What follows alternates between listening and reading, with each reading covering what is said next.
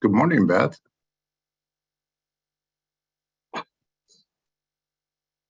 Good morning. How are you? Good. How are you doing? I'm doing well. Ooh, look at you. I like Yeah, the background. we did a little remodel. Yeah, I like it. That's great. Morning, Bob. Howdy.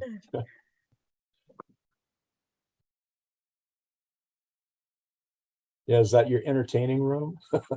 Yes, yes. Oh, Little addition we did to the house. Looks like it should be like up in Tahoe or Truckee or That would be nice. oh yeah.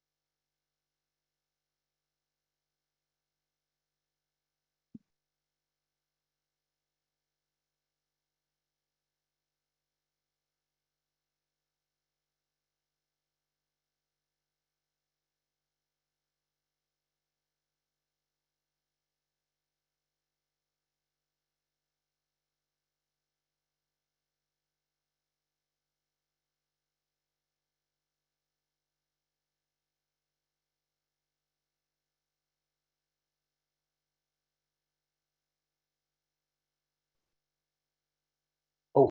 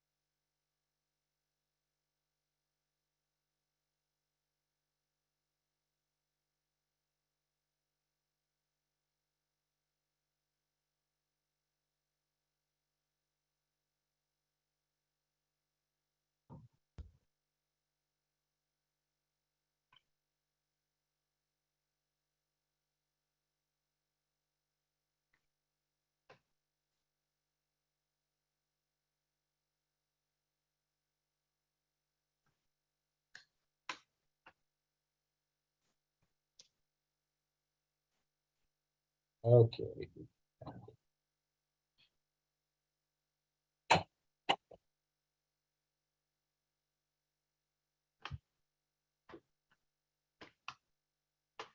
I just got hit up by a product manufacturer who's making insulation out of wool from sheep. Oh boy. That ought to keep things real warm. Oh yeah. Yeah. It's a natural insulation, no chemicals, et cetera, et cetera. And so yeah. Oh boy. Are they in New Zealand? That's where I've heard of it before. Bob. Was that the Pendleton Company?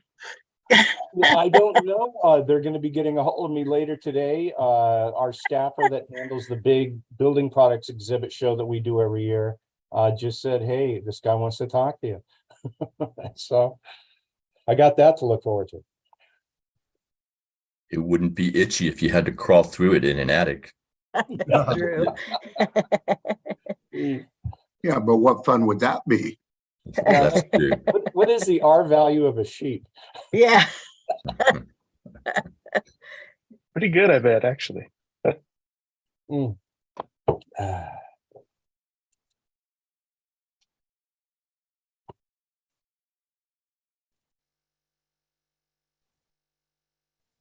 Great.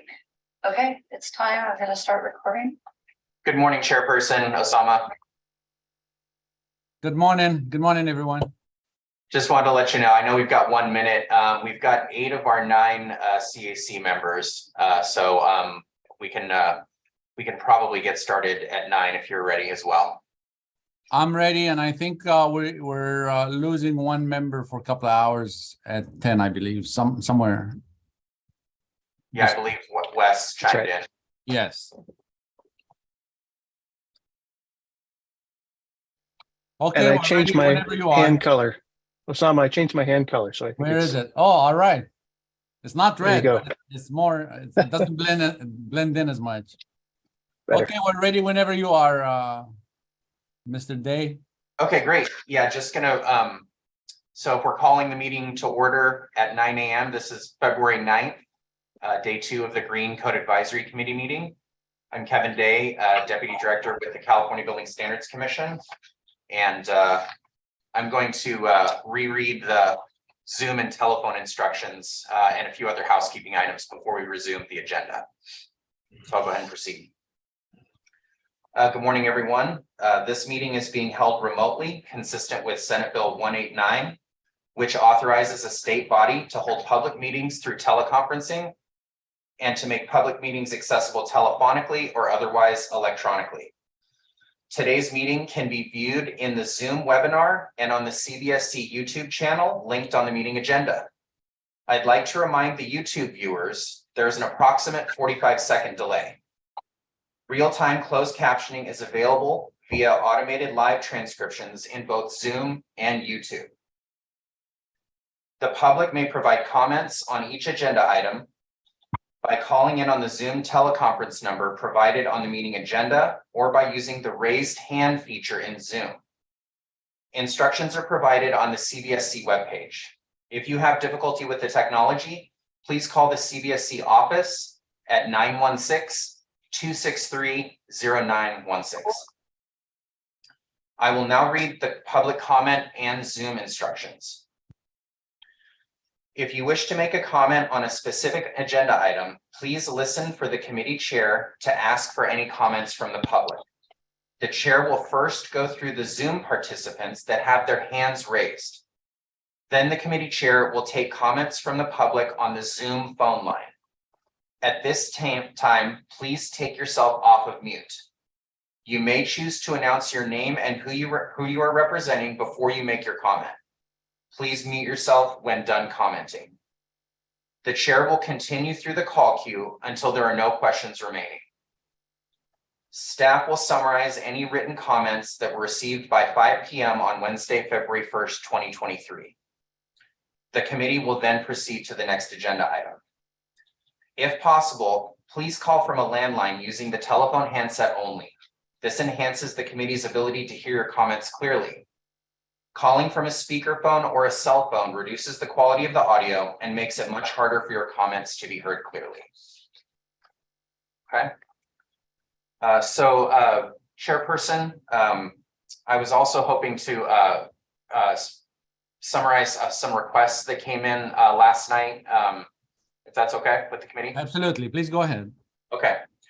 So we received a request from Vanessa Warheit, and I believe a similar request from Linda Hutchins Knowles, asking if we can share the screen to show the express terms that are being discussed. And unfortunately, we cannot accommodate this request as we need to see the screen to interface with the chair and the committee members, utilize the raise hand feature, manage the roll call votes, public comments, and other tasks. We do have the express terms, the initial statement of reasons, the commission action matrix, and grouped items documents are all posted on the CBSC website using the link in the meeting agenda. That being said, staff and the chair will work with the agencies and request that we go slow and that the agencies state the express terms item number and page number that we're discussing with each item. So, we'll do our best to go slow and kind of keep it on task like that. Also, there was a request that we enable the Zoom chat feature, and unfortunately, we cannot enable the chat feature, as once it's enabled, it's always active, whereas the public comment portion of each agenda item is open for a specified period, so it opens and then it closes. And additionally, all members of the public cannot see the chat, so we want everyone to be able to see and hear all the comments clearly. So I just wanted to summarize those requests, and thank you. We can now resume with the agenda. And yesterday we left off on agenda item 6, the Building Standards Commission. We had completed the CCRC items early yesterday, and I believe now we are resuming with our bird-friendly proposal, if that's okay with the chair. Oh, and Mia has her hand up. Go ahead, Oh. Mia. I might have missed it. Do we want to take a roll call this morning? Yeah, sorry, I jumped a little ahead of myself there. Can we do the roll call now, Chairperson? Yes, please. Okay, thank you. Osama Yunin, Present. Dave Walls, Here. Bob Raymer, Here. Sharon Revum, Here. Michael Stone, Here. Wes Sullins, Here. Carrie Ibala, Here. Stephen Taylor, Here. morning, Stephen. Morning. Ron Takaguchi, Here. Dana Petke Waters, Here. and Ellen Owens. Here. And we have quorum for the voting members. All right, thank you very much, and good morning again, everyone, and thank you for being here. Yesterday, we left off, we concluded all the DSA items, and now we're back to BSC. We're starting with the EV related items, and we are using, similar to yesterday, we're going to be using the grouped item matrix. It makes it easier for everyone. And we'll do the same format as yesterday. It worked really well for us yesterday. We're going to have the state agencies come in and do their presentations, and the committee will have the opportunity to ask questions, followed by public comments and followed by committee action. If everyone is okay with that, we can proceed with the first item, which are definitions.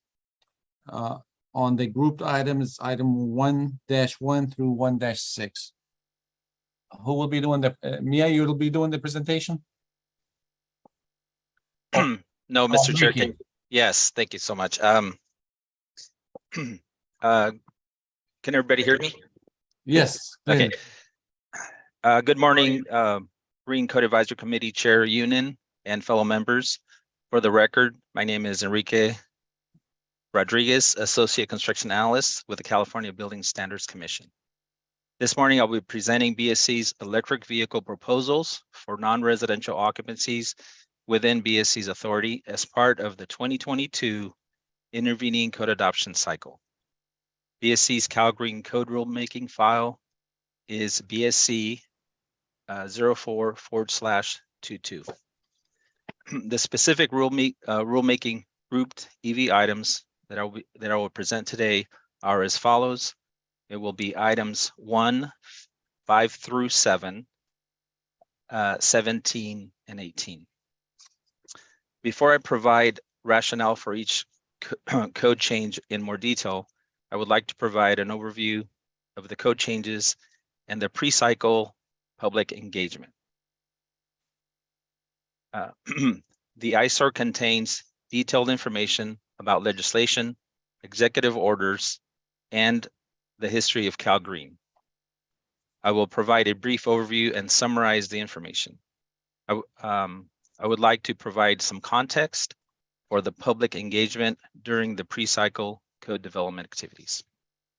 Number one, In response to comments heard at the 2021 Cal Green Commission hearing regarding the need for a Cal Green work group, BSC, in coordination with DSA and HCD, developed a green charter and created a Cal Green EV work group that we use the acronyms CEVW, comprised of over 50 non-state agent organizations, EV advocates, interested parties, and stakeholders, along with multiple state agency representatives and subject matter experts agencies.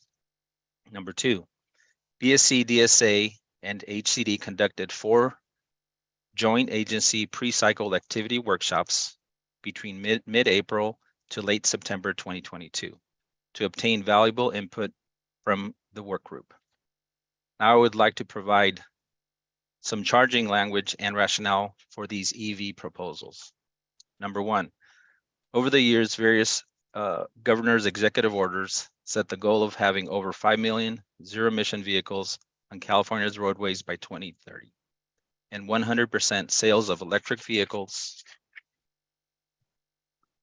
by 2035, respectively. The California Air Resources Board adopted the Advanced Clear Cars 2 regulation on August 25, 2022, and estimates that as a result, there will be approximately 5.8 million zero-emission vehicles and PHEVs on California's roads by 2030. By 2035, ARB staff estimates that there will be 12.6 million vehicles. Additionally, CARB staff expects drivers to continue to rely on home charging if available and supplement their charging needs with public charging stations. Number 2, California transportation sector comprises 41% of the greenhouse gas emissions statewide when considering mobile source direct emissions, according to CARB's current California greenhouse gas emissions inventory data. California Air Resources Board. Regarding emissions from the transportation sector, not only helps California's reach its greenhouse gas emission goals, but can also lead to better air quality through the reduction of criteria pollutants. Number 3, other agencies acknowledge the importance of building codes in their plans and recommendations to achieve greenhouse gas and air pollution emissions reduction goals. The Governor's Office of Business and Economic Development, GoBiz, and the California Public Utilities Commission indicated building codes are necessary to continue to increase EV infrastructure during new construction. Number 4, in addition to EV charging for light duty vehicles, BSC has proposed code changes for medium and heavy duty vehicles. Will also support the implementation of Governor's Executive Order N7920 to achieve a benchmark for having 100% zero emissions medium and heavy duty fleet in California by 2045, which with interim goals for drayage trucks by 2035. It is worth noting that as of April 2022, there were 28,671 public level 2 chargers and 6,659 public DCFCs or direct current fast chargers for light duty vehicles in California. CEC's staff report, Assembly Bill 2021 Electric Vehicle Charging Infrastructure Assessment, estimates 186,403 to 189,564 workplace chargers and 17,476 to 17,934 DCFCs will need to be installed statewide to support 5 million ZEVs by 2030. The proposed changes to the building standards in front of you today will help fill the gap by requiring the installation of EV chargers and provide flexibility. These regulations also lead to substantial environmental benefits through reduction of greenhouse gas emissions, criteria pollutants, and fossil fuel dependency, leading to improved public health and potentially result in significant cost savings, avoided costs associated with future installation of EV charging stations at non-residential buildings. With that, Mr. Chair, I can proceed to the grouped items.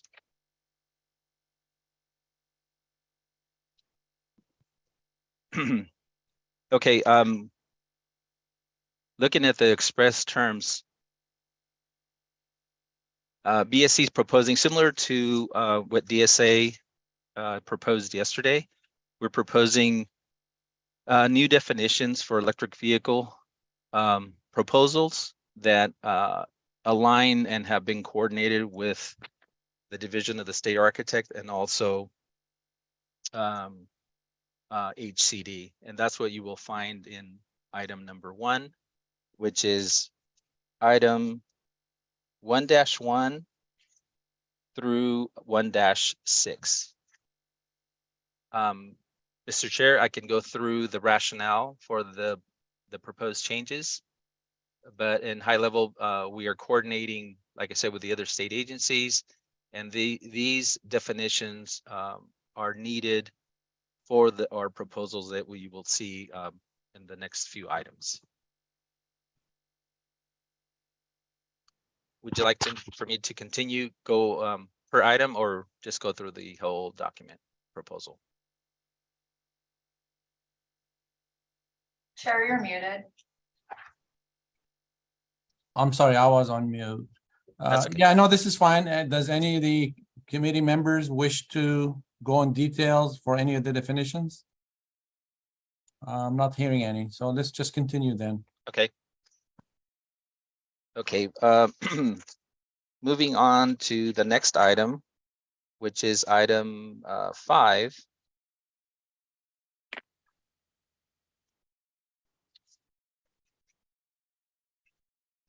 So that's on page 5 Yeah. of the express term. Yeah, 5 of the express terms. BSC is proposing an amendment to section 5.106.5.3 for electric vehicle charging, which have added a banner and then have added some additional clarifying language towards the end that basically we have 2 methods of compliance. We can use the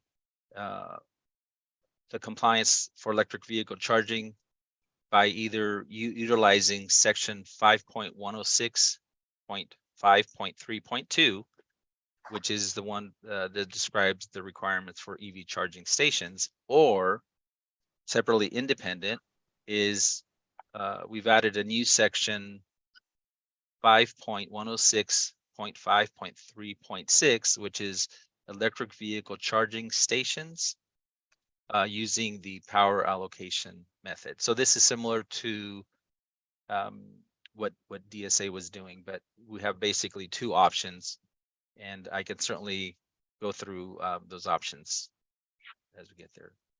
I am moving on to page 6 of the express terms, where we have made some amendments to section 5.106.5.3.2, where we have now are allowing the use of one DCFC to be able to be used for compliance with the level 2 EVSC chargers. Prior to this code, the 1-to-5 ratio was only being able to be used for the EV capable spaces. So we've added more flexibility by now allowing that use of the DCFC to also apply to the actual charging stations. Additionally, we have added a new code section, which is 5.106.5.3.2.2, where we are also allowing for the first time the installation of low power level 2 charging receptacles, and to be able to also be used to install chargers and give credit by being able to comply with the EV capable spaces. We made some friendly amendments to the accessibility. We've added just a paragraph describing the electric vehicle charging stations. We deleted a note as seen in page 7, and then added a new section 5106.5.3.5. Basically, we took that note and made it into a specific code section that talks about basically the signage requirements. Moving on, at the bottom of page 7, this is where we have introduced a new code section as mentioned in the main paragraph for the power allocation method option, and that is section 5.106.5.3.6, which utilizes a power-based compliance method instead of using the actual spaces at 40 amps. We've done a very similar complementary table that basically took those numbers on a power basis, and so what you'll see in page 8 is that table that basically represents the alternative compliance method. And looking at that table, so we basically made an equivalent compliance pathway, and so that's what this is representing. And so when you look at this new table 5.106.5.3.6, it is all based on kVA. So it's an equivalent to the other table, but in this case we are allowing the flexibility to require a total kVA, but the compliance method would be as when you look at column number 3, is any combination of EV capable, low power level 2, or DCFCs. And this has been very received well by the community. This allows a lot of flexibility depending on the site. So it could be for short-term, long-term, based on occupancy and use. The designers and the owners can determine what's best for that specific site based on use. We did have added some footnotes to make sure that, for example, that the footnote number 4 is one that's important. Is we are saying that we are allowing a maximum kVA to be utilized for EV capable spaces is 75%. So once again, similar to the table above, we want to make sure that project designers, owners don't just do EV capable spaces in compliance with this requirement. So we've set a max for the EV capable spaces that can be utilized. So we want installed chargers. As we've also kept, the footnote number 3 that talks about we always want to maintain at least one level 2 EVSE, knowing and hearing comments, especially from yesterday, what happens when you have older vehicles that don't accept the DCFC. This is making sure that we have that provision in there to allow and always have at least one level 2 charger. Then, Mr. Chair, if I would, maybe I would like to stop there for now, because looking at item number 6, that is talking about additions and alterations. So perhaps this would be a good stopping point to have some discussion regarding these proposals. Thank you. Right, thank you, Mr. Rodriguez. So this is for the committee. Let me see if there's any hands up or questions or comments. I got Ron Takaguchi.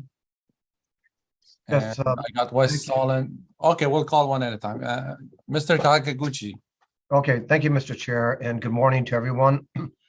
First of all, I'd like to say that I really appreciate the work of the Building Standards Commission and all the working groups for this very important item.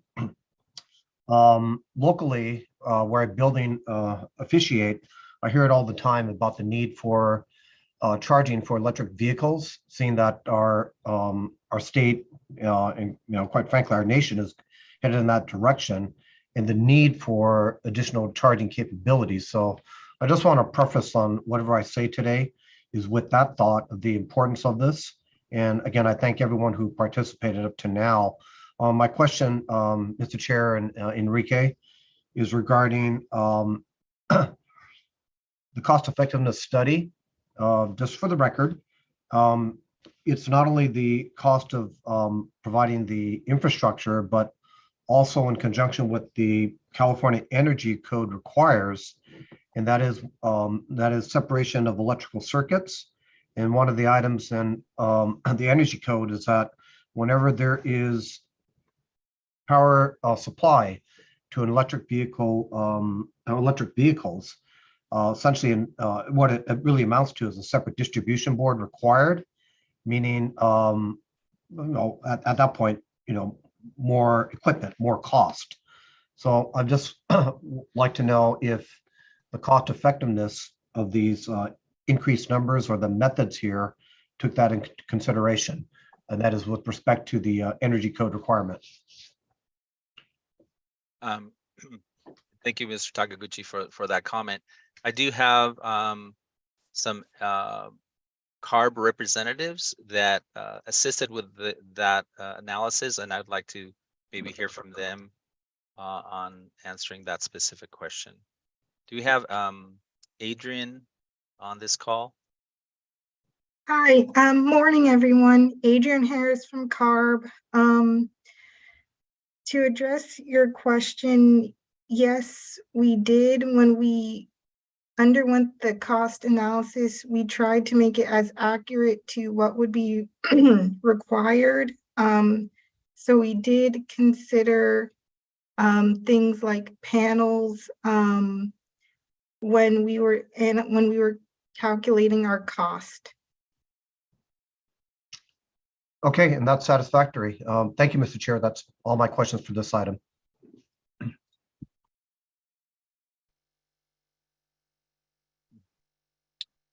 Union. I'll go next.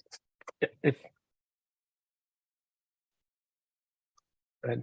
I think you're muted, Osama. That's for you. Okay. Yeah. I'm sorry, I'm not gonna mute myself anymore. Go ahead, Wes. Thank you. Thank you, Mr. Chairman. And thanks to everyone in Building Standards Commission for these proposals. I just had a quick question on the signage requirements. I'm trying to find the language. It says that any charging station shall be identified by signage or pavement markings in compliance with the Caltrans. I guess my question is that signage applicable to like EVSE, those that have the equipment installed, or the EV ready, if you will, spaces as well? Like, is there an indication so that someone understands that that space could be converted to EV charger if it's not already? Yeah, to answer that question, so that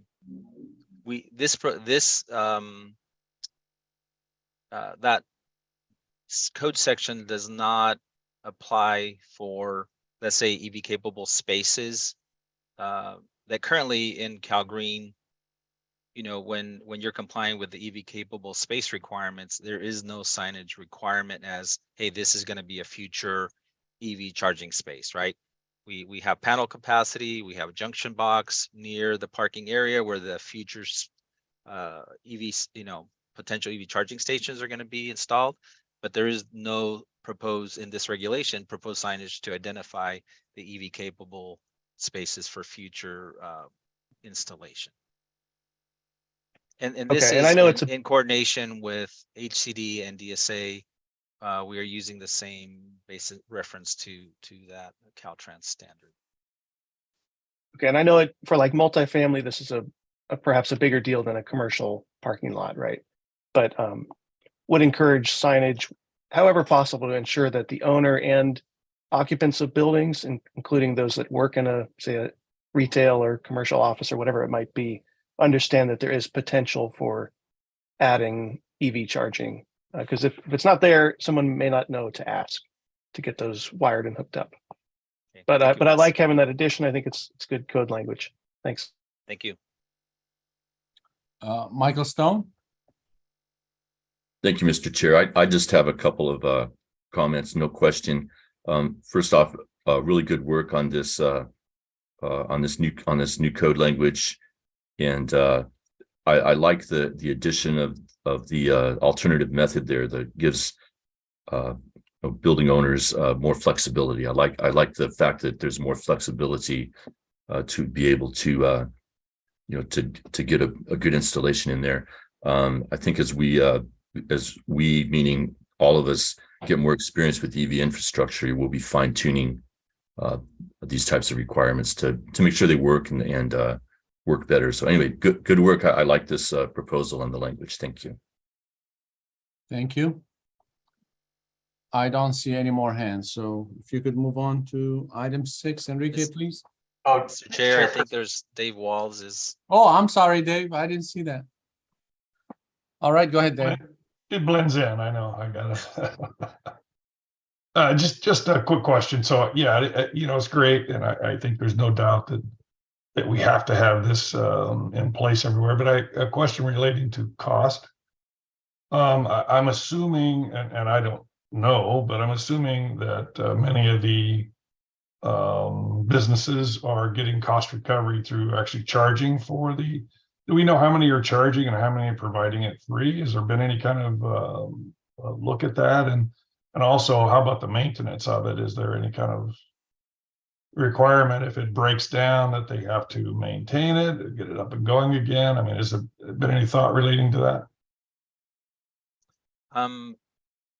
Adrian, would you like to respond to that? I can first say that the maintenance component of it is not something that we can codify. But in terms of some of the other studies, Ms. Harris can talk to that. I do know that we are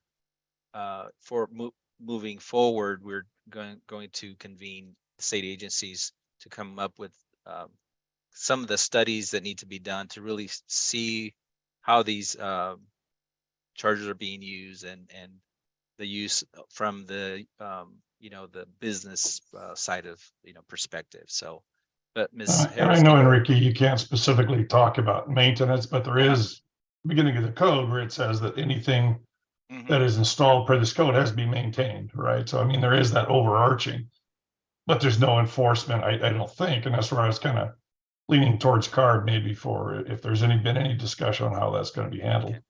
That's a good point. Thank you. Hi, I'll start out with addressing your concerns on maintenance and reliability. There isn't any language in the code that specifically says that companies that or let me back up. As for reliability, the CEC is beginning to look at reliability. We do know from anecdotally that there has been a lot of issues with chargers being broken, or just general maintenance issues, and drivers have been having trouble actually being able to charge. So the CEC is going to be looking at that. Unfortunately, starting out, that's going to apply to only chargers that are publicly funded. But I think, at least from CARB's perspective, we hope that some of that will cross over into just all chargers that will have some sort of maintenance schedule. We understand that electric vehicle service providers do have like maintenance schedules that they suggest that developers use. But it's up to them if they follow those schedules and actually maintain the chargers. As for charging, for the ability to charge, I'm not, off the top of my head, I'm not aware of any studies that really looked into if people are if there are fees for using chargers. We do know that for some of the public ones, they do have some costs associated with it, but that would be up to the individual. So a workplace might not charge for their drivers to use level 2 chargers, but we do understand that for DC fast chargers, it may be more common for them to charge for the use. But again, I think it's up to each individual property site if they see the benefit to charging, or if they see a benefit to having people being able to charge for free.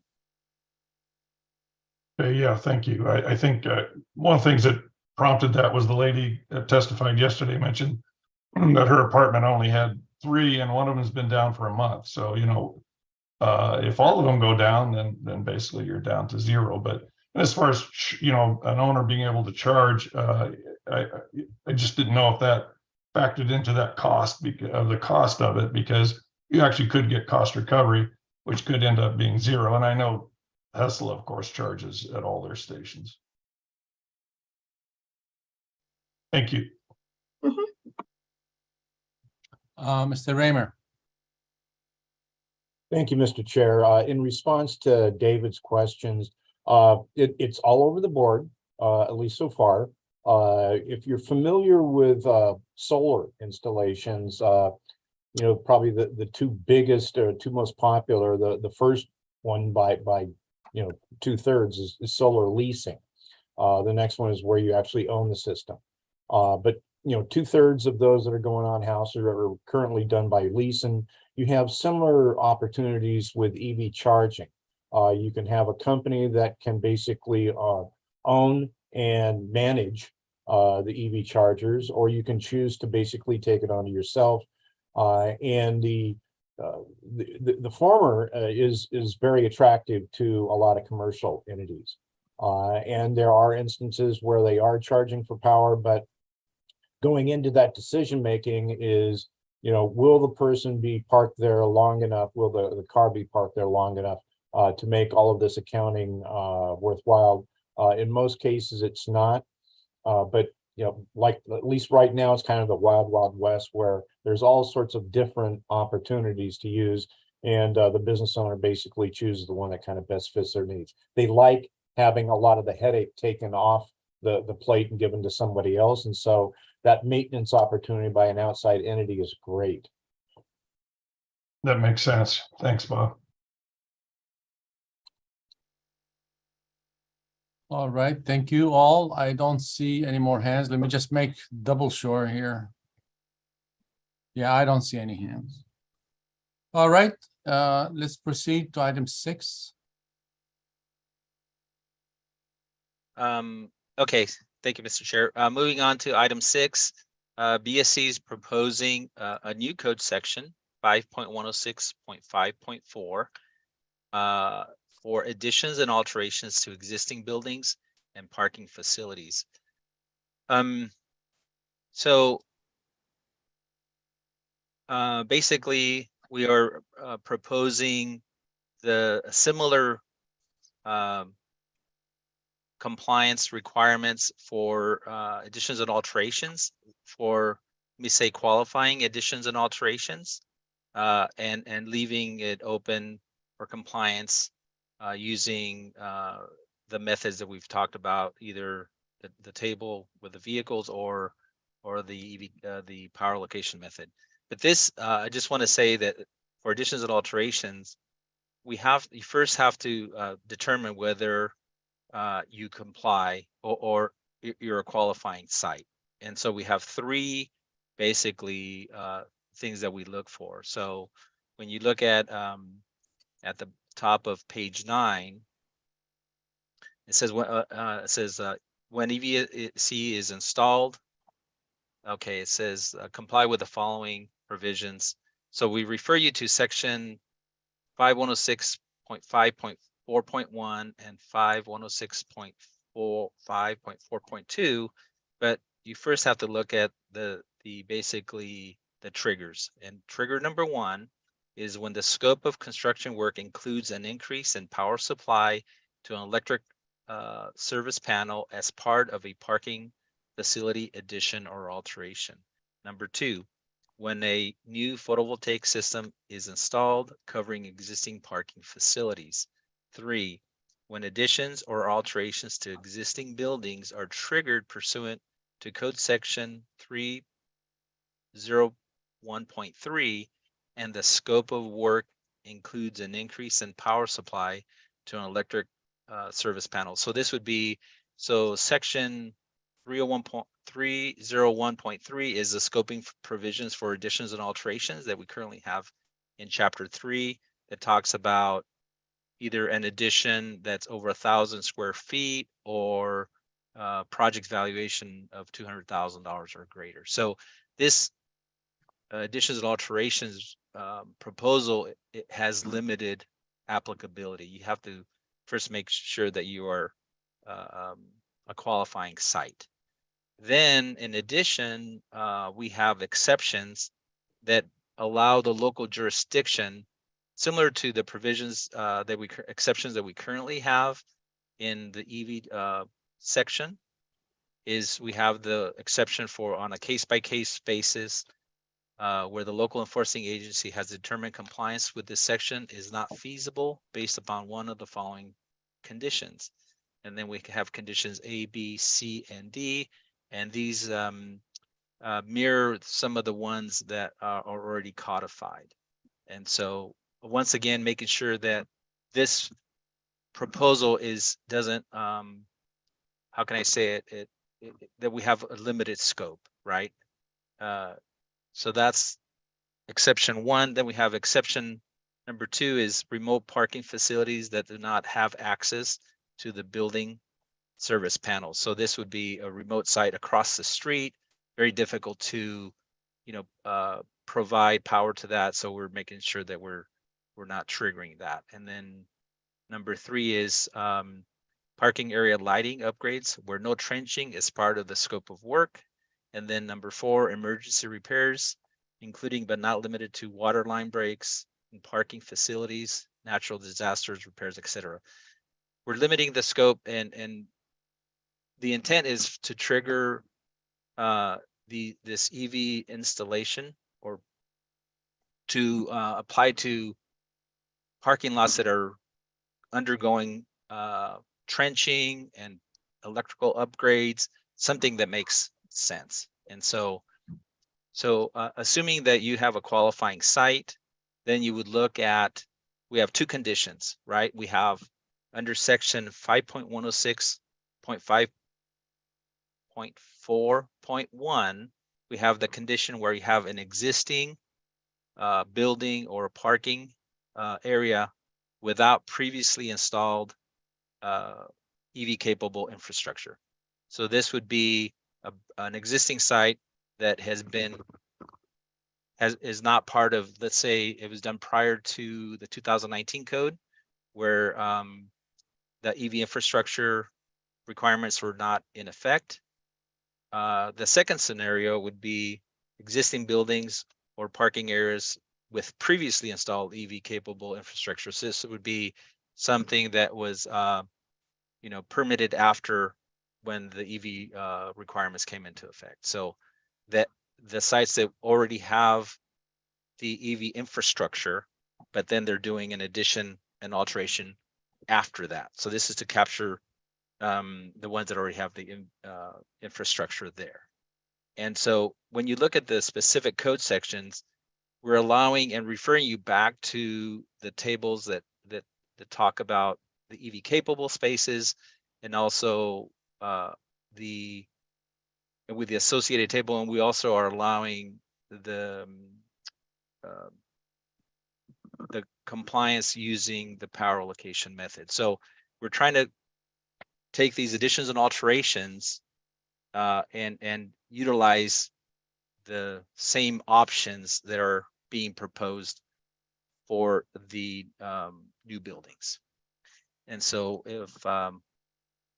if there are no questions with that, Mr. Chair, I can continue on to item 7, which is talking about electric vehicle for medium and heavy duty vehicles. So I don't know if you want me to continue. This is now moving on to a different category.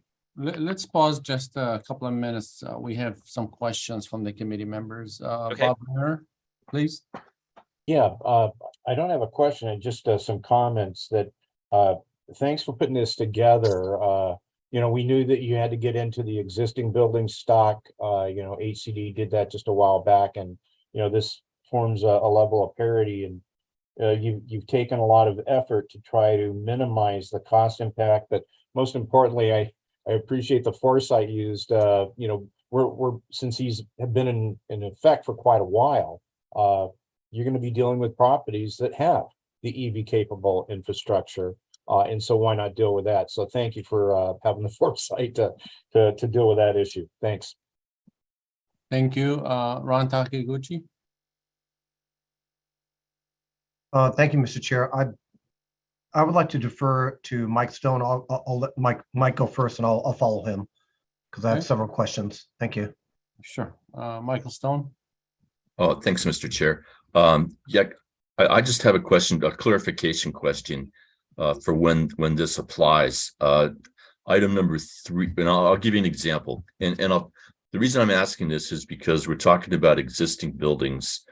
And a lot of times on an existing building, say maybe it's 20 or 30 years old, you'll have an electrical service there that probably is pretty likely chance that you have some extra capacity to it already. So let's say, for example, under item number 3, if you had a building that you did a 5,000 square foot addition to it, and you happen to have enough service capacity to accommodate that the addition itself. So you did not upgrade the service when you did that addition. The way I'm reading item number 3, it says that it doesn't apply unless the scope of work includes an increase in power supply to the service panel. So in that example that I made up, if you did an addition to a building, but you did not increase the service size, would these requirements kick in? And the reason I'm kind of what's behind this question is existing buildings. When you use automatic load management, we've talked about that quite a bit. That's a really good application for automatic load management on an existing building. And I don't see anything in here that refers to that. But my question is that item number 3, if you don't increase the size of the electric service panel, then you don't have to comply with this section. Is that correct, Enrique? Yeah, so you make a good point. The intent here was to not trigger this requirement, trying to narrow the scope. So, we don't want to just make it just required. So in your example, I would think that it seems like this could be a potential loophole, and we can certainly look at that.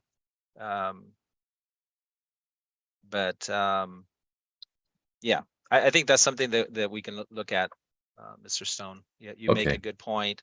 I think that would be a rare occurrence if you're adding additional square footage that's triggering 1,000 square feet or more, but there might be those situations where they have an oversized panel and that could accommodate that. But we could certainly look into that. Thank you for that comment. Okay, yeah, just real quick, I don't want to get all down into the weeds, but a lot of times on older service panels, you really do have some extra capacity, especially since all your lighting has changed from incandescent fluorescent, now it's LED, which is a huge decrease in the load. So anyway, like I said, I don't want to get down the weeds too much, but thank you. That does clarify that question for me. Thanks. Yeah, thank you, Mr. Stone. I do want to address your comment regarding the MLS. When you look at the two possible scenarios in there, you'll see that MLS is allowed. So just like it is allowed in the EV section, MLS use is also allowed. Okay, I just didn't notice that. Thanks. Okay, yeah, thank you. All right, Ron. Thank you, Mr. Chair. And again, I commend the Building Standards Commission for tackling a very challenging subject, and for the most part, the most challenged of all, in having existing buildings have the ability to provide electric vehicle charging. And but being challenged, I do have some questions regarding some of the requirements and the exceptions. And it's similar to what Mike just presented for requirement number 3, additions and alterations relative to the electric service panel. And I'm really looking at the practical application of this, because there are many cities where they don't have the electric vehicle ready capable spaces. And in some cases, some commercial spaces may not even have parking spaces unto themselves. That's just the way older cities and older developments happened.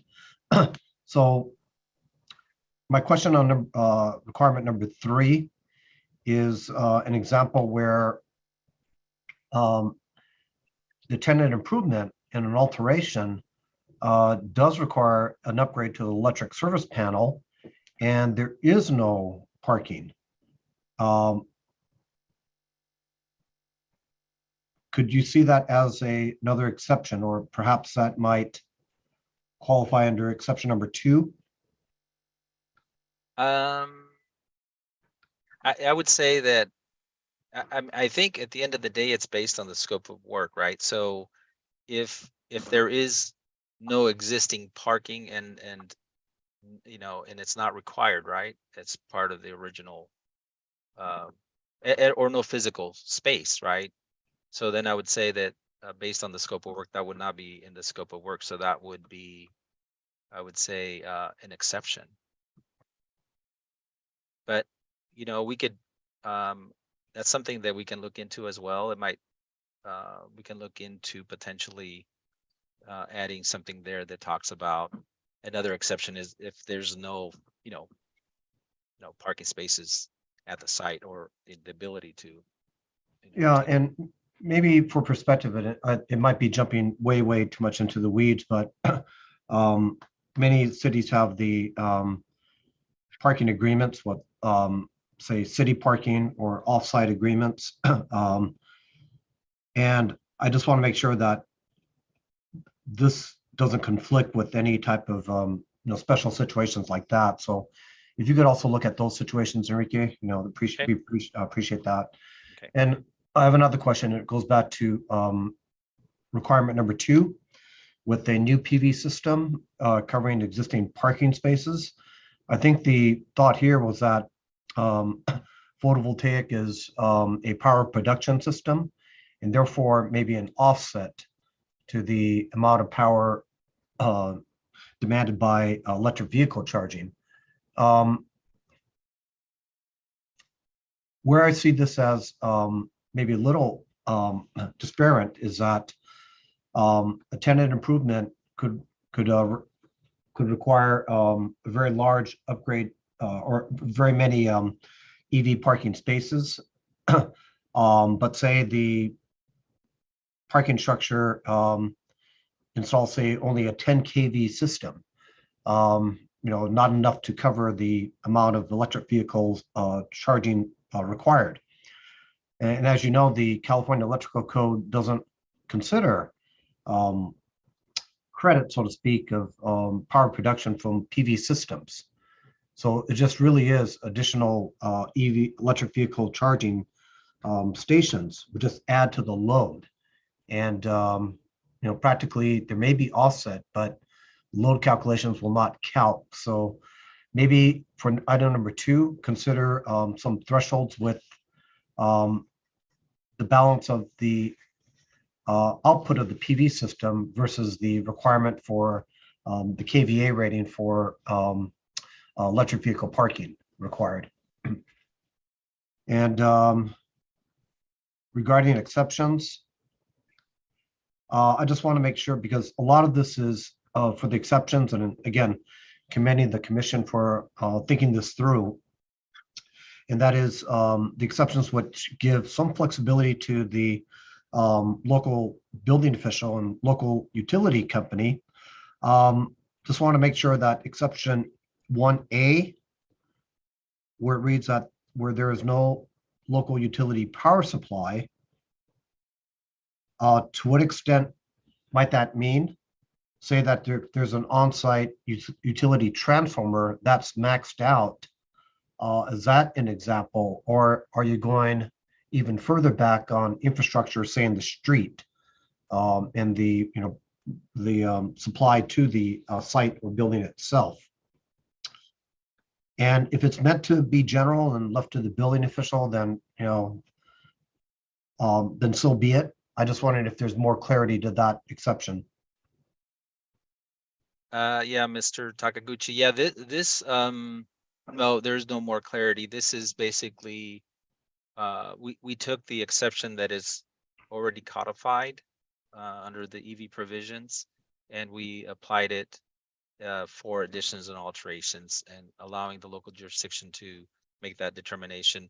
In this case, the architect would an engineer would have to make the argument and prove to the local jurisdiction that there is no possible way to provide power at that site or additional power. And this would probably be proving and obtaining proof from the utility company that they have no way of providing power to that site. So it would be something like that. Just Okay. kind of like what it is now with the current codified. Right. exception. Okay. Thank you very much, Enrique. That's all my questions, Mr. Chair. Thank you. Oh, you're muted, Osama. That I wasn't gonna do that. All right. So I don't see any more hands. So I do have a question on item 6-3. It says if you're doing alteration or addition in an area or a building where it has an existing they're capable, they've already been previously had the infrastructure installed, basically, then we should go ahead and use it, which is very logical. But I'm looking at it from an enforcement perspective. When they come to the building department with a plan for an alteration or addition, how would we know that building had some spaces that are EV capable? Did So, that come up in the discussion? Mr. Chair, no, it did not, but I can answer to that. If it's a site that already has EV capable spaces, that means that it would gone through plan check, and the building department would have access to that database, going back to the previous permit and looking at the plans and what was approved and what the number of EV capable spaces that were provided as part of that project. So that would be the building department looking back at the database, just like they do now, looking for what permits have been pulled. They could easily identify the number of EV capable spaces that were permitted under the prior permit. So that's how this is intended to work. So when they're coming in with a new project, and if there was, let's say, 50 EV capable spaces required before and permitted, and where they sized the panel, provided the calcs, showed where the distribution box is going to be for future, the new project would say, we're going to take those 50 and now we're going to build them out based on the scope of the work. You're absolutely right. If we are intentional about wanting to find out, we can do the record search and find out over the years what happened. But when we do large volume, you could be dealing with a building from 1960. They're trying to do some alteration. And we don't typically do a search for every single plan check or plan review that we do. So this is going to be something we need to. And that would be this would be for the newer buildings that are permitted after the effective date of the EV capable space requirements. So it would have a narrow search, it would be, buildings from 2020 on or something like that. I see. Okay, I could see this one slipping through the cracks, or customers being made, well, it doesn't matter, go get me all the records search before I even take this alteration, or but thank you. I see Ron's hand is up. Yeah, thank you, Mr. Chair. I said I have no more questions. I do have one that was triggered after your comment, and that is there are some cases, and I'm not being too specific, but they do exist, where the only parking space is a accessible parking space. It's compliant, and I think this section is saying that in that case, an electric vehicle charging station or charger would have to be provided for that accessible space. I think it means one and the same. Is that how you see it, Enrique? Yeah, I mean, the codes in this proposal is not intended to replace a compliant accessible stall with an EV charger. So you're saying if I was just saying add to that accessible space, add a charger there. yeah, so okay, let me go back and let's go look at so to answer that question, if we can go back and look at page 7 of the express terms, and in that table 5.106.5.3.1, you'll notice that the requirements are triggered when you have for installed chargers, it's triggered at between 26 and 50 actual parking spaces. So in your scenario, if the requirement for the installed chargers is only triggered after 26 actual parking spaces.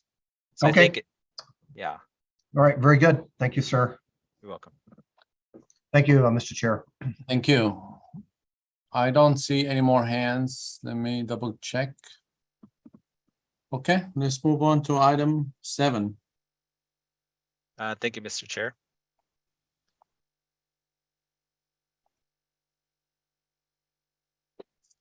So item number 7 is BSC is proposing to make an amendment to the requirements for EV charging for medium and heavy duty vehicles. So in the 2022 current code, we have requirements for infrastructure that was for medium heavy duty vehicles that was limited to warehouses, grocery stores, and retail stores. And this is taking that and doing a further amendment to include office buildings and manufacturing facilities. So that's the code amendment that you'll see under item 7.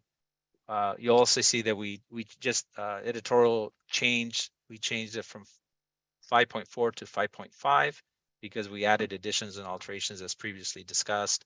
So that's basically the amendment proposal, is just increasing the scope to include office buildings and manufacturing facilities with planned off-street loading spaces. So once again, limited scope and applicability. And then when you just, the other changes moving down to page 10, those were basically editorial. You will look, when you look at the table, the new table 5.5.1, we have added columns for the additional columns for the manufacturing facilities and office buildings. So once again, just updating the table to include those other proposed occupancies. All right, let me see if, okay, we have 2 hands up. I don't know who was first, Ron or Bob? Bob was first. Thanks, Ron. Just a comment here with the addition of office buildings. You know, why I don't want to say all grocery stores and retail spaces are the same, but one thing that's associated with them is somewhat lengthy parking times for loading and unloading. On office buildings, it's all over the map. You are going to have some office buildings like the one that I'm in right now and one that the apartment association is in, where basically the truck comes into a driveway and there's a loading area, where they either load up very quickly or unload very quickly and get out of there, so that the next person with, you know, some linens or a catering service or whatever can drop their stuff off, et cetera, et cetera. I'm not suggesting a change here, but down the road, we may find where we need to split this up into areas, but for right now, we're fine with this. Thank you, Mr. Raymer. Ron? Thank you, Mr. Chair. Just want to clarify, Enrique, since this section now includes office building and manufacturing facilities, is it the intent of section 5.1 to also include those occupancies? Or 5.1 remains the same? When you say 5.1, are you specifically talking about? Oh, I'm sorry, 5.106.5.5.1. Still within that item? Yes, within item 7, it's the second paragraph to item 7. The title reads electric vehicle charging readiness requirements for warehouses, grocery stores, and retail stores with planned off-street loading spaces. Oh, I see. With the intent to include offices and manufacturing? Yes. But just in the title, right? Yeah, just as a title. Yes, it's the Okay. same requirements, because one reference, when the main leading paragraph, it references to the different sections below. Okay, thank you for clarifying. Thank you, Mr. Chair. Thank you. I don't see any more hands up, so let's move on to item 17, please. Okay, scroll there.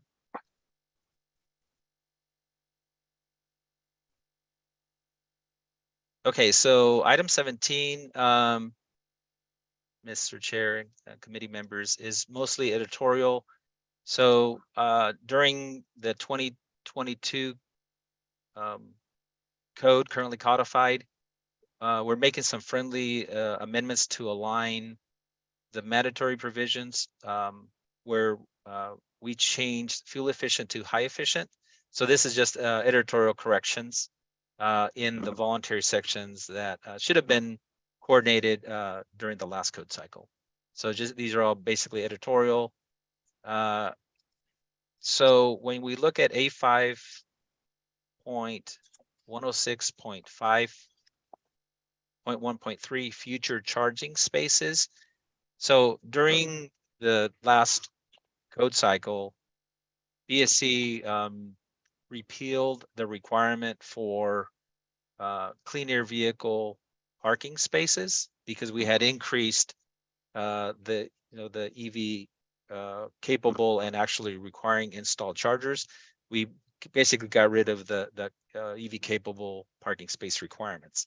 So we repealed it in the mandatory, and for voluntary we kept it and we increased the percentages. And this is just clarifying that future charging spaces count towards future EV charging spaces count toward designated parking. So this is just basically clarifying that we can use the future EV spaces to count towards the voluntary measures that have clean air vehicle requirements currently codified. Then we just did some editorial amendments to the code sections, and that is basically the code proposal for item 17. I can move on to item 18 if there are no questions. Well, let's see. I see Ron Takiguchi's hand. I have two of them. So Ron? I'm sorry, Mr. Chair. I forgot to lower my hand from the previous question. Okay. No questions on this one. Thank you. No worries. Sharon, you have your hand up? Yeah, you said that the future EVs parking spaces count toward the clean air count. And going back to Wes's point, if they're not signed, then how do people know that that's who gets to park there? So is there a way to identify those as part of the clean air vehicle? Do they get signed the way the code is written right now? Yeah, so yeah, I can answer that, Ms. Renfrom. So currently codified in the 2022 code, we have a requirement or the allowance for jurisdiction to select a tier to require clean air vehicle parking in, in that jurisdiction. What this is saying here is when you do your calculation and determine how many clean air vehicles you're going to need for that site, if somebody chose that voluntary option, this is just saying that they can take the requirements for the clean air EV infrastructure and count it towards meeting the clean air vehicle requirement. So they would just basically are getting credit. It's no signage required. It's just identifying that if you needed 50 clean air vehicle parking spaces, those count toward or let's say 50 clean air vehicle charging EV capable spaces, those can count towards your calculation for clean air vehicles. So there's no signage required. It's just in your calculation, you're going to get. But on the ground, in reality, you would, if you needed 50, you might only have 40 signed. Is that correct? So currently, as stated before, we have no requirements for identifying clean air or EV capable spaces. And that was a comment that was made by Mr. Solons. Yeah, I think if they're going to be counted towards the clean air vehicles, they need to be signed as such.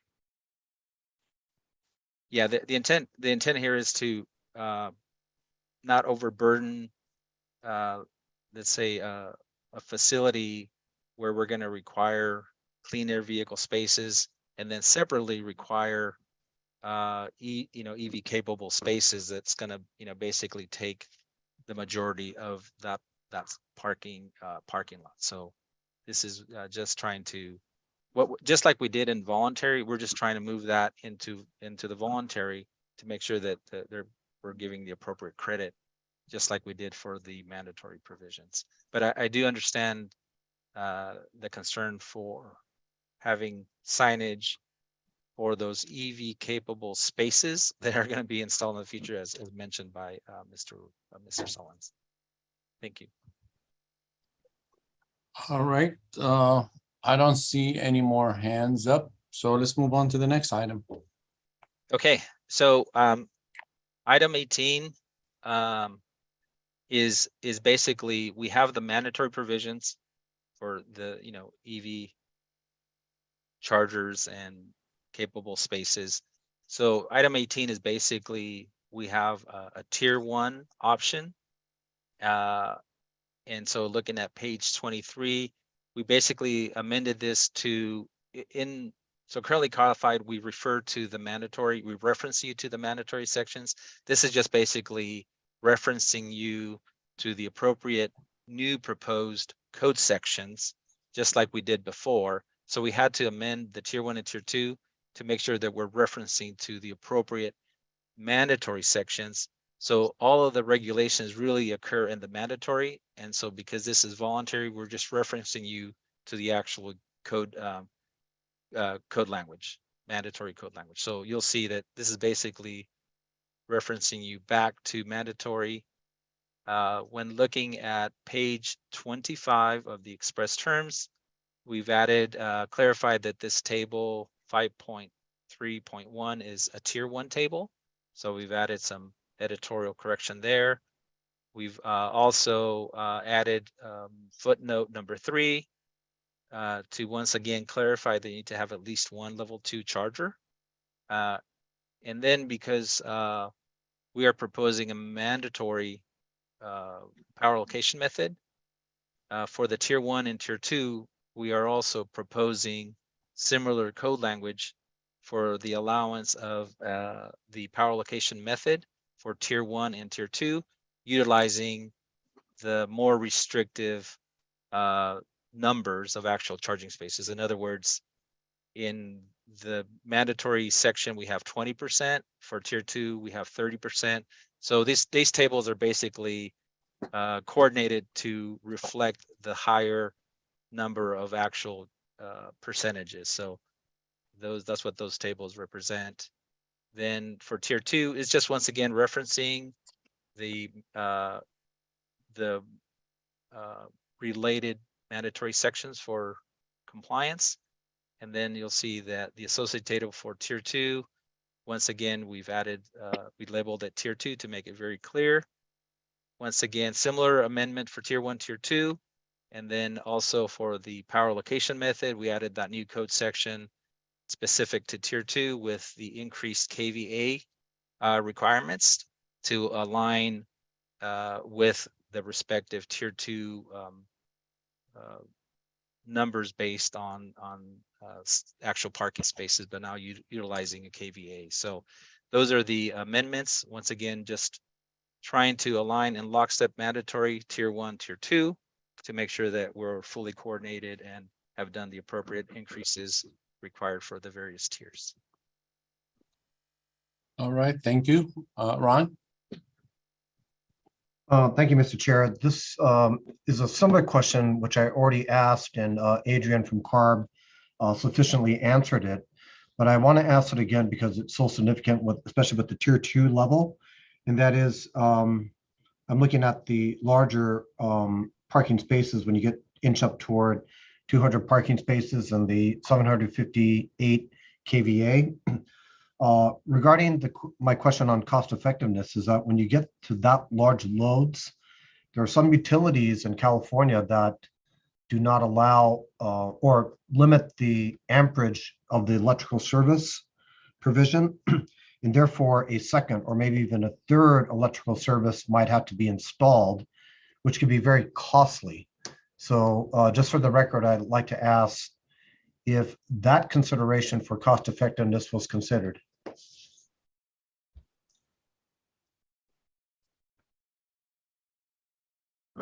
Thank you, Mr. Takaguchi, for that question. Ms. Harris, can you respond to this question? And if Adrian, I'm so sorry. Really, what my question is leading to is supply infrastructure, and if that was considered with the cost effectiveness study.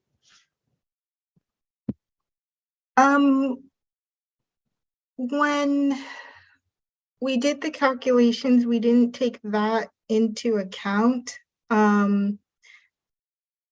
We were just assuming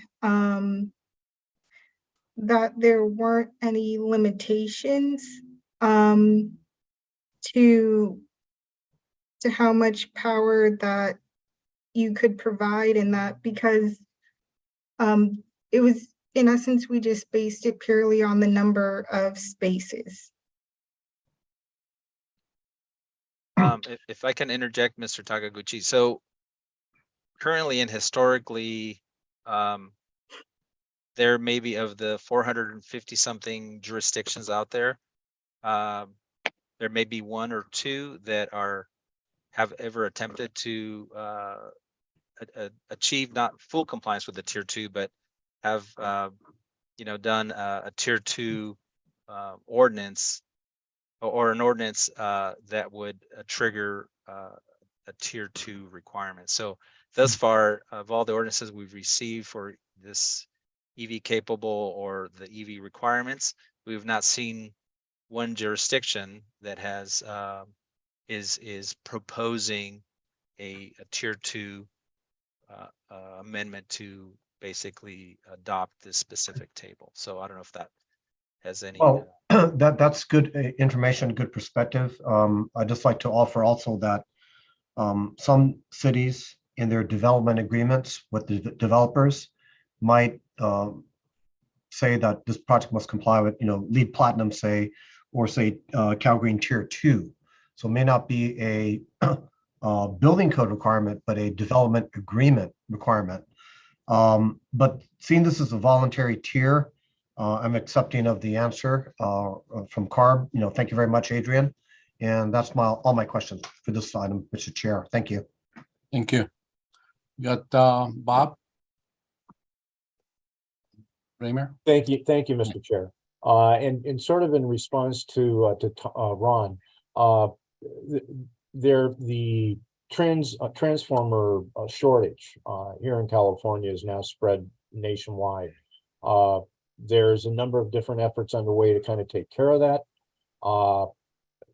At the same time, DOE is beginning to look at a new transformer efficiency regulation which may well increase the size and weight of the transformers. And so there's a number of things going on simultaneously, but we're just hoping the supply chain issues kind of even themselves out in the coming couple of years. Thank you.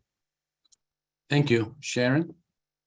Just a quick clarification for Ron. LEED is not going to require you to meet this piece of it. LEED is, you can choose what you want to do to meet the standard. Right, correct, Sharon, thank you. All right, thank you. I don't see any more hands. Thank you, Enrique, for a job well done. Thank you for all your insights. Appreciate it. Thank you. So with that, we could either take the morning break now for 10 minutes and come open the public comments, or start with the public comments and break. What's your wishes? I need coffee. Okay, that answers it. All right, so I think that makes a lot of sense. Let's go ahead and take a 10-minute break, come back at 10:30 and start with the public comments. All righty, 10-minute recess. Thank you. Thank you, Chairperson.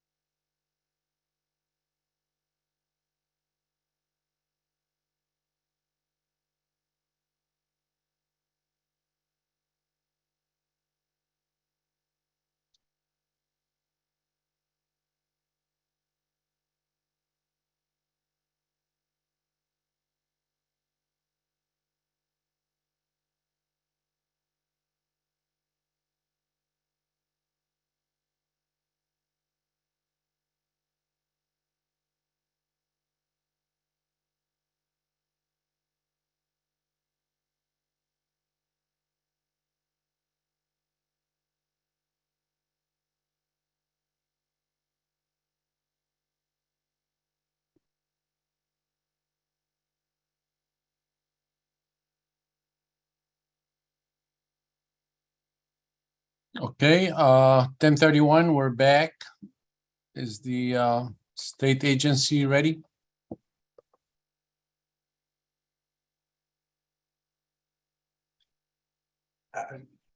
Enrique, are you ready for the public comment portion?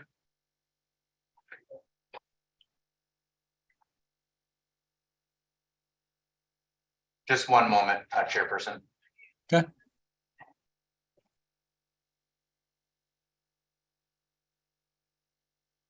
Okay, it looks like we have Enrique, so we can proceed. Thank you. Yeah, Thank sorry you. about that. So how many callers do we have? There are currently 5 hands raised. I think we haven't officially called for public comment. We haven't officially called for public comments. Is that what you said? I think it was right before break. So yeah, Okay. this is the official time for public comment now, Chairperson.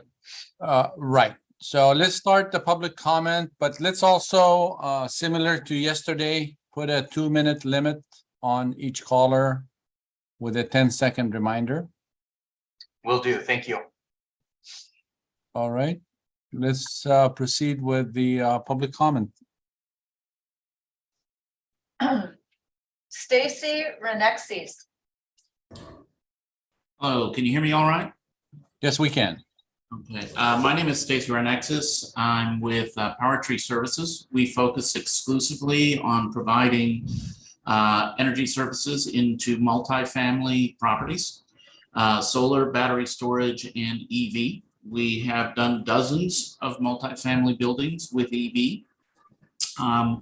And we are currently in the process of either installing or negotiating the installation of these systems in over 5,000 doors throughout the state. So this section of code is very interesting and will be very impactful. A couple of observations in looking through this. I want to say that the KVA power alternative is great progress towards making projects actually happen. Because the percentage of parking space approach would frankly kill over 1,500 doors worth of new construction projects at the current regulation. So there's a very significant difference between multifamily, commercial, and many of the other kinds of charging elements. And it needs some further study. I encourage it. Some elements that I would call out immediately in terms of questions is I think that you need to consider, in addition to the KVA requirement, a further adjustment to that for shared use with enforced sharing management, especially in multifamily. Because parking spaces are usually rented to specific apartments, and in many cases where there's rent control or other elements, that gets tied to that apartment forever. And that if a tenant turns over, then the next tenant in may not have a vehicle, and you will have stranded that entire investment, both for the owner and on behalf of the state's goals for greenhouse gas reduction. So a more effective mechanism is to encourage shared use, especially in multifamily. So if that could be done, you could probably reduce the KVA requirement by at least 50%, but you would achieve a utilization rate that would be at least an order of magnitude higher over time. And the end result would be a great increase in the amount of energy actually delivered to displace gasoline and therefore achieve the actual greenhouse gas reduction goals that we all have. 10 seconds. The second element is to clarify whether the KVA requirement is at the EVSE or at the grid. That's unclear, because that would also address Mr. Stone's ALMS question, I think, if that KVA requirement were at the EVSE. Time. All right, thank you. Can we get the next speaker, please? Ryan McCarthy, sorry, I apologize. No problem. Thank you very much. I'm Ryan McCarthy with the Weideman Group here on behalf of Electrify America. I want to start by thanking the staff and for all the time and process and effort that's gone into this and listening to us and a whole number of stakeholders through this process. Electrify America, along with a broad coalition of stakeholders, has specifically been advocating through this process for two specific changes to in the intervening code cycle. The first is to allow direct current fast chargers, DCFC, to be used at a 1:5 ratio, both for compliance with EV capable space requirement and EV charging station requirements. And we very much appreciate this being included in this proposal, specifically in section 5.106.5.3.2 or item 5.2, and we strongly support those changes. We also have been asking to create an additional alternative compliance pathway based solely on power levels, and also very much appreciate that being included in these proposals. We do think, however, that there is some clarifying language that would be helpful on this point. We put in written comments providing specific recommendations there, but we believe that clarifying that the alternative power levels proposal or compliance option would apply to both the charging stations and the EV capable EV capable spaces is necessary to make sure, to remove any potential confusion in implementation of the code, and B, just to make clear what we believe is the intent here to provide that flexibility. So we've proposed some minor adjustments in sections 5.106.5.3 or item 5.51, also .5.3.6 or item 5.9, just to make sure that it's referencing both the capable spaces and the charging stations. And then finally, we've proposed some clarifying changes to table 5.3.6 or item 5.10 that we think would be helpful as well. Just again, want to say thank you for all the time that's gone into this and want to make sure it's just clear as we implement this, but I think this is all aligned with the state's goals. Thanks. Thank you. Next caller, please. Vanessa Warheat.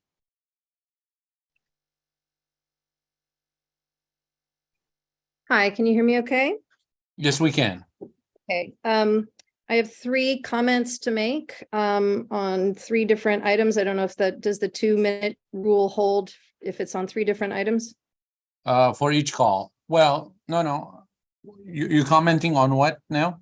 Which item? I'm commenting on a point that was made much earlier in the call that I wasn't able to respond to. I'm responding to the signage recommendation, and I'm responding to what the gentleman from Power Tree was just referring to in terms of shared power. I see. Actually, go ahead and make your comments. I just realized we should have been portioning this. Okay, go ahead and make your comments. All right, thank you very much. Yeah. Yes, I will be brief. I really appreciate that. So regarding much earlier today, when unfortunately I wasn't able to be on the call, I understand that you declined our request to show the reference document, and I just wanted to express my disappointment. That is an industry standard, as Mr. Raymer knows, because we've been on these IECC calls together. It is best practice to show the code in question that is under discussion. So I would reaffirm that request and hope that in the next meeting you will be able to sort out whatever staffing you need to make that happen, because it definitely helps on our end to be able to be efficient and with your time. The second point is around the signage discussion. I have 2 very specific suggestions for language that could help to clarify what is currently unclear. So my question is, and let me go back and find it. This is referring to 5.106.5.3.1. No, I'm sorry. Where's the signage one? Signage. I had just had it in front. There it is. All those numbers except .5, 5.106.5.3.5, EV charging station signage. It is unclear from this whether EV capable spaces are required to be signed. It is imperative that they be signed as such. That is and that is for criteria 3 for the public interest. It is essential that the public understand that this infrastructure has been supplied to the building so that they can then make sure to go that last mile to ensure that people can actually charge. In general, we do not ever advise EV capable in multifamily because multifamily residents lack the knowledge, the authority, the resources, and the incentive to go that last mile. But if you are going to put in EV capable, they must be signed as such. Same goes for employee parking. So the way to do that efficiently, I think, is to strike the word station from the title. So it could just say electric vehicle charging signage. And then in the body, it could say electric vehicle charging capability rather than stations shall be identified. And that then, I think, clarifies that it includes all of these. And then what I hope will happen is that will then spur Caltrans to finally come up with the signage requirements that are missing from their signage code for EV capable. And lastly, my last point, and thank you for giving me the time, I actually have to strongly disagree with the gentleman from Power Tree on shared power rather than use. He was advocating for shared use of spaces rather than sharing power. That is absolutely not a good solution for multifamily residents. Nobody wants to have to get up in the middle of the night to move their car to another space to allow their neighbor to move their car. I should have mentioned at the beginning, I'm with Plug in America and the EV Charging for All Coalition. We work closely with the Electric Vehicle Association. We have been educating EV drivers and working with EV drivers for over a decade. And it is terrible policy to share space. It is far, far better, especially if you're using ALMS, to share power among spaces, to enable people to take advantage of their long dwell time at home, and to also offer equity between the convenience and not to mention cost for the resident of multifamily home with the resident of a single family home. Thank you. All right, thank you for your call. Okay, I just realized I made a mistake. We should be taking blocks rather than just open it all up. So if you're still waiting for public comments, you will get your chance. But if it's okay with the committee, let's start taking them similar to yesterday, item by item. But I see the director Marvelli is Mia, please go ahead. Yeah, excuse me. I just want to remind everybody on the call that we're talking about the Building Standards Commission's electric vehicle rulemaking, which applies to non-residential occupancies. And so I know there's some overlap with some of the comments, but I want to keep the comments specific to the proper application that we're discussing right now. Thank you. Thank you very much. That's really important to remember. So let's go ahead and take item 1-1 through 1-6. Do we have public comments remaining on these items specifically, which are definitions? Let me make sure they are definitions. Let me go back.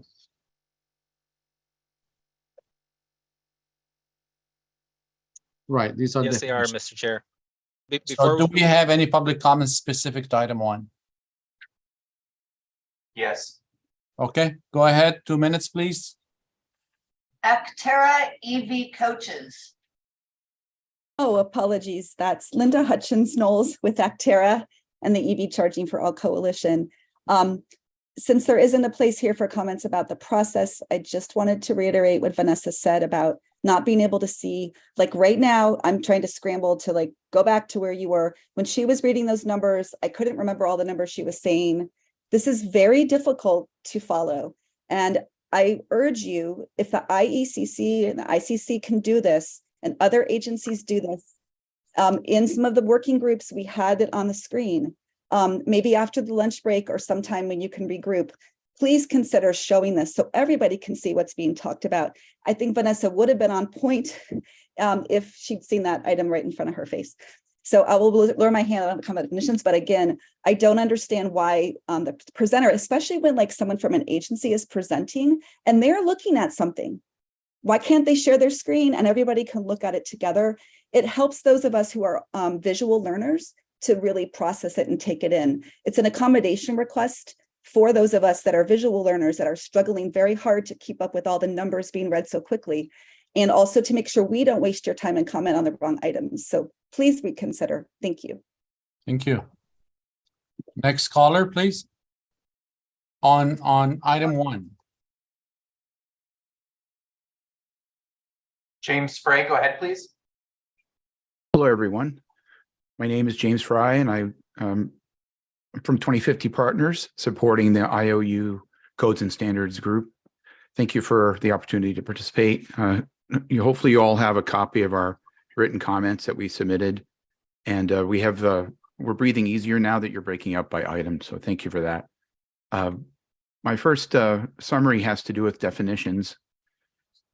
It's very important to improve the understanding of the code however you can. And one way to do that is reducing the different and possibly confusingly similar definitions. And so in our code language suggestions, we have made some very specific points about EV charger, EV charging station, level 2 EV charger, et cetera. So please take a look at our inputs on that topic. Buried in the definitions, there is an opportunity for future proofing, specifically around whenever you have a lower power level 2 product specified, it would be very helpful if the definition was very clear to say that the conductors in the ground or in the pipe should be 40 amp 240 volt ready. With this, it gives you the opportunity for future proofing and upgrade later. So you don't have to change the breaker size or the end equipment, the receptacle or the EVSE, but please make sure that the wire in the middle is at 40 amps at 240 volt ready. Would be really a cost-effective approach for upgrading. And then my last question had to do with making sure that EV ready, low power level 2 receptacles can also possibly be upgraded to low power EVSE. And so we'll talk about that later in a different item. Thank you. Thank you. Do we have any more public comments on item number 1, definition? At this time, I'm going to unmute our one telephone caller because you won't be able to unmute yourself unless I unmute you. And then if you have a comment on any item, just speak up after we do raise hands. And while I was saying that, another hand was raised. So I'm going to unmute our phone caller, and I'm going to, while I'm doing that, allow Beverly to speak. And Beverly, if you could hold on 1 second, please. Director Marvelli has her hand up. You're on mute, Mia. Thank you. I see on my screen that Joshua Cunningham has his hand raised and has had his hand raised for a little while. So I just wanted to recognize that as well. Thank you. And Joshua, you have a public comment for item 1? It's related to the package of proposals that you have in front of you from BSC staff. I thought I would just inject my brief comment here at the beginning that definitions. Before we do that, you don't have specific item, just the general. Is that correct? Yeah, okay, I'm the that's fine. That's fine, Joshua. But I want to remind you about we do have a 2-minute limit. That's fine. Yeah, I appreciate that.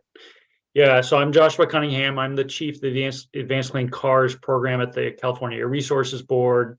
I'm pleased you've got the support of Adrian Harris on my team today to get into some of the specifics. I generally want to voice support from our sister agency to the BSC team, the proposals in front of you with the definitions and the code proposal changes. As we move forward on the need for 100% sales of zero emission vehicles by 2035, that will lead to close to 1 in 5 vehicles on the road being electric by 2030. It's critically important for commercial buildings, workplace locations, retail outlets to have infrastructure. And we're particularly pleased to see the BSC staff move forward on some flexibility improvements to the code to allow building developers to tailor the kinds of infrastructure needed at those properties based on the evolving needs for charging patterns on EV drivers. So generally want to support the proposals you're hearing from their team today on definitions and the proposals overall. Thank you. Joshua, who are you with? I'm with the California Air Resources Board. So Adrienne Harris is on my team. You've heard her today. We've been partnering with Enrique and his team over the number of months to help provide support on the technical emission side. I'm the chief of the overall program for the Advanced Clean Cars side, and just wanted to provide context for you that we really feel it's important that these code changes are moving forward. Joshua, I apologize to you. I didn't realize you were with the state agency. That's okay. Thank you for the time. All right, thank you.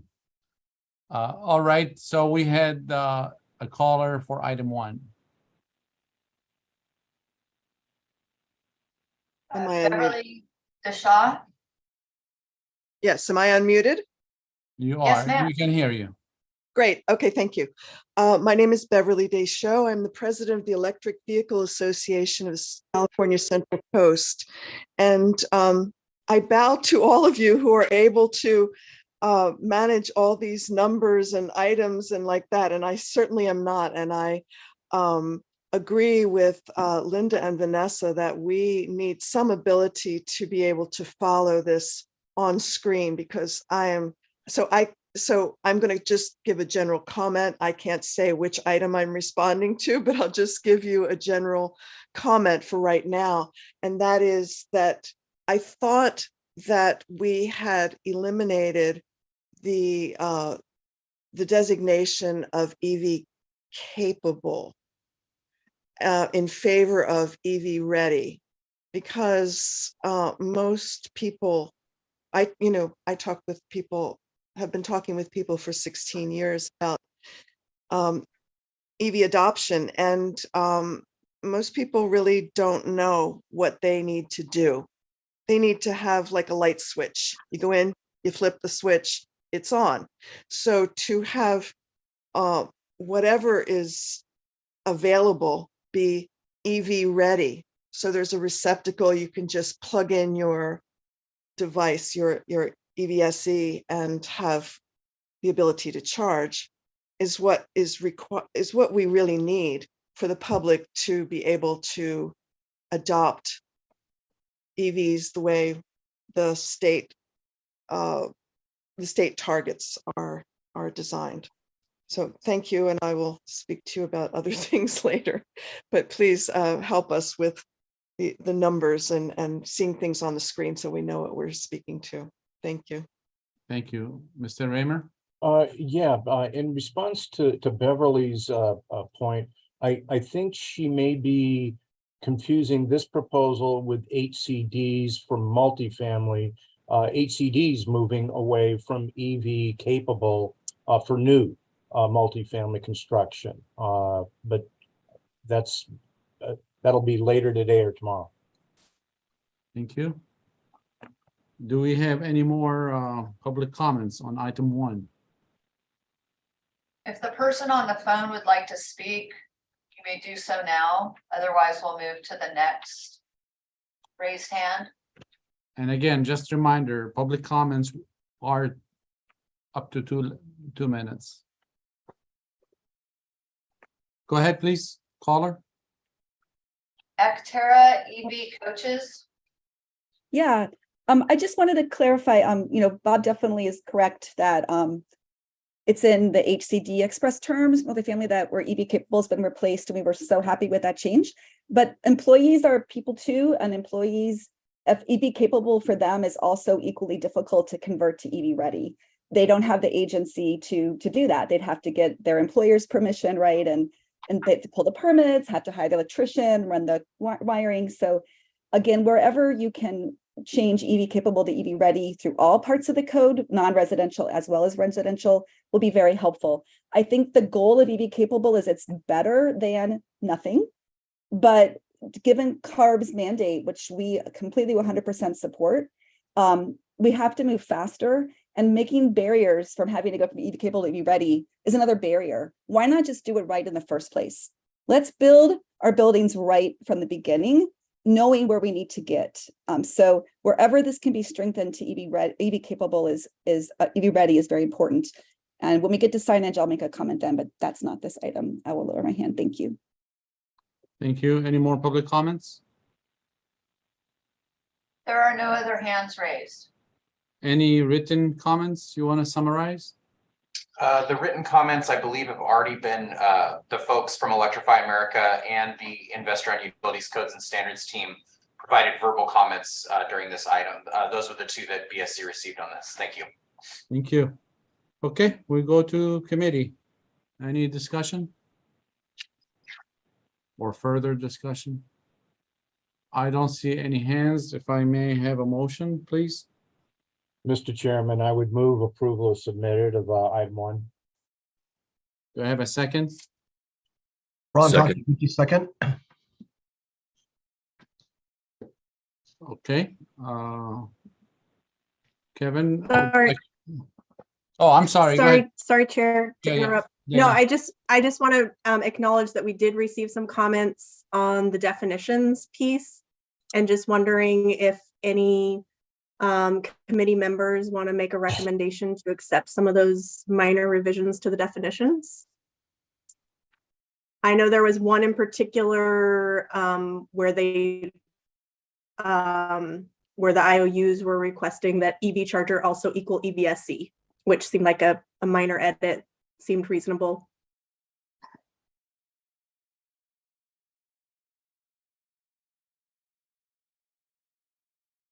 Just raising that if anybody wants to You're accept. talking about 1-1? Yes.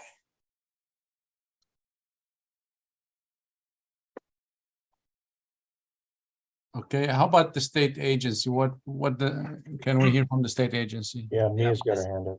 Yeah, Mia's Oh, got her hand up. Mia, and your then hand I is do up. have a I'm comment. sorry. Go ahead. Director Marbelli. Thanks. Yeah, I was just going to say, when we do the motion, could you all state your name? And then also, I know you said item 1, but could you, state that it's the grouped items, item 1-1 through whatever the number is, just Absolutely. so we're clear. Absolutely. And then my only comment to the definition question is we could look into it. I think we need to remember that we've got 3 state agencies that might be using the same definition, and they have complexity between the 3 state agencies on how they use that definition and those terms. So that's something we could look into, but it's not something I would recommend making a decision on the floor. Okay. Yeah, Mr. Chair, if I can expand on that, what Mia said is the comments from the case team also we just received them on the 5th. So we really have not had the opportunity to review them and see the impacts that it would have, like Mia stated, on the various state agencies that have co-adopted these definitions. So just wanted to say that. All right. And I see Michael Stone and Robert Dramer. Yeah, thank you, Mr. Chair. Actually, Mia and Enrique just addressed what my question was. Would this conflict with any other definitions from the other agencies? And I'd be amenable to do it. But I don't know if we want to do that on the fly right now or do it later. I'm not sure what the proper procedure would be, but again, I don't think we want to make that change without looking into it further. Thanks. Thank you, Mr. Raymer. Thank you, Mr. Chair. And kind of adding on to what Michael just said, and I was going to say this during the HCD proposals, but I think there's some in the some of the attendees to the call aren't familiar with the process that takes place after this. The BSC will be putting together 45-day language, and they're basically got about 2 to 3 weeks to get that done. And if they make substantive changes now, that could create issues for them. There's also the compatibility issues that Mike just raised, but I'm hesitant to basically go along with these, although, some of the utilities suggestions are good ones. The point here is, given what we've got in front of us, how can we tweak it without causing other, a domino effect? And what I don't want to do is put the state agency in a position of basically having to work, through the night to get the stuff done. Thank you. Mr. Chair, if I may, also please keep in mind that the DSA package that was approved yesterday, specifically the item for the definitions, these are the exact same definitions. So just wanted to say that as well. Okay. Thank you. I don't have any more comments. I do have a motion by Bob Bramer and second by Michael Stone to approve as submitted. Do you want to call the roll, Kevin? Yes, thank you, Chairperson. Osama Yunin, Yes. Dave Walls, Yes. Bob Reamer, Yes. Sharon Revum, Yes. Michael Stone, Yes. Wes Sullins, Terry Ibala, Yes. Stephen Taylor,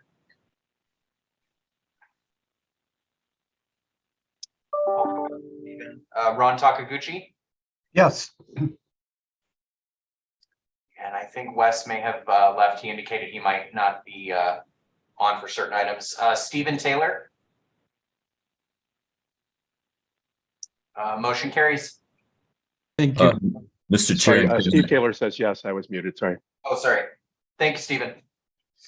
Mr. Chair and Kevin, I think Ron Takaguchi made the second. He beat me by about half a second. So.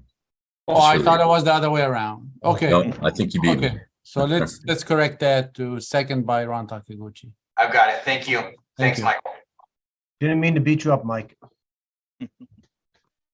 All righty. So let's move to public comments for items 5-1, 5-2, 5-3, 5-4, 5-5, 5-6, 5-7, 5-8, 5-9, and 5-10. Noah Lonnie Derrickson. And a reminder, all the public comments would be 2 minutes. Hi, this is Noelani Derrickson from Tesla. First off, thank you, committee, for all your work reviewing these important codes. I was speaking to item number 5. I'll just echo the comments previously made by Electrify America, specifically on some clarifications to the 5-to-1 ratio, enabling DC fast charging to be used for compliance, both for EV capable spaces and EV SE installed spaces. We think that's an important clarification, and big shout out to VSC, Mia, and Enrique for working extensively to get this code language right to ensure that it is clear. Also on section 5.106.5.3.6, this is the power allocation method, the alternative compliance option. We're in support of that, and we think including both the 5.3.2 option, the 5-to-1 ratio, as well as this 5.3.6 option is important to have that optionality. Also on item 5, I know there's been some comments on signage. So this is section 5.106.5.3.5. We're actually a little concerned. We know that in section 22511 of the California Vehicle Code already gives jurisdictions discretion to enforce signage and pavement markings for on and off street parking. So we understand the intent here, but we actually think that jurisdictions should have some flexibility on signage, at least for EV SE that are installed. Thank you. Thank you. Next caller.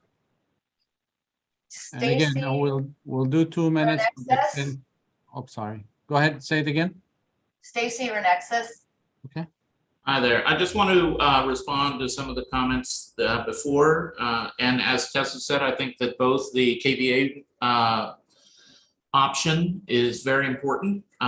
And I would point out that with the DCFC 5-to-1 ratio, the code is already starting to recognize the benefits of shared use.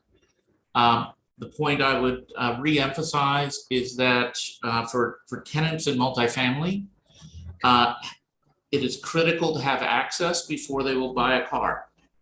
And to get that access, they have to have the buy-in and the support of the property owner.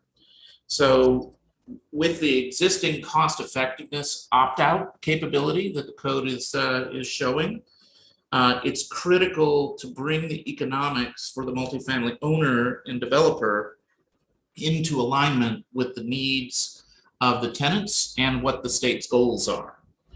And clarifying the KVA compliance to be at the EVSE would be a great way of taking a step towards that, and extending perhaps on a 2-to-1 ratio, a lower ratio than the DCFC ratio to multifamily for KVA would, I think, facilitate a large number of projects to get built as opposed to choosing the cost effectiveness opt-out. And I say this with thousands of doors, of direct experience. I understand the need and the desire for everybody to have an individual personal charger, but in apartment buildings, the tenant does not control the infrastructure. The building owner does, and the building owner pays for it. And we have to get those parties in alignment, or we will not see any success. Thank you. Thank you. Chairperson, this is Kevin. Just a point of order. I'd like to just again remind the public that we are currently on agenda item 5 for the Building Standards Commission. These EV items are applicable to non-residential, and for the public to reserve their comments on multifamily and residential for when that comes up later for HCD on agenda item 7. So once again, this is BSC non-residential EV. Appreciate that. Thank you very much. Thank you. Next caller.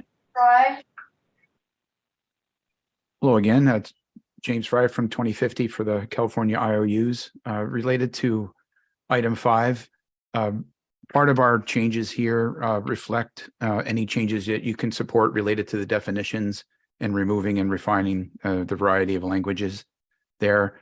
I believe there's an opportunity to encourage higher quantities of lower power charging in a workplace setting. And it's very important for the trade-off tools that you're using that provide a lot of flexibility do not hurt workplace charging unexpectedly. So please take a look at unintended consequences when you're trading off a visitor DCFC for possibly 5 or more employee charging locations. So as you all move forward, please consider the idea of defining space types in a new way, including employee spacing different than visitor spacing. I know it's a complicated topic, but I believe that's part of the solution here. If low power EV level 2 receptacles are allowed to replace these spaces, again, we request that you require the 40 amp minimum branch circuit conductors as a form of future proofing. We also recommend that you adopt some of the HCD receptacle definitions that they have for these different receptacles.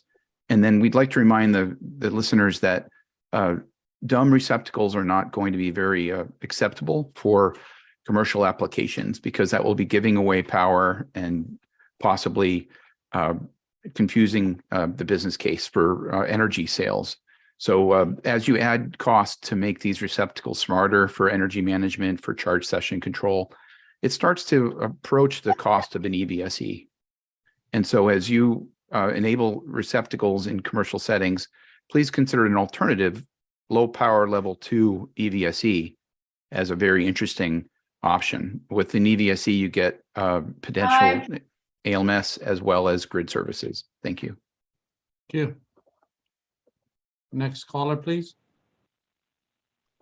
Actera EV coaches. Hi, Linda Hutchins-Knowles again with Actera and the EV Charging for All Coalition. I believe in this section you're grouping several different items. I will try to get this in 2 minutes. I have 3 comments. on 5.106.5.3.5, I want to reiterate what Vanessa said earlier and clarify what she meant to say is nobody wants to run out in the middle of the night in housing. She meant no employer wants their employees to run out to have to move their cars. This is a real problem that we're seeing here in Silicon Valley, that literally people have to dash out in the middle of a meeting, go move their car so someone else can charge it. This is inefficient to the employer, and it's also very annoying to the employee. And so I think the gentleman's last point, the one from the CAIOUs, that consider different requirements for different types of parking. If it's employee, that's very different. That's a long dwell time, and they shouldn't have to go out and change it versus customers. Again, Vanessa's specific comment, this is what I hope you really will do. It's very simple change. Strike the word, in the section I just cited, strike the word station in that section, and the latter part of that section, replace it with capability. And so that all the signage would apply to the EV, any EV capable spaces, EV charging, EV capable as well as EV ready. So that's a comment about that. And then one more about the power versus space. I did the power versus spaces, and then, yeah, I think I got all the comments in. And again, I'm sorry, I don't know what numbers the power and the spaces refer to. Again, if this was up on the screen, I could tell you better. I hope you can follow along. I'm trying to catch up. Thanks. Thank you. Next caller, please. There are no more hands raised. Oh, sorry. Dwight McCurdy. Can you hear me? Yes. Good morning. Thanks for an opportunity to comment. My name is Dwight McCurdy. I worked in the SMUD electric vehicle R&D department for 30 years, retiring 2 years ago. And I'm working with the EV Charging for All Coalition.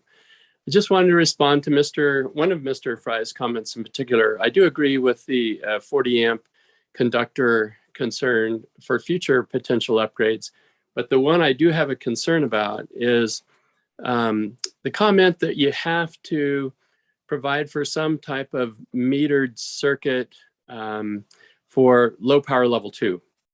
SMUD, in its test of charging for employees at work, had a flat fee, $10 a month, all you can eat, drive up, plug in, no metering whatsoever. And we just adjusted the fee, the monthly fee that employees who wanted to charge their EVs at work had to pay to make sure that the revenue exceeded the cost of power. And it worked out great. There was no metering or authentication required. The employee just came up, plugged in, and that was it. It was very simple, much like our cell phones. Our cell phone pricing is today.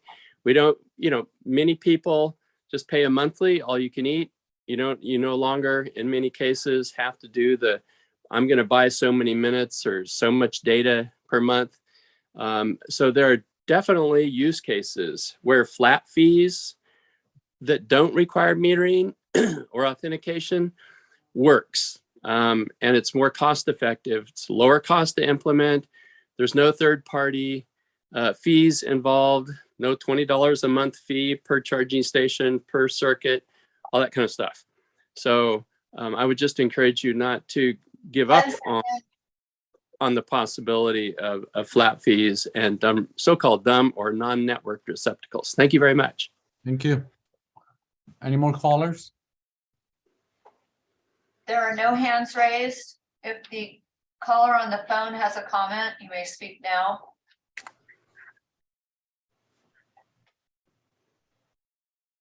Go ahead, caller, please. You got 2 minutes. I think that perhaps she does not have a comment for this item, sir. I see. Okay. With that, do we have any written comments on this item? Again, the folks from Electrify America and the IOU Codes and Standards team spoke. So no further written comments.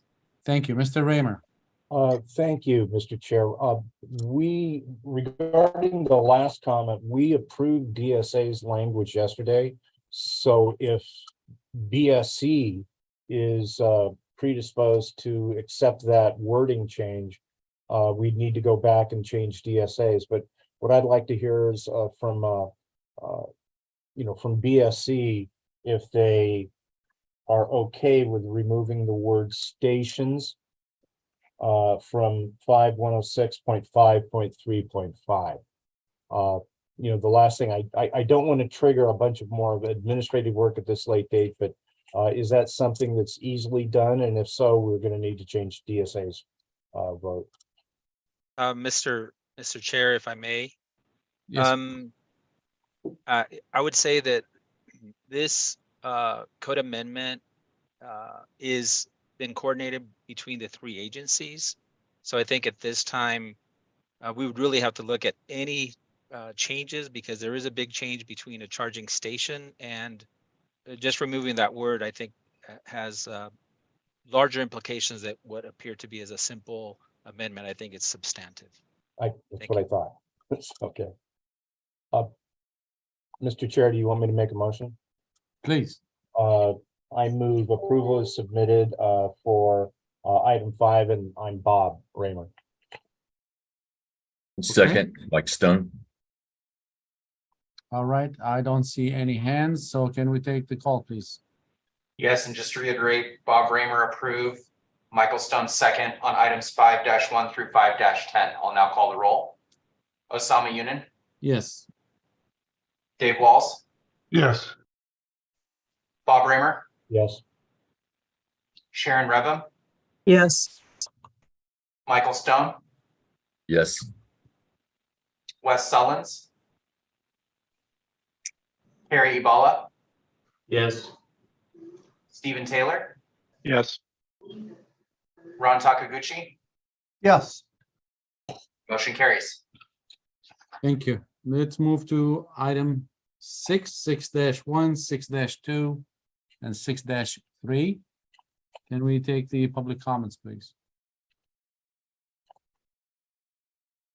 Currently, no hands raised. All right, any phone calls? A hand went up, sir, during that brief wait. Okay, Stacy Renexus. Thank you. I just want to reiterate, although I spoke in item 5, the comment from the staffer in regards to appropriate sections, I just want to make sure that my comments there are equally applicable here about the need to align interests for successful deployments and utilization. That's it. thank you. Any more callers? Actera EV coaches. Hi, Linda Hutchins-Knowles again.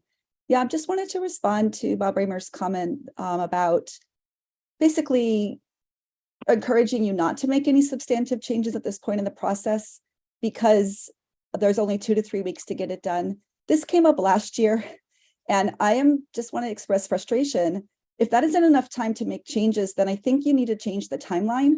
BSC needs to change this timeline. Otherwise, this feels like an exercise in frustration for people who are bringing changes, and they're written off as too substantive or there isn't enough time.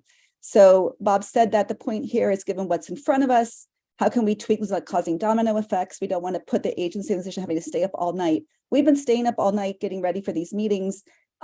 If you need more time, and I think this code advisory committee, if you're not just rubber stamping it, you need to be able to make real substantive changes now, because then you're going to tell us at the 40-day comment period, oh, we're sorry, the time to do the changes was back during the code advisory committee. This keeps happening, and this is not okay. So if there's not enough time, please change your timeline so there is enough time. Otherwise, you're just rubber stamping and not really considering substantive changes that are very much needed. This is a climate emergency. Please act like it. Thank you. Thank you. Mr. Raymer? Thank you. I was going to wait till HCD's provisions came out before I mentioned this, but the code advisory committees were established, in legislation back in the early 90s. The whole idea was to basically, before you go into the formal rulemaking, that the agencies would be able to get opinions from various experts from various parts of the community on the proposals. And administratively, the agencies have a huge burden. And if you look at the recycled water bill that went through about 10 years ago, at the legislature, everyone loved that bill. We worked with the environmental community, the governmental community, and there was no opposition to that bill when it got passed. Then it went to HCD and BSC to develop regs. And once again, with one exception, everyone loved the regs that BSC and HCD developed for recycled water. The one entity that didn't like it challenged those regs after they got approved by the Building Standards Commission based on administrative technicality that the financial discussion of the regs that the agencies were required to do wasn't as thorough as it should have been. And we did make some last minute changes. They won. Those regs got kicked out, even though from a political standpoint, they called it a love fest. The regs got tossed, on that one technicality. And so the agencies have a huge burden, administrative burden, of basically making sure that all of the stuff that they've been talking about for the last year is well-founded. Otherwise, it could be challenged.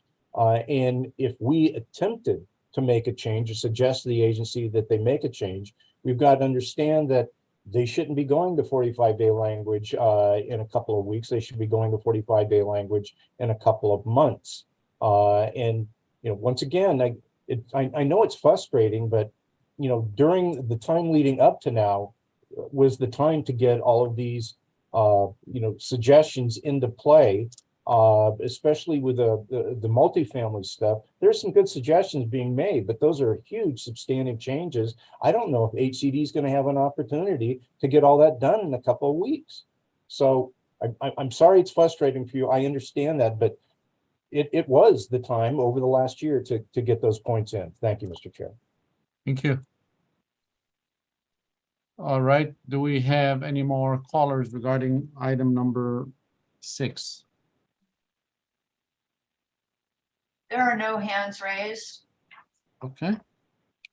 And do we have any written comments? Those have already been summarized. Thank you. Yeah. So further discussion by committee? Okay, Mr. Chair, this is Bob Raymer, and I would make the motion of approve as submitted on item 6. Can I get a second? Then I have a question about the motion, but let's get a second first. Second, Dave. Dave Walls, second. So Mr. Raymer, on 6-1, there were some issues raised by Mr. Stone and Mr. Takaguchi, and the state agency kind of agreed with them on, I believe it was item 3 in 6-1 regarding capacity of the panel. Is that something the state agency want to look further into? Yeah, Mr. Chair, yeah, go ahead. I'm sorry. Mr. Chair, I'm good with the motion. Enrique clarified it enough for me. I'm okay with the motion. And Ron, you're okay too? I'm okay also. Thank you. All right, fantastic. So we have a motion on the floor, approved as submitted for item number 6, which is 6-1, 6-2, and 6-3. Thank you. Roll. Let's take the roll, yeah. Okay. Osama Yunin, Yes. Dave Walls, Yes. Bob Raymer, Yes. Sharon Reva, Yes. Michael Stone, Yes. Wes Sullins, Carrie Ibala, Yes. Stephen Taylor, Yes. Ron Takaguchi. Yes. Motion carries. All right, thank you. All right, let's move to item number 7. That's 7-1, 7-2, and 7-3. Do we have any public comments on those? I'm going to give people a few seconds to raise their hands.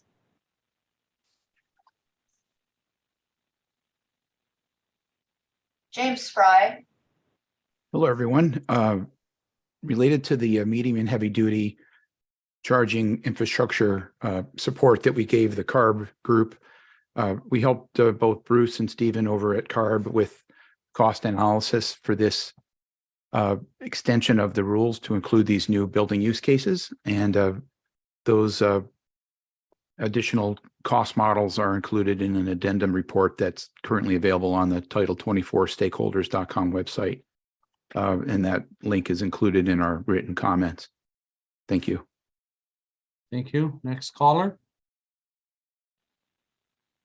There are no other hands raised. Okay, any written comments? Those have already been summarized. Okay, so let's go to further discussion by committee. I don't see any hands up. Can I have a motion, please? Yes, Mr. Chair, this is Bob Raymer, making the motion to approve as submitted on item 7. Ron Takiguchi, second, with a clarification, Mr. Chair. The editorial additions to the title for section 5.1, that is so minor, I think we could accept this as approved as submitted. Yeah. Yeah, Thank you. that's definitely Okay. editorial. So yeah, my second stands. Thank you. Thank you. Okay, I don't see any hands up from the committee. Can we take the roll, please? Osama Yunin, Yes. Dave Walls, Yes. Bob Raymer, Yes. Sharon Revum, Yes. Michael Stone, Yes. Wes Sullins, Carrie Ibala, Yes. Stephen Taylor, Yes. Ron Takaguchi, Yes. motion carries. Thank you. Let's move on to item 17. That's 17-1, 2, 3, 4, 5, and 6. Can we do public comments, please? Noah Lonnie Derrickson. This is Noelani Derrickson from Tesla, speaking on item 17. I don't know what dash it is, I apologize, but it is regarding the future charging spaces. And specifically wanted to comment that we appreciate the clarification that future EV charging spaces count towards the requirement for clean air vehicle spaces. This question has come up before with local jurisdictions, so it's really helpful clarification. I also have a question regarding how EVSE installed spaces count towards clean air vehicle spaces already in the code. Maybe this is already clarified somewhere else in the code, or perhaps it should be clarified here as well in item 17. Thank you. Thank you. Next caller, please. There are no other hands raised. Any written comments? Those have already been summarized. Okay, committee, any discussion? Or, okay, we have Sharon. Is this the right place to say that I'd like to see further study to have future stalls signed? Not to block this thing, but to at least get some consideration. Let's sign this so that people can see what's there. And is this specific to the? I'm sorry, I don't know which dash it is, or if this is even the right section to do that, but I want to get that in there. Can I get a response from the state agency? Yeah, Mr. Chair. So that signage discussion has already been approved as submitted under item 5. I missed it. And there was lengthy discussion regarding that. So if this was to be considered here, it would have to then go back and be similar motion for the already approved as submitted item 5.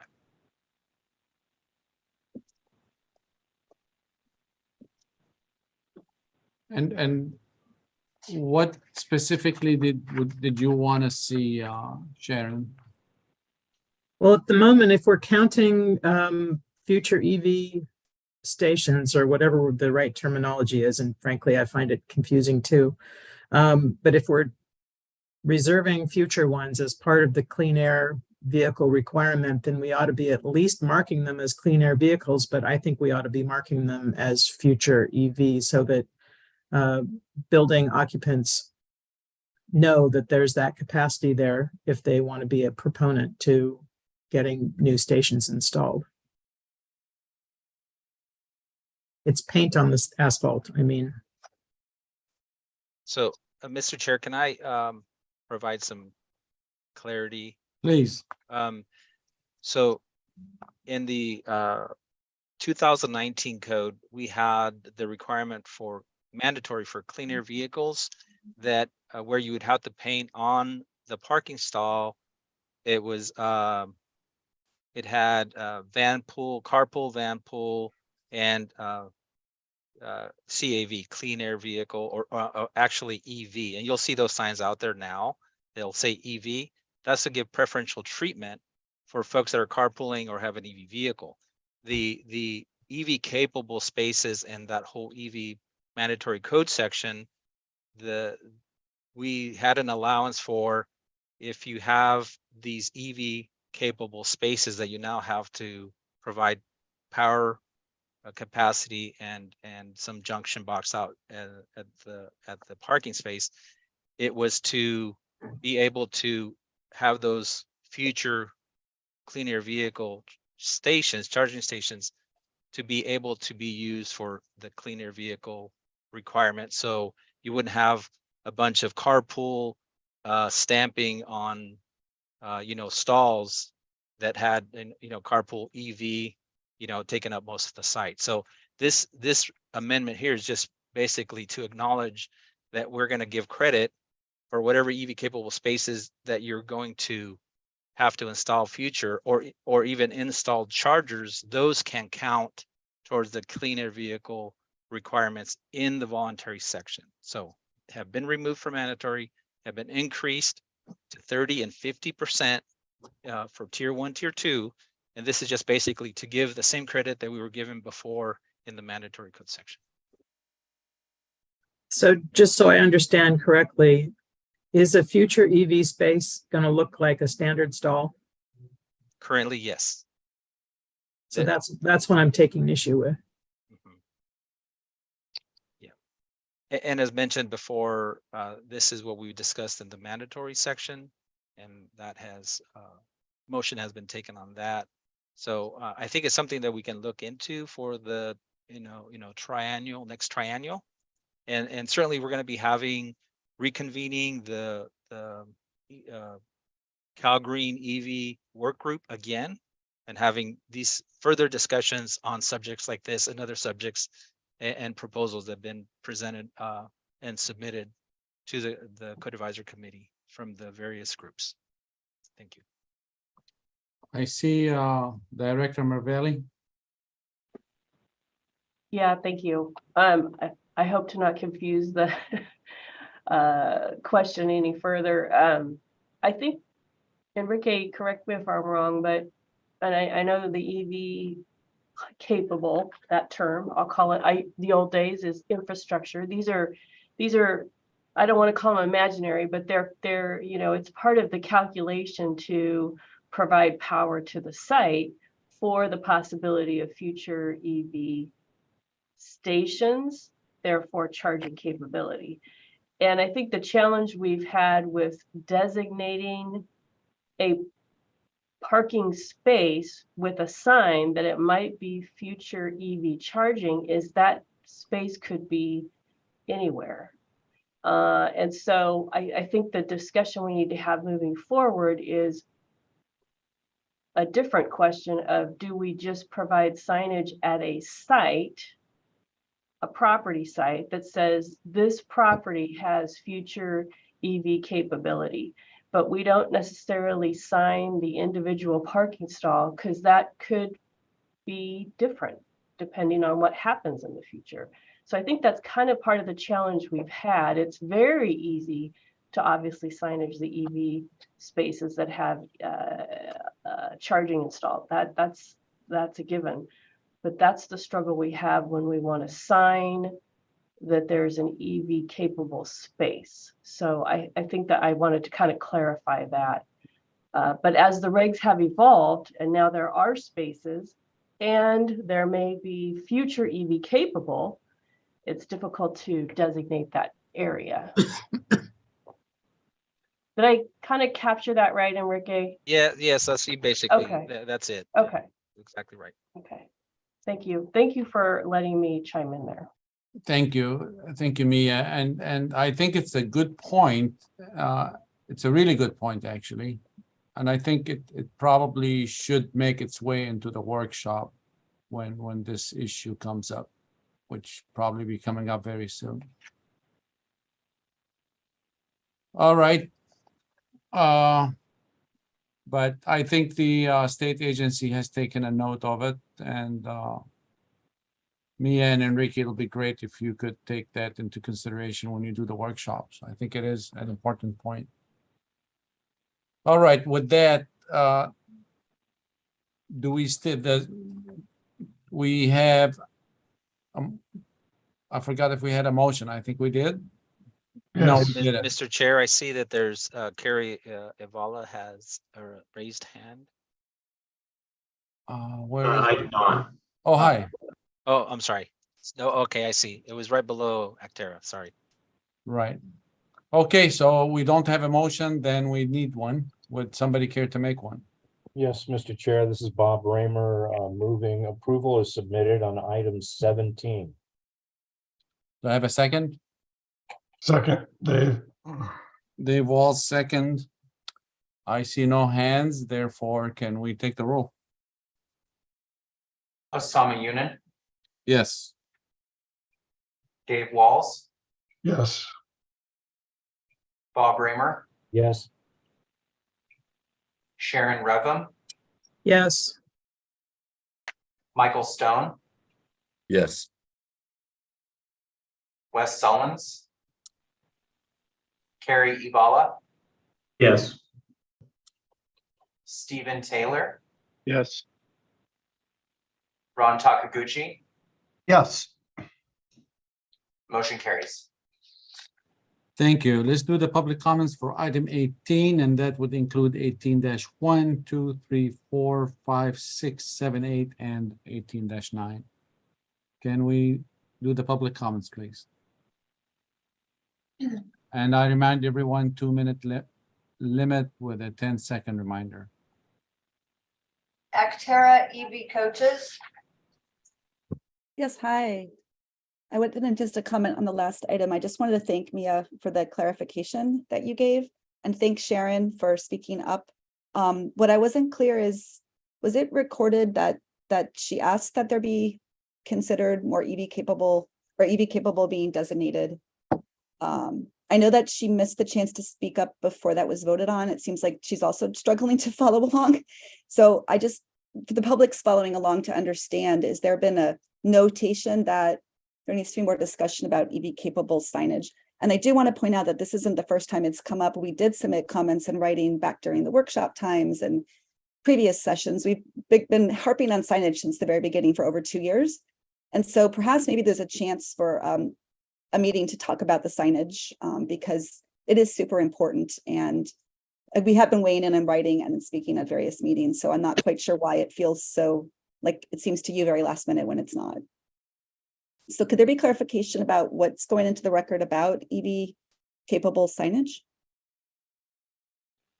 Thank you. Does the state agency like to respond? Yeah, Mr. Chair, BSC is not proposing signage striping to identify a parking stall that it is EV future capable. That is not in this proposal.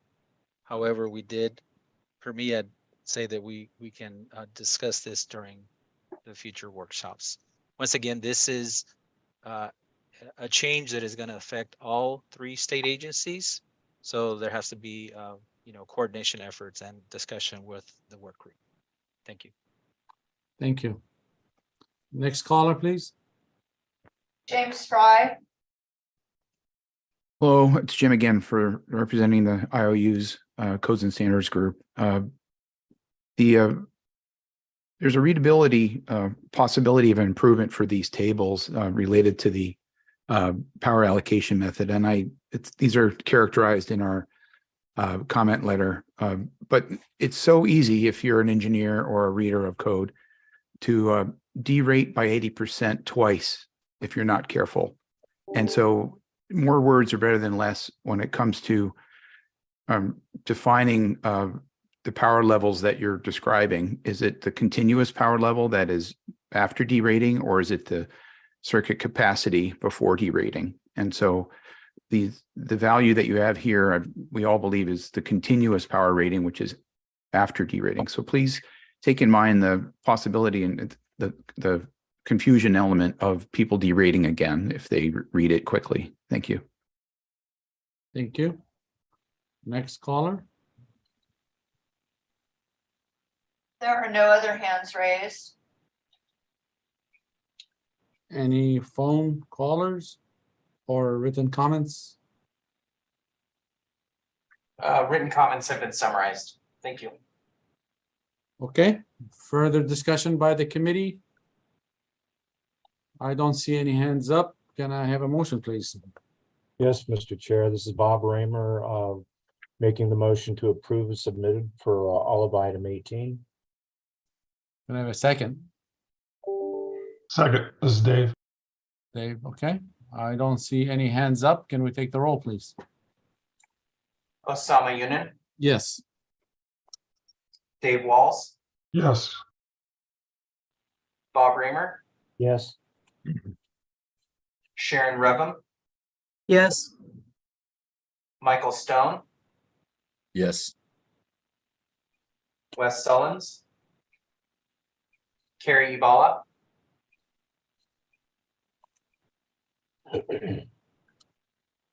I think, Carrie, are you on mute? I'll come back. Steven Tyler, Yes. Taylor, Ron Takaguchi, Yes. and coming back to Carrie Ibala. He might have stepped away. Motion carries. Okay, thank you. If Director Marvelli is still there, how long do you think your presentation through the bird-friendly related item would take? Or Mr. Chair, if I may, sorry, Mia, I'd like to go to item number 26 and 27 that are the other items on the agenda that are not specific to EV and or bird friendly. okay, let's do that. And Okay. then we'll break for lunch after. Okay. Alrighty. That's page 44. Let me switch to. Yeah. Okay, we're on page 44 of the express terms, and we're gonna take item 26-1, 2, 3, and 27-1. Okay, go ahead, please, Enrique. Yeah, Mr. Chair, thank you. Yeah, these items 26. So these are the voluntary tiers, and these are just editorial amendments to correct where we had previously used the word fuel efficient. Now we're proposing an editorial amendment to align with the codified definitions. So just some editorial changes in item 1A, and then item 1C. We're just changing the number to align to the correct table. And then for tier 2, we've added a section 601.3.1 prerequisites that just is there for clarification once again. And then we're striking in section A5 601.3.4 the voluntary measures for tier 2. We're repealing some verbiage there that no longer exists. So that's just, once again, clarification. And just the rest of those amendments there are basically editorial and referencing the correct code sections. Then moving on to item 27. This is basically our voluntary checklist. And so we've added, as we add provisions to the code language in either the mandatory or voluntary, then we have to update these tables to align with the new added code sections and a repeal. So this is just updating the current tables that we have, just to make sure that we're aligning and making the respective changes to align with proposals either in mandatory or voluntary. And that is basically it. Thank you. All right. Do we have any questions or comments for the agency from the committee? Seeing none. Can we go to public comments, please? I'll allow a few moments for people to raise their hands.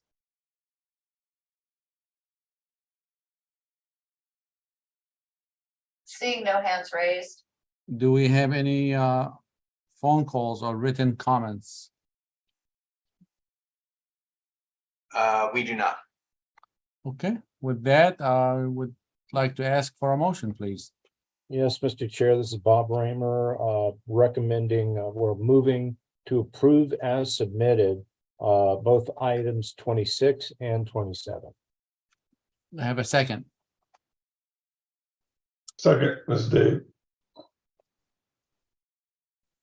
I think, Dave, you're the only one who we make an exception for. You don't have to announce your name. We'll know it by that voice.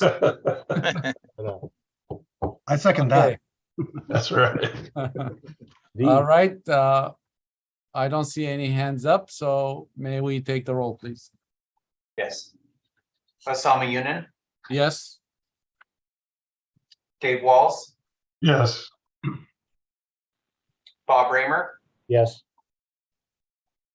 Sharon Revum, Yes. Michael Stone, Yes. Wes Sullins, Carrie Ibala, Yes. Stephen Taylor, Yes. Ron Takaguchi. Yes. Motion carries. Okay, with that, we close to noon break. So if it's okay with the committee, can we take our lunch right now and come back and start on the final bird-friendly related items? Okay, let's do that, and we'll come back at 12:50. Thank you, Mr. Chair and Code Advisory Committee members. Appreciate your input. Thank you. Thank you. Thanks, Enrique. Thanks, everyone.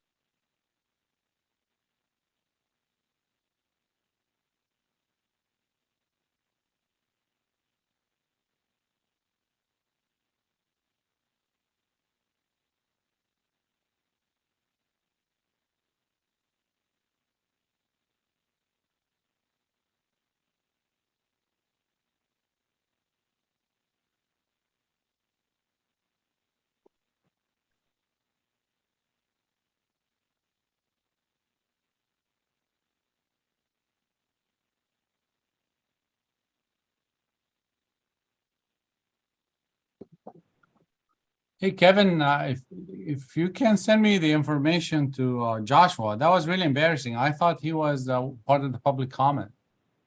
Oh, I'm sorry, Osama. Yeah, there's a few state agency representatives that are panelists because they're kind of contributing to the discussion in conjunction with the state agencies. And I think Adrienne Harris and Josh Cunningham, I'm not sure if he's still on, but yeah, Dana's nodding her head. They're kind of working with Enrique on the EV stuff. So that's why we see them on the screen and not with the public commenters that Laura can see. So sorry for the confusion there. I realized that after, if the picture shows there with the state. So I was really embarrassed there. I'm sorry. Yeah, it's okay, but I want to apologize to him. Osama, this is Emily Withers with HCD. They're part of our presentation too. They did all the hard work on the projections and the fiscal estimates. So if questions come up on that, we defer to them. You know, we're very indebted to them for their assistance. Oh, absolutely. Like I said, I just didn't realize. I thought he's with the public comments, and I wouldn't have said 2 minutes or anything like that. All right. So I'll maybe I can get this information later, call and apologize to him. All righty. Well, it's 12:52. We're back in session. Are we ready, Kevin, to go? I believe so. It looks like our committee members are chiming back in here, so we can resume when the committee's ready. All right. I see the committee is ready and eager. All right. Okay. Meeting is back in order. We are now at the bird-friendly related items. So if the state agency would like to do the presentation, starting with 2-1. So good afternoon, committee chair and members. My name is Beth Maynard. I'm an associate construction analyst with the Building Standards Commission. I'm here to complete the balance of our agenda item 6 today, which contains the Building Standards Commission proposed voluntary amendments for bird-friendly building design within the 2022 California Green Building Standards Code. The initial statement of reasons contains detailed information about legislation, executive orders, and the history of Cal Green. I'll provide a brief overview and summarize the information. So BSC received a petition in March of 2019 to include bird-friendly building design as a voluntary measure in the 2019 intervening code cycle. During that code cycle, the Green Code Advisory Committee recommended a further study. Since then, BSC has been working on resolving the further study items and modifying the proposed regulations you will hear today. Since 2019, Governor Newsom issued an executive order N8220 that pledges to preserve 30% of habitat by 2030. It's the 30-30 pledge, which the Biden administration has also since declared, with the intent of stemming declines in biodiversity. The California Natural Resource Agency has taken the lead with agencies coordinating efforts to ensure that biodiversity is considered in fulfilling their mandates.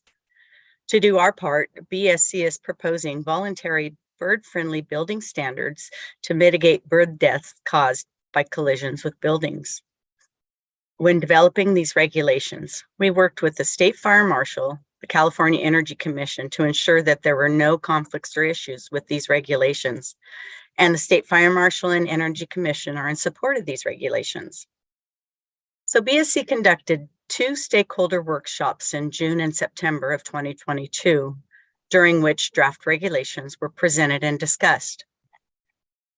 These workshops were attended by state agencies, interested parties, and stakeholder representatives such as Keisha Environmental, San Joaquin Audubon Society, the USGBC, CBIA, State Fire Marshal, American Bird Conservancy, Kaleidoscape, the Natural Fenestration Rating Council, and of course, Jane Taylor. BSC solicited feedback from the group and many others not in attendance at the workshop, like the U.S. Fish and Wildlife, Dr. Daniel Clem at Muhlenberg College, and James Kuby. The outcome of the feedback is included in the draft proposals before you today. So I'd like to provide you with an overview of the proposed for bird-friendly regulations. The associated express term, individual statement of reason, and the commission action matrix item numbers are 2-1 through 2-9, items 20-1 through 20-6. So the new definitions that I'm proposing, item 2, page 3 of the express terms, items 2-1 through 2-7 in the CAM. I can go through each individually, or however you'd like me to go through those now. So how about we go through item 2, definitions, and Okay. we'll pause after for questions or comments, and we'll take the next item afterwards, if that's okay with you. Absolutely. And I'll just kind of, I'm not going to read them verbatim. I'll just kind of read them as a general statement. So first we have the 2x2 rule, which these are visual marker spaced no more than 2 inches apart, which birds generally don't fly through a 2x2 inch, anything in between that. So that's that reason. Adhesive markers. This is a marker applied to the surface of glass as pattern or a decal. Film being material that is adhered to glass, to the surface of a glass. And then we have glass acid etched, which is a glass that is hydrofluoric acid washed, creating a variety of patterns. And then we have glass fritted, is a ceramic based paint applied in various patterns. We have a glass surface, which is, it identifies the exterior surface, surface 1, where visual markers are generally applied, and then the subsequent interior surface numbered in ascending order of the glass. And then we have the mature tree canopy, which basically is the top of a mature tree. Ultraviolet, defined as electromagnet radiation of surface of glass. And then we have visual marker, which is applied to surface 1 as a pattern or a solid shape or treatment to deter the birds. Does anybody have any questions as to any of the definitions? Okay, well, I don't see, oh, we do have Ron Takiguchi. I just want to state, thank you, Mr. Chair. I just want to state that I don't have questions on the definition so much as when we get to item 20, which include the definitions themselves. So I'll defer my question to item 20. Thank you. Thank you. Ron. Okay, I don't see any more hands. Could you please continue to item 20-1 and through the 20-5? Absolutely. Now we're on items 20 on pages 30 through 32 of the express terms. So the first one is the A5107 bird-friendly building design. This is the scoping design, which addresses new or the alteration of existing buildings, including the addition or replacement of 50% or more of exterior glazing. We included a note for the buildings within the fire severity zones that they comply with Chapter 7A of California Building Codes. And I think if Crystal is still on here, I don't need to talk about her comments. She can bring that up later. She did submit some comments. And next we have the A5107.1, which is glazing, which is required elevation treatment, covers the many design aspects of glazing, which helps minimize the risk of bird collisions. Regular glazing on buildings create a fly-through condition that birds cannot see or detect. By using patterns of various sizes and densities, manufacturers can create any kind of image. Ceramic frit and acid etched patterns or film products can achieve design objectives to deter these bird strikes. And then down later, we have another application is slats, screens, netting, and louvers. Grills and shutters and exterior shades are some of the more commonly used elements that can make glass safer for birds. Screens and nets are still among the most cost-effective method for protecting birds, and netting can often be installed so it is nearly invisible. Decorative grills are also part of many architectural traditions and can be used to project visual markers to birds. Exterior decorative grills can serve as a bird-friendly feature. Next, we have the A5107.2, which is special conditions. This portion of the regulations are here to provide minimized fly-through conditions and black hole effects in buildings and structures such as glass bridges, walkways, outdoor railings, freestanding glass, architectural elements, building corners where glass walls or windows are perpendicular. And next we have nighttime conditions. So nighttime lighting at the top of the building and interior of all areas visible through exterior glazing, including lobby and atria, shall be controlled with a time switch control device or occupancy sensors, complying with the current California Energy Code. The control device shall be programmed so lights are extinguished from 2 a.m. to dawn. There is an exception regarding the emergency lighting and lighting required for nighttime security, but this will help minimize nighttime collisions, which occur because the illumination of buildings creates a beacon effect for migrating birds. And lastly, I have A5107.3.1, which is Systems or Operation Maintenance Manual. This includes written recommendations that lighting is extinguished and janitorial services be scheduled between sunrise and sunset. That is the end of my presentation, and I'd be happy to entertain any questions you have. All right, we have Bob Raymer. Hey, thank you, Mr. Chair. Thank Bob you, thank Warner. you, Beth. Appreciate your presentation. Thank you. Absolutely. This is a proposal that has had a long time in the making. Initially going back 8-10 years ago, we had some major concerns with the initial proposals. But with this one in particular, we were strongly recommending that there be reference to the energy code. Obviously, you've got, reflectivity and U values for windows that we wanted to make sure that when you're applying these, you haven't somehow disrupted the other analysis for the energy regs, as well as Chapter 7A, the WUIs, the Wildland Urban Interface Fire Safety Standards. When you're putting netting and some of the other options on the outside, it's possible that that could have issues. However, the point we wanted to raise is when the local jurisdiction is adopting this, that they need to consider these other two, and the proponents have put that in here. So we're good to go. Thank you. Thank you, Bob. Ron? Thank you, Mr. Chair. And I'd like to say a hello to our former colleague, Jane Taylor. Thank you very much, Jane, for staying on this item. Like Bob said, this was a long time in the making.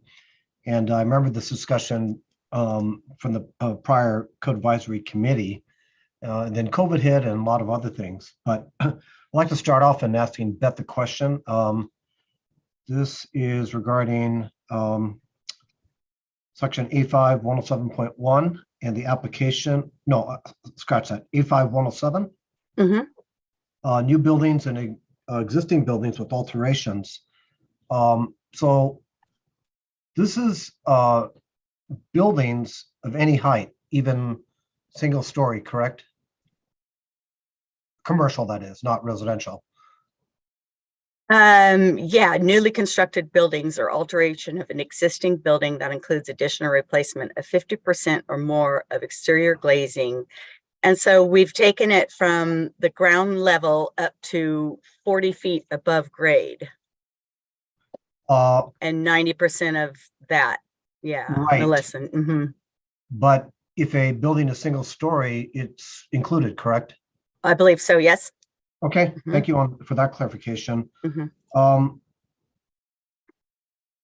I don't want to be too philosophical on this, but in the initial statement of reasons, it did mention, and we did discuss it at the prior Code Advisory Committee meeting, that we're moving with this item, something that we traditionally see building codes as and that is people, life safety. And now we're going to more of an environmental safety concept. And I think for the most part, most people are okay with that. All I'd like to maybe offer for consideration to the Building Standards Commission is maybe look at or relook at the purpose of the Cal Green Code, because the language in the purpose, and I'll read it, the purpose of this code is to improve public health, safety, and general welfare. And that is language that's almost identical in the purpose of all the other codes, which points to people, life safety. So if we're moving to the realm of more environmental things and things that are expanded, I would maybe offer that the Building Standards Commission take a look at purpose. So it's not just a concept or something that's discussed here or is in the record of a eyesore, but maybe it's into the code itself. So that's my first statement. My next statement is regarding the 90% and then the 40%. Conceivably, glass replacement could happen at different periods depending on the scope of work. Is that correct, Beth? Yes, correct. Okay, so this goes to my question on the glazing and really its material availability. And my question is, for the different types in the definitions and recommended under glazing, etched, fritted, patterned, etc. Do you know if those have the same look? And the reason I ask that, because what most local cities would not want is buildings with glazing with different looks and colors. And I worry about availability of material at different points in time and resulting in a different look on certain floors while we're placing glass. So that would be not only an important thing, but could be even against local zoning regulations if buildings don't meet certain zoning standards on look in general. So availability and a answer to similar look for the different types of glazing. And on that,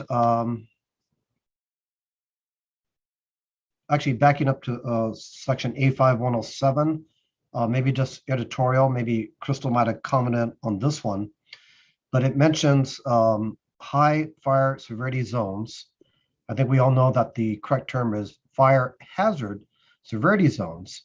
And within the fire hazard severity zones, there's a very high, the high, and the moderate. So question here is, does the note apply to all three different zone types? Very high, high, and moderate, or just only high as it reads here? Crystal did comment on this. And we're more than happy to work with her on this. And what her comment was, can we change high fire severity zone to just read fire severity zones? And so, yeah, we'd be willing to work with her to make sure that we get the correct language in there as far as that goes. I think Ron. Yeah, thank you. And then with that general term, then locals would take it as meaning all fire hazard severity zones, the very high, and moderate. Okay, thank you, Beth. And one thing I'd like to point out, which was somewhat discussed yesterday on buildings in general, is those buildings of a historic nature. If, for whatever reason, existing glazing is changed or damaged or needs to be changed, they reach the 50% threshold. One of the glass types that are listed here may not meet the historic character of these historic buildings. Some of them, of the National Register, some of them just locally significant. And I would like to see something in this voluntary standard to include historic buildings. And it's not only the glazing itself, but it's also the other protective features. Say if the netting or other, slat screens, louvers are placed on a historic building, it would change the character and probably wouldn't be consistent with the Department of Interior standards. So I would like to see something on that. And also decorative glazing. Take churches, for example. If stained glass windows, decorative glazing is damaged or replaced for whatever reason, and they'd like to do the same, it may not be one of the types listed in this proposal. So there should be some considerations to buildings of that type or existing glass of that type. And the last thing I'd like to say is, and maybe it's meant here, and that is actually a couple more things. Nighttime conditions, the exception for emergency lighting and lighted required for nighttime security, just making sure that that includes the beacon lights for airplanes and FAA regulations. And maybe it might be helpful to point out or specifically mention the FAA for that type of a federal regulation. And now the last thing, forgive me, nighttime conditions. The language here is controlled with time switch control devices, which would work for the goal mentioned here, but maybe the commission would like to consider maybe something more appropriate, and that is the astronomical time switch control, which is the same as the time switch control that's mentioned here.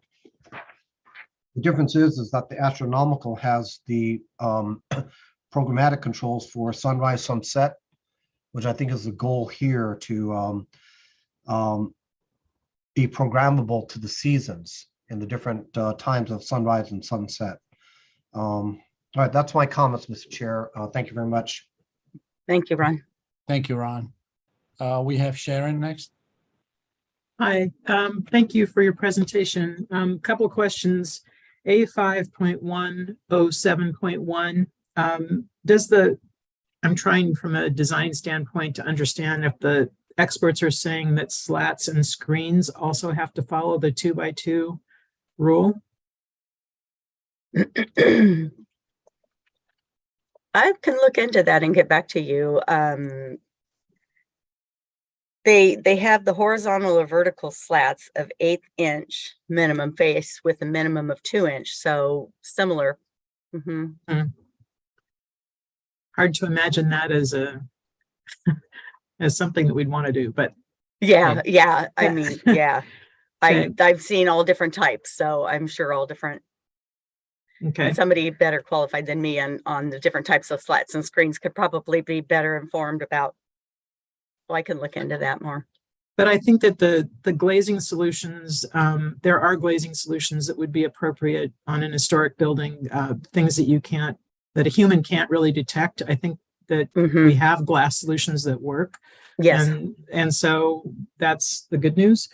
On section A5.107.3, starts to get into maintenance and operations requirements, which I fully support, but I'm going to ask the staff folks can we even put that maintenance and operation requirements into the code? And if so, what does that look like? What are we telling people that they have to have at permit plan check?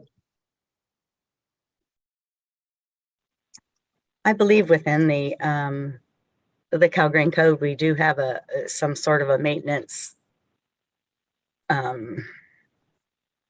regulations, but I can't recall what they are in this moment. Yeah, for I'm sorry. Do you want me to respond to that, Mr. Chair? Please. Thank you. Yeah, for residential, which isn't this discussion, there's a manual. It requires 11 different issues to be addressed, because they can vary. You can't really have the same manual for all homes and apartments. And there is documentation regarding green building issues, water conservation, et cetera. that's turned over in the commercial sector. And in that bunch of paperwork, we would now include if the jurisdiction has adopted the bird proposal, that it would include all of that as well. Thank you, Bob. Wes is next. Thanks, and thanks for the presentation. I'm very supportive of this proposal. I think it does fit in the code. Ron, you brought up a really good point on reading the purpose. I reread that, and I guess with my environmental blinders, I see that as the language where it says building components and concepts that have a reduced negative impact or positive environmental impact. I read that as this being within it, but I see what you mean by there's also a talk of public health, safety, and general welfare. But I do think in this code in general, the state has taken a stance that environmental, positive things in the environment are part of health and safety. Anyway, we can figure that or talk that out another time. But all that being said, I'm supportive. The U.S. Green Building Council and LEED has a pilot credit on a very similar type of strategy for bird safe design. It's very popular. We got lots of projects that use it all the time. It's, again, kind of a voluntary credit that projects can opt into. There's a lot of similar things in it, although it's more performance-based in the LEED credit, a little less prescriptive in what you see here. But I could see us looking to this if it gets adopted as a potential, similar pathway to add. I think Ronnie raised some really good questions around things like different types of glass and historic. I think those should be addressed, but I do think this is a strong proposal and support it. Thanks. Thank you. Bob, next. Yeah, thank you, Mr. Chairman. A couple of things. First off, the fact that this is going into the appendix, for those that aren't unfamiliar with appendix items, jurisdiction has a great deal of flexibility. Number one, they could adopt the whole thing as is, but like with a lot of the tiers, you'll see that jurisdictions will adopt a huge chunk of like tier 1, but not all of it. And so the benefit here is if you've got some particular issues within a jurisdiction, they can adopt chunks of this and modify other chunks or choose not to adopt it in its entirety. So there's a lot of flexibility with the appendix items. And secondly, after we get done with public comments, I'm going to suggest, I'd like to get some advice from the committee on a motion. Particularly, we need to address Ron's comments in the note in 5107, as well as the nighttime conditions. There's a couple things there, but I just wanted to make sure that, if we send it back for further study, it's understood it's very short-term further study for these 3 items. Thank you. I don't see any more hands. Oh, I see Ron. Thank you, Mr. Chair. Yes, I would want to make sure that the everything that was said by all the committee members are friendly and will be considered by the commission. And I agree with Bob that many of the things that were said, I think would be very favorable to even a optional tier standard. So if we do decide on a motion for further study, let it be short term, because I think those are relatively easy. All right. Thank you, Bob, and thank you, Mr. Chair. Thank you. I don't see any more hands. So let's go ahead and move to public comments, please. How many calls do we have? Currently 2 raised hands, and I'm sure Ms. Taylor is going to want to speak. We'll Oh, start yeah. I would have guessed that one. Crystal. Okay. All right, so let's go ahead and remind everybody the public comments. We have a 2 minutes limit, and we will give a 10-second notification. Thank you. Let's go ahead and get the first caller, please. Okay, well, good afternoon. This is Crystal Sujeski with CAL FIRE Office of the State Fire Marshal. And yes, we did participate in the review and pre-rulemaking activities for this project. I did send some comments to Beth and Mia last night, and A 5.107, a friendly amendment to delete the word high and just be all inclusive of the fire severity zones that will be mapped. Also, not sure why it's a note. It should be just part of the regulation to comply with that anyway. The other comment that we had is the term adjacent mature tree canopy is very subjective and unclear. If Building Standards Commission in their studies or in the eyesore can expand on that reasoning, I think that if we field questions, it would help with that interpretation. So thank you very much. Thank you. Let's get the next caller, please. Joan Starr. Hi, can you hear me? Yes. Okay, great. Yes, my name is Joan Starr. I live in El Cerrito in a condominium in California, and I urge you to adopt the 2 recommendations in the letter from the EV Charging for All Coalition. I appreciate that the proposed I'm sorry to intervening. interrupt. I'm sorry to interrupt. We're talking about the bird-friendly requirements right now. If you are for the multifamily, that will be coming next. I see. Yes, I am. Okay, please stay tuned. We're almost done with this one. It'll only be a few minutes. Okay. Thank you. Any more calls related to the bird-friendly related items? No more raised hands. Ms. Taylor? Yeah, can you hear me? Yes, we can. Yeah. Okay. Hi, this is Jane Taylor, formerly with the Building Standards Commission. And I really appreciate the progress that's being made here and the favorable comments that are coming through. I did want to point out that the definition for green building includes environmental protections. So maybe there's a little conflict between purpose and that definition that could be ironed out. But other than that, I don't really see. I think also commissioning, I think there was something in there, I haven't looked it up, that had something to do with operations and maintenance, having those instructions for systems and things. So it's not unprecedented. Church glazing, I think maybe isn't really an issue because that's not the kind of glass that birds usually fly into. They fly into clear glass or reflective glass, and maybe there may be an element in a stained glass window that's reflective, but it's usually complicated enough that it would deter birds. So I don't think that's really an issue. Perhaps we could carve out an exception for historic buildings, but that might be also up to maybe the local jurisdictions to do. I don't know if we should do that. But I would look forward to getting some expert advice from ABC, the American Bird Conservancy, if there's going to be some further study on this on the short term. Thank you all very much for trying to move this forward after 18 years. Right on.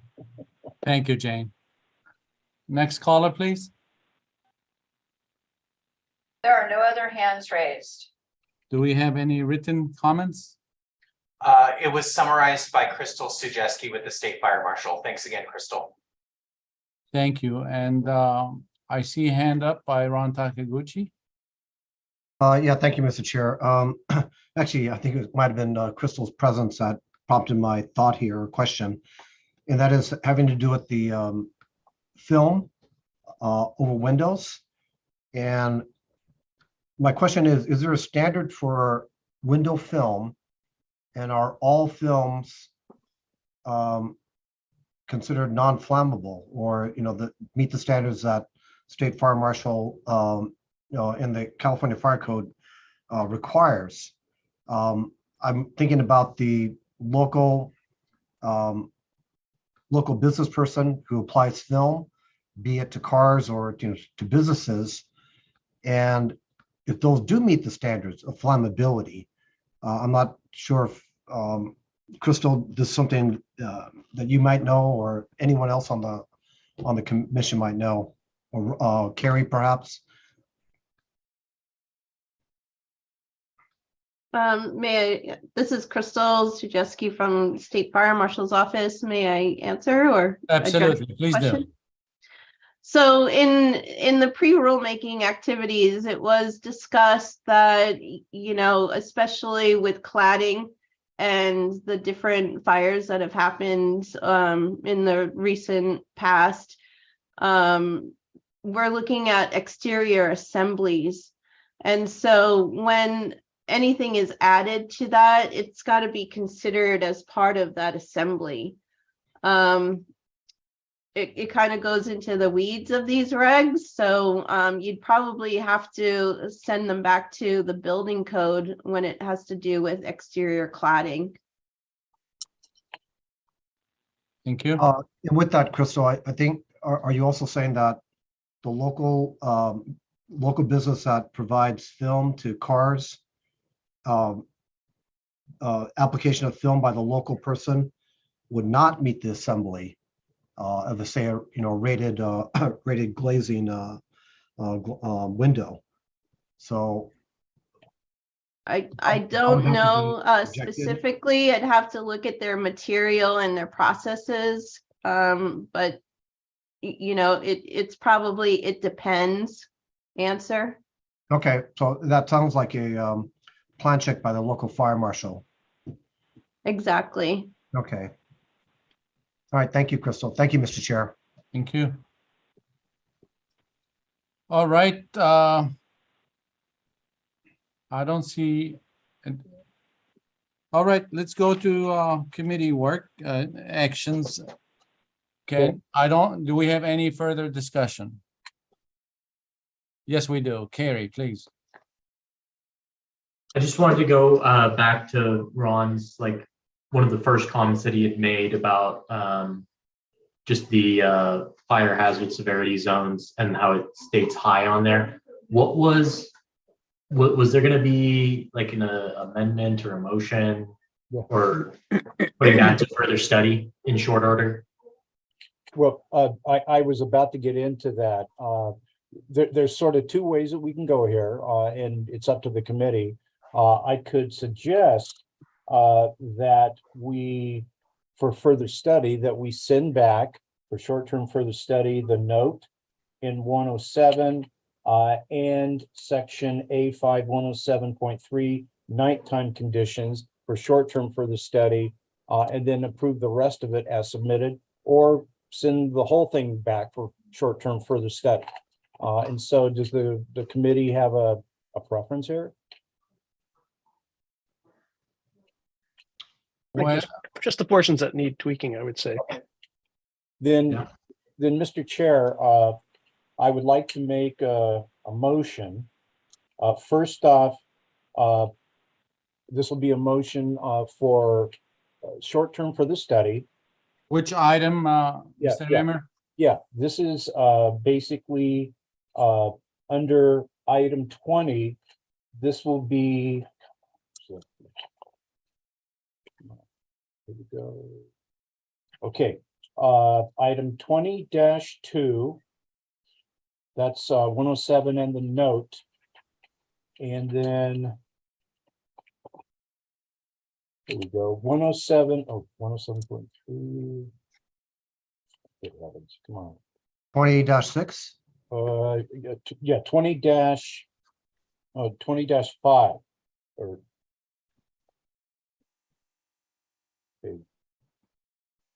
Yeah. Yeah. So okay, 20-2, I'm sorry, 20-2 and 20-5 under which criteria? Under criteria 6. Okay. And I think they've already got the list of what needs to happen, but with the first part under the note, we need to do some tweaking of high fire severity versus fire severity.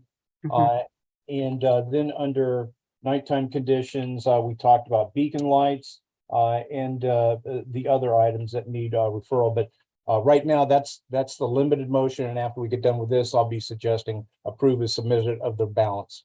So, okay. So we have a motion for further study on items 20-2 and 20-5. I have a second. Ron Takeuchi, second with the clarification. And this is to the commission, to the agency. For the items that were mentioned for historic and maybe the decorative windows, do you have an idea of what section that would go in?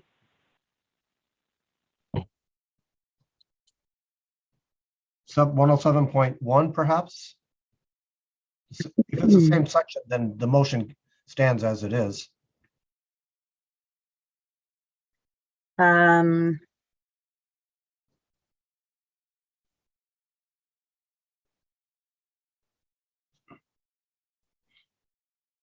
Yeah, Well- possibly, yeah. Or maybe 107? Yeah, because we are doing the note in 107. Yeah. And required elevation treatment. So yeah, it might fit in 107 for the historic, is what you're talking about. Yes, and decorative windows, if it's appropriate. Yeah, I think that would fit well. So you're covered. Revised motion, Bob, and I'll second it. Yeah, so done.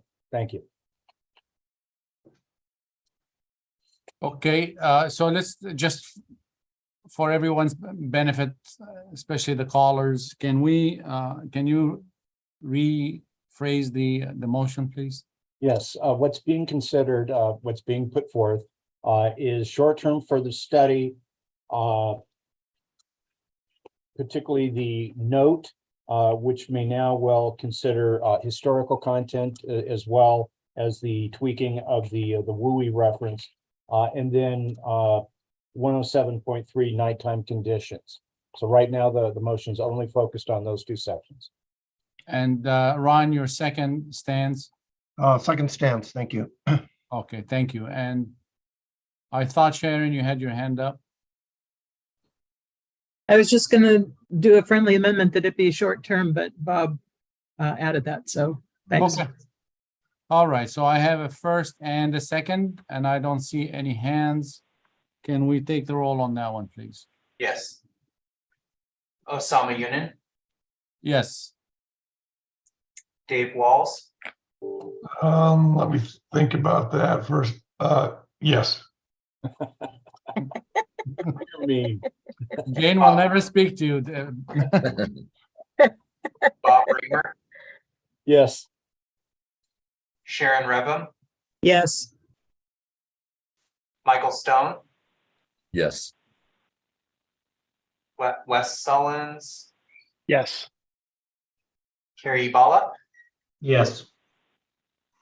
Stephen Taylor, Yes. Ron Takaguchi, Yes. motion carries. Thank you. Okay. Now, if I may get another motion for the rest of the items. Will do. Mr. Chairman, I would like to move for approval as submitted, item 2 and item 20, with the exceptions of the items we just sent back for short-term further study. Okay, Second, Ron Takiguchi.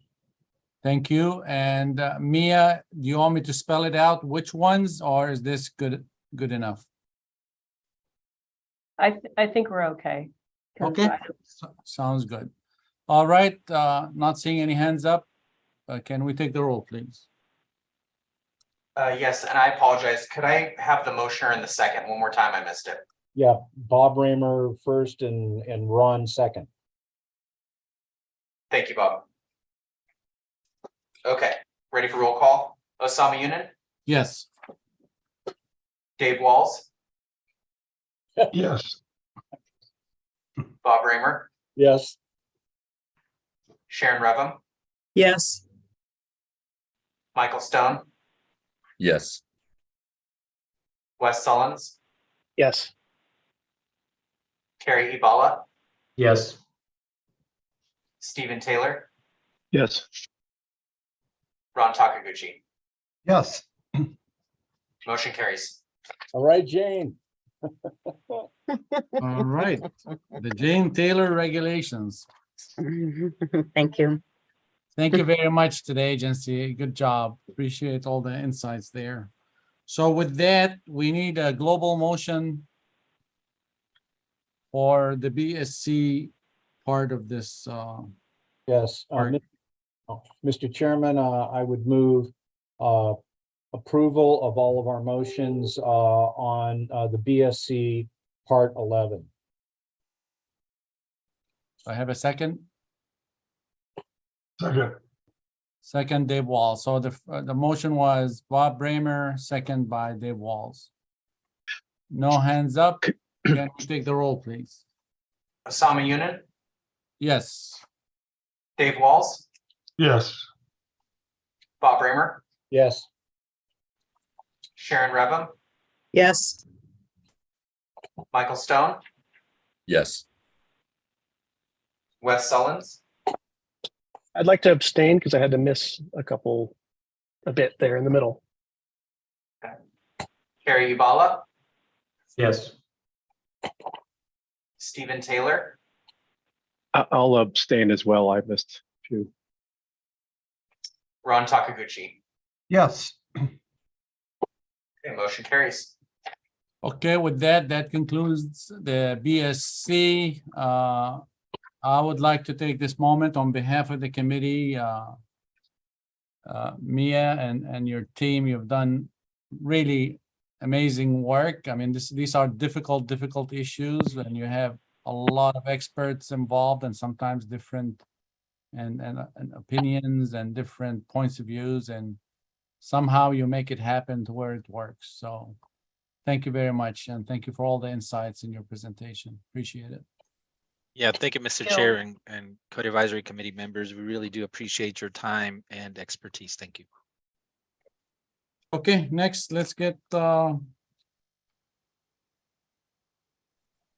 HCD.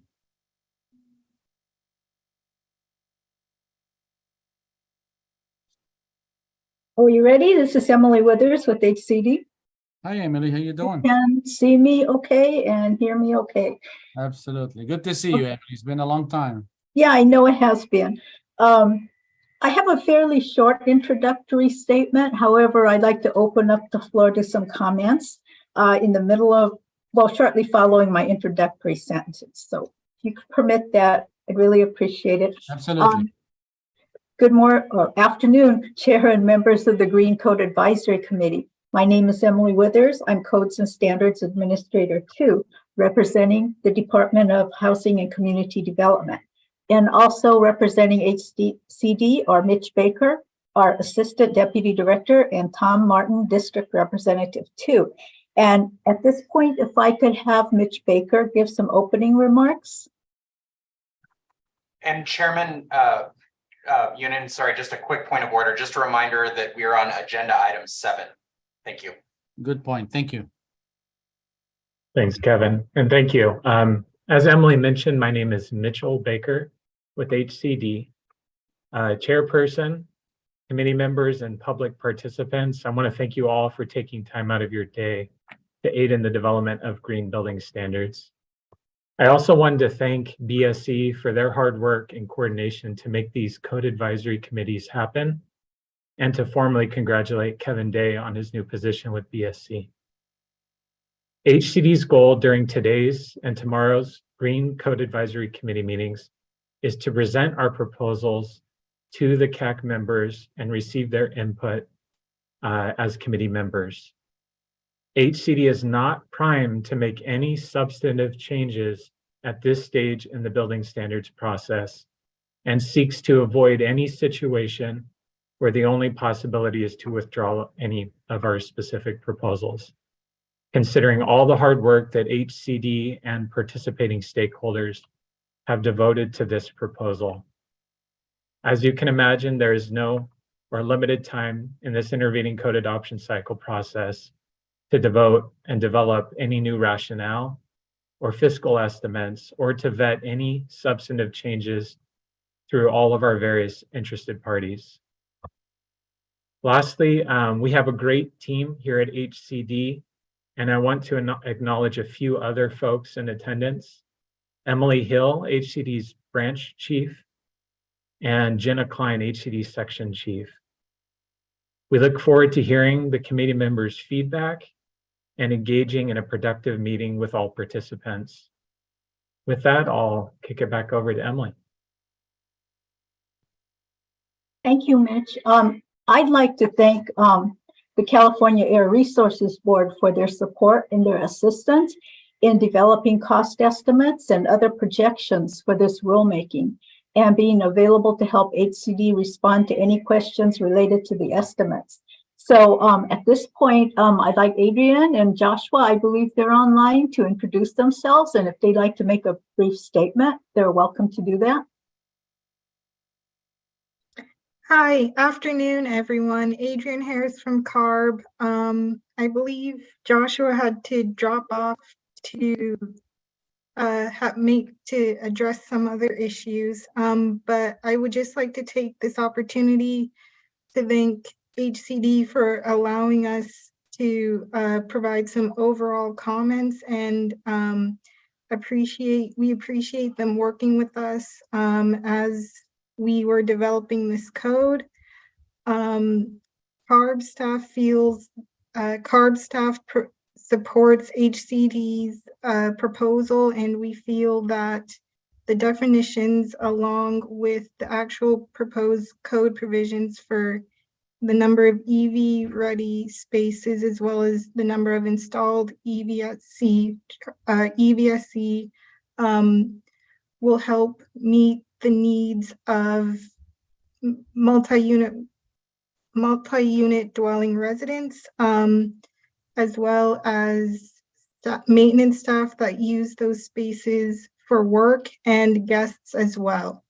We also feel that the code will meet the requirements of drivers at newly constructed hotels and motels, again, staff and maintenance guests and staff there as well. Overall, as we alluded to earlier in the day, we understand the need for public charging as well as charging at home is great. And we appreciate the fact that HCD is willing to continue to push forward with these code updates to meet the needs of current drivers as well as future drivers, as we strive to meet the goals laid out through previous executive orders. Thank you. Thank you. Thank you, Adrian, for all that information. Between Adrian and Enrique, they've provided a lot of background and history. So fortunately, I don't have to go through and repeat all of that. And that's actually in our eyesore. So anyways, thank you, Adrian, and thank you, Enrique, for that. And thank you to the committee for the opportunity to present HCD's proposed changes for the 2022 California Green Building Standards Code, referred to as CalGreen. HCD's proposal was developed through a coordinated process between HCD, the California Air Resources Board, and the California Building Standards Commission. We also had advice and input from the Governor's Office, the California Energy Commission, and many other stakeholders. HCD's authority for adopting green building standards lies in Health and Safety Code Section 17928, to identify green building features determined by the department to be cost-effective and feasible, to promote greener construction, and to propose these as green building standards. Health and Safety Code Section 18941.10A2 also directs HCD to propose mandatory building standards for the installation of future electric vehicle charging infrastructure for parking spaces in multifamily dwellings, and submit the proposed mandatory building standards to the Building Standards Commission. HCD participated in 3 meetings of the CalGreen Electric Vehicle Work Group, along with the California Building Standards Commission and the Division of State Architect. These meetings were held on April 14th, June 16th, August 18th, and September 22nd, 2022. These meetings provided opportunities for stakeholders to provide recommendations and comments to further develop CalGreen provisions related to increased opportunities for electric vehicle charging. HCD also participated in coordination with BSC and DSA in the CalGreen Carbon Reduction Collaborative workshops conducted on April 4th, May 19th, June 30th, and September 8th, 2022. HCD also convened its separate CalGreen focus group meetings on July 11th and August 22nd. HCD's proposals before you today are focused on CalGreen's EV charging regulations. So we don't have any groupings. They're all EV charging regulations. Little bit of deviance in the application checklist, but editorial mostly. During the past triennial code adoption cycle and for this intervening code adoption cycle, many stakeholder comments were received, including stakeholder proposals for level 1 charging, followed by a proposal for level 2 charging and other configurations for EV charging, specifically focusing on multifamily buildings. A significant emphasis was placed having immediate access to charging versus increasing only infrastructure and increasing the amount of charging available to EV users. Our current proposal for the mandatory portion of CalGreen is based on modifications to the existing 2022 mandatory sections, which went into effect on January 1st, 2023, which is about a month and a half ago. For the voluntary section, we have incorporated an additional option to use the latest stakeholder proposal to maximize opportunities for charging for multifamily buildings. We'll be providing more details on HCD's proposals as we progress through the package. To conclude this general introduction, HCD will commence with the discussion of proposed changes and request the Code Advisory Committee's recommendation at the conclusion of each section. We're also open to grouping the EV discussions as appropriate if the committee desires. And we also thank the committee for your time and sharing of expertise and are available to answer any questions or provide further information on HCD's proposals. All right, thank you, Emily. Okay, so if you wanna go ahead and start with maybe item 1, and we'll continue down there. And if we have any comments or questions by committee members, we'll stop. Okay, item 1 is the definitions section of CalGreen. So I'm off script now, so you're going to see me looking down and not making much eye contact, so forgive me about that. Item 1.1 is on page 2 of our express terms. It's dated January 19th, 2023. And what we have are basically the same revised definitions that was addressed by Division of State Architect and Building Standards Commission.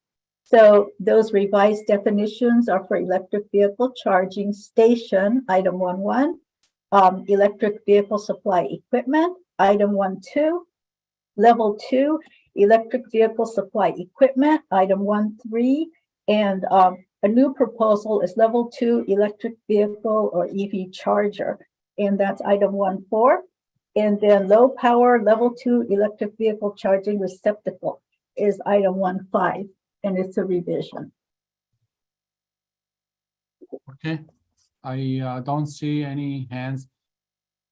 Let's continue, please. Okay, I am going on to item number 2, and this is at the top of page 3 of the express terms document. It's section 4.106.4, electric vehicle charging for new construction. And our changes are actually to delete the reference to future installation and use of EV chargers, because as mentioned earlier, we did get rid of the EV capable requirement, which I'll discuss in the future. And then also we're removing a specific reference to Article 625 of the Electrical Code. And this is the article that specifically addresses EV charging or power transfer between the building and the vehicle. So those are our changes.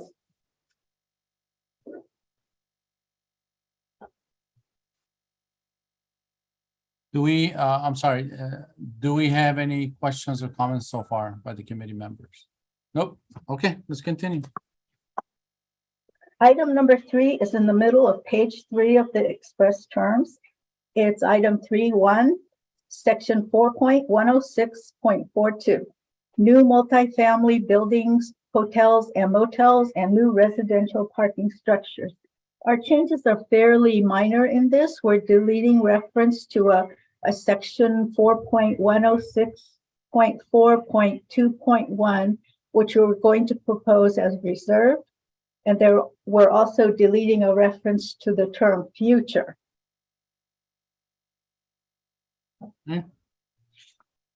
Please continue. Item number 4 is at the bottom of page 3. And this is item 4.1. And it's section 4.106.421. It's titled Multifamily Development Projects with Less than 20 Dwelling Units and Hotels and Motels with Less than 20 Sleeping Units or Guest Rooms. And what this is doing is, in the existing 2022 Calgary Code, we have separation in provisions or requirements for units, for projects with less than 20 units versus projects with 20 or more units. So our proposal is to get rid of that separation. So that's what this item 4.1 is doing. So essentially it's deleting that item number 1, which was the requirement for the EV capable or EV infrastructure spaces, and then also the requirement for the EV ready. But it's actually rebirthing or giving birth to the EV ready in the next section. Thank you. You want to go to the next item? I don't see any hands up. Okay. Item 5 is at the bottom of page 4. It's item 5.1, section 4.106.4.2.2, multifamily development projects with 20 or more dwelling units, hotels and motels with 20 or more sleeping units or guest rooms. And as I mentioned, we're combining the requirements for projects with less than 20 with the requirements for projects for 20 or more. So that's what this is doing. It's also showing at the top of page 5 the deletion of the EV capable requirements for the projects with 20 or more units. And that's item 5.2 at the top of page 5.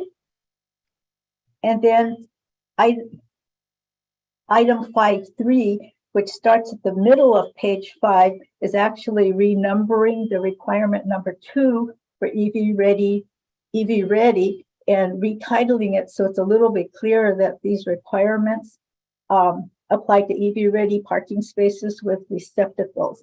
And we're renumbering it from number 2 to number 1. And then also showing some separation between hotels and multifamily facilities. All right. So what we're doing is the deletion of the EV capable requirements is actually in response to stakeholder comments about the usability of a function such as EV capable, since you really can't drive up to it and charge. So it's really not an opportunity for charging. So it was good when we first introduced it, but as time changes, the needs change too. So we're deleting that EV capable requirement for the receptacles. This is something that we introduced in the 2020. Emily, I'm sorry. Can we pause for a minute? We have Sure. 2 hands up. Ron, please. I just want to thank you, Mr. Chair. I want to make sure that I'm on cue here. We are on item 5. I think my comment 5-3 is where she was. Yeah, we're on item 5 and she just stopped at 5.3. Okay, I think I'm on cue here, and this is regarding receptacle power source. And it has in that statement, it says where feasible. And we are talking about new multifamily, correct? Right. Yeah, so I'm not quite following what is meant where feasible, because we're really just talking about branch circuits. So therefore, more panels if need be to meet dedicated branch circuits for receptacles. So I want to make sure that my thinking is consistent with what's written here.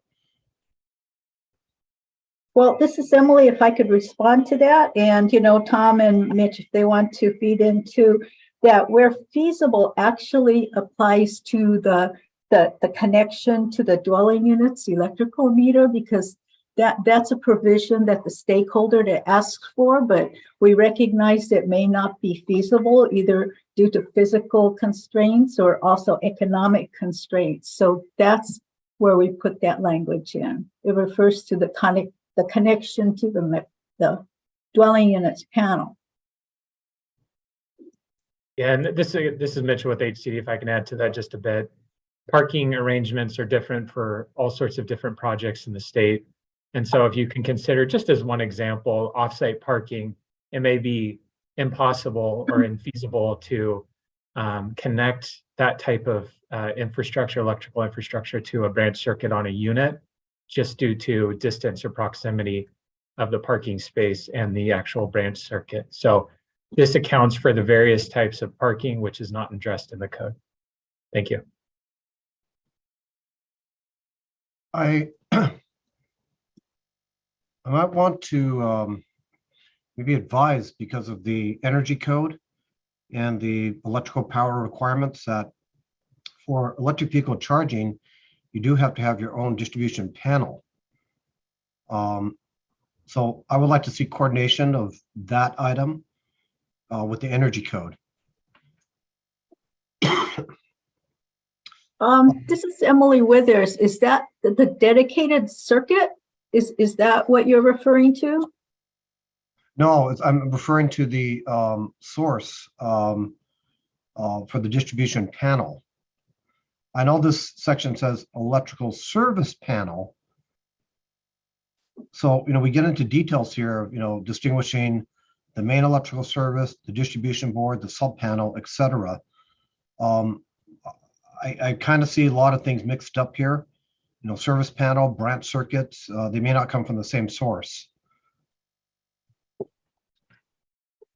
Well, I think the impetus for the stakeholder comment on this one was if the connection of the EV charging receptacle, for example, was directly connected to that unit's panel, then the billing, et cetera, would be part of that units as read off the panel. And again, this is Mitchell, real quick, for Ron. This is directly connected to multifamily buildings. I want to make sure that's clear too. No, understood. But I'm going to have to mill through this language. But let me go on to my next comment, Mr. Chair. Please. And it's the exception under the same subsection C, areas of parking facilities served by parking lifts. And I know that was a good exception in the Cal Green Code. But with that, it's also recognizing that parking lifts have their challenge to plug in. And I think the greater challenge for plug-in are the automated parking structures, which are unmanned or, let me say, personless. And when the 2022 Cal Green Code was introduced, a lot of local building departments in LA County in particular, we wrote a local amendment, an exception to exclude multifamily and commercial, but multifamily that is served by automated parking structure or served by automated parking structure. I think it's the same intent in that plugins are not feasible, especially in the case of the unmanned or personless automated parking structure. So just know that that was the reaction for a lot of the local jurisdictions with this exception. It's kind of a an adjunct exception. So I'd like the agency to consider that. And that's all my comments for now, Mr. Chair. Thank you. Thank you.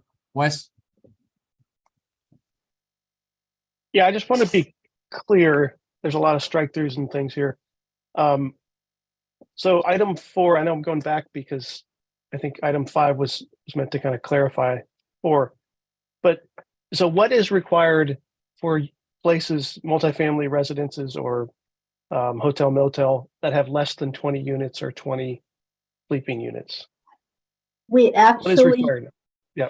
we actually deleted that separation. So now this applies to all residential units and multifamily and hotels and motels. So that's what we did in item 4, was deleted the requirements specifically to those projects with less than 20. And then in item 5, we deleted the reference to the 20 or more, and that in essence combined the two. Got it. So any at all have a requirement for some minimum. Same requirement. Okay. Just wanted to be clear because there's a lot of strike throughs and underlines. Thanks. Thank you. Michael Stone? Yeah, thank you, Mr. Chair. I actually have a couple of general comments that I'd like to make, and this seems like the appropriate spot to do it. And I'll be brief, but to get back to Ron's comment on the receptacle power source, he's correct. It says shall be provided with a dedicated branch circuit connected to the dwelling unit's electrical service panel. And a lot of times your branch circuits do not come out of the electrical service panel. And if you can picture, maybe you'll have a meter pack on the wall of say a multifamily dwelling, and that's where all the meters are, and that's where all the feeder circuit breakers are that turn off the panel that's in the actual dwelling unit. And all the branch circuits for that dwelling unit come out of the sub panel that's in their unit. So this should be worded a little bit differently. That's probably not a huge deal, but the point is, a lot of times the dwelling unit, the branch circuits don't necessarily come out of the electrical service panel for each unit. Yeah, that's one specific comment. But if I may, Mr. Chair, make a couple of general comments. Absolutely. And the first one is yesterday morning during the public comment period of items not on the agenda, there were 2 public commenters that requested that somebody that lives in a multifamily dwelling have a seat on the on this committee. And I just wanted to share that I drive a 2019 Chevy Volt. It's a plug-in hybrid, and this is my second Volt that I've had. And I bought my first one in 2015, and I've been bouncing around a little bit. I've lived in 2 condominiums and 1 apartment building, and I'm finally planted my roots down in my single family dwelling. So I've lived in 4 places, including 3 multifamily dwellings. And in 2 of those, I was able to figure out a way to charge my Volt on level 1 charging. But one of them, the old apartment building I lived in for a little less than a year, I couldn't do it. So I just wanted to let those public commenters know that I am on this committee, and I am aware, I'm very aware of the challenges of multifamily dwelling charging. So that was one comment. The other comment, and again, this is a general comment, but in the eyesore on page 2, the first paragraph up at the top, there's a sentence there that I really like. And by the way, thank you to HCD for all the work that they put in on this with their workshops. And I wasn't able to attend all those, but I did make at least one of them. But anyway, the sentence says, this provides an incremental approach to facilitate EV charging that allows for evaluation of effectiveness of the regulations. And I think that's just a great point to make. And Bob Raymer and I have I think it's a privilege of, we serve on the IECC residential, that's the International Energy Conservation Code, which we don't use in California, but most of the rest of the country uses it. And we're developing those regulations right now.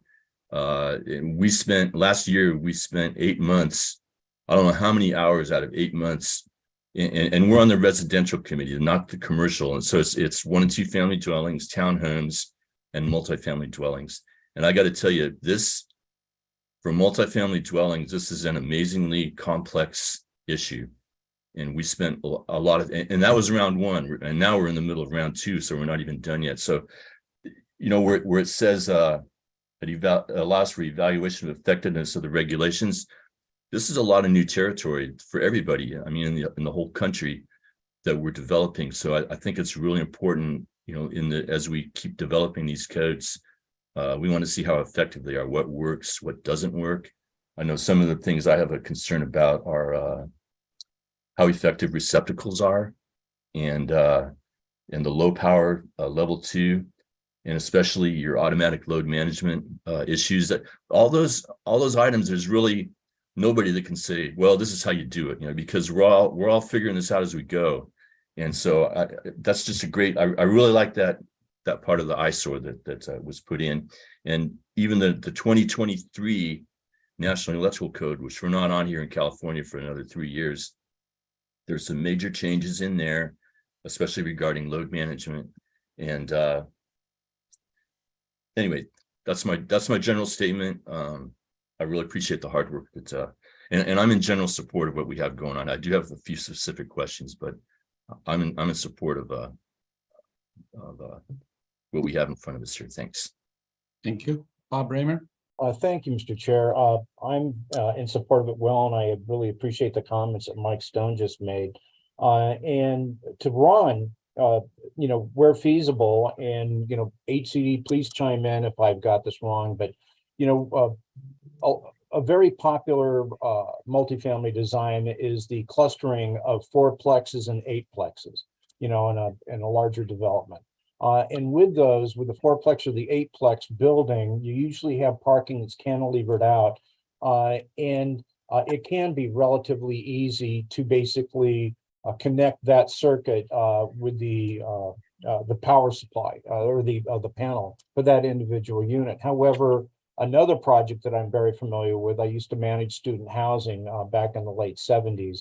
And, we had a 3-story apartment complex with 200 units total.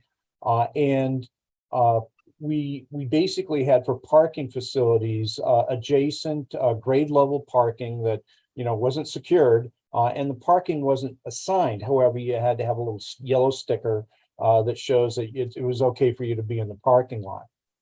And as you know, students have a tendency, they get to know somebody else and they want to move, 5 doors down to live with Joe or whatever, and vice versa. And so there's a huge amount of changing back and forth. So we don't provide assigned spaces. In that type of an instant, I would consider it not feasible to go ahead and connect these to the individual unit panel. And so HCD, I'm reading that correctly, right?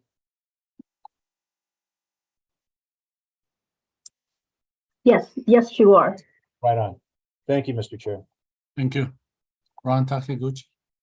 Yeah, thank you, Mr. Chair, and thank you to Mike and Bob for chiming in on they clarified some of the questions I had. And reading it again, the receptacle power source for multifamily, I do understand what the intent is, which I believe is to have the occupant pay for their own charging to the electric vehicle. So I understand that now. What really throws me off is the word service, because in the California Electrical Code, service is very specific, and service is the main distribution power for the building, but in the dwelling unit, that would not be a service. So I would like to see a modification to remove the word service in that sentence there. And like Bob said, especially when you might have a multifamily complex with subterranean parking, with the distribution at the grade level, or in some cases even at the P1 level in the parking structure, it's almost going to be impossible to feed. No, I said it wrong. Where you have the parking in the P1 level in the dwelling units above, maybe 2, second, third, fourth level, almost impossible to feed the receptacle from that point. So I understand the word feasible now, and with the strong recommendation to remove the word service. And that's my comments, Mr. Chair. Thank you. Thank you. Harry? Yeah, thank you. I just wanted to get a little bit of clarification for when it says, sorry about that, for where it's the areas of parking facilities served by parking lifts where there's the exception for that. That doesn't lower the amount that they need to have of chargers. That just displaces it to different parts of the parking, correct? If someone from HCD can, it's not decreasing them away from the 40% or away from the parking space with the charger per dwelling unit. It's just displacing it to other parts of the parking area.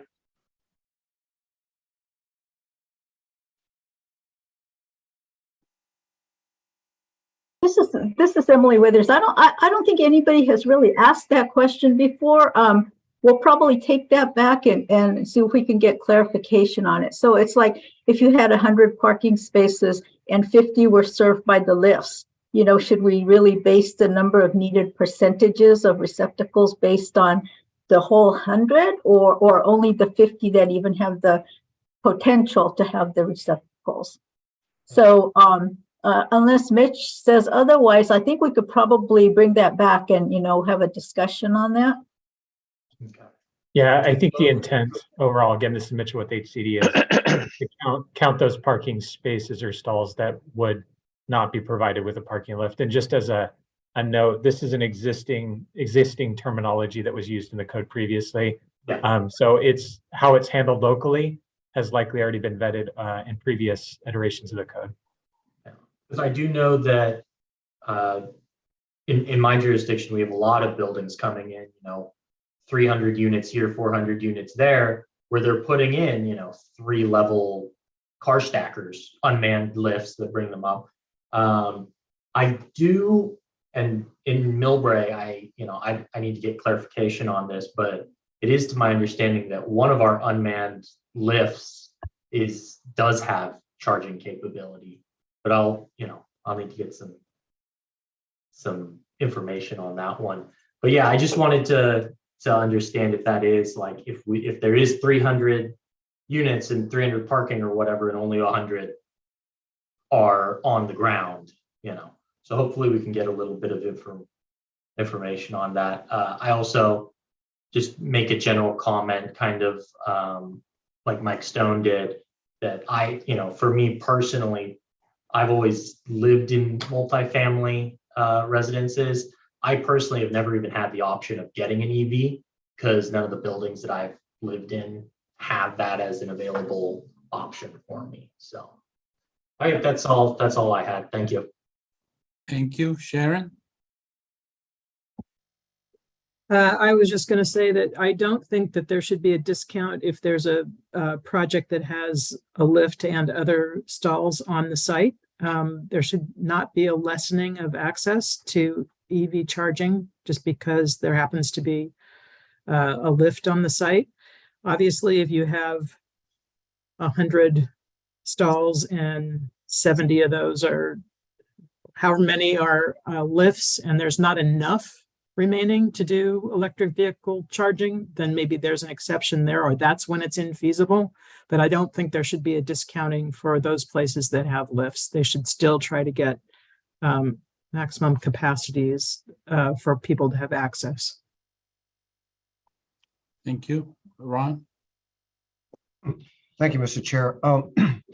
My experience is the word parking lifts is very broad because you have, say, the Carvana type lifts that, you see off the freeway with the car sales as one type of lift.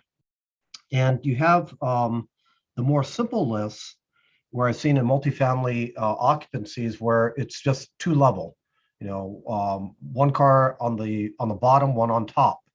And those are, in that example, that simple example, the residents, they actually park themselves and they actually operate the lift themselves. And in those cases, I could see where having a EV receptacle for both actually the car on the bottom and the car on the top with the cord with the right length or the right protection, especially if the plug itself is at the rear of the car, can be feasible.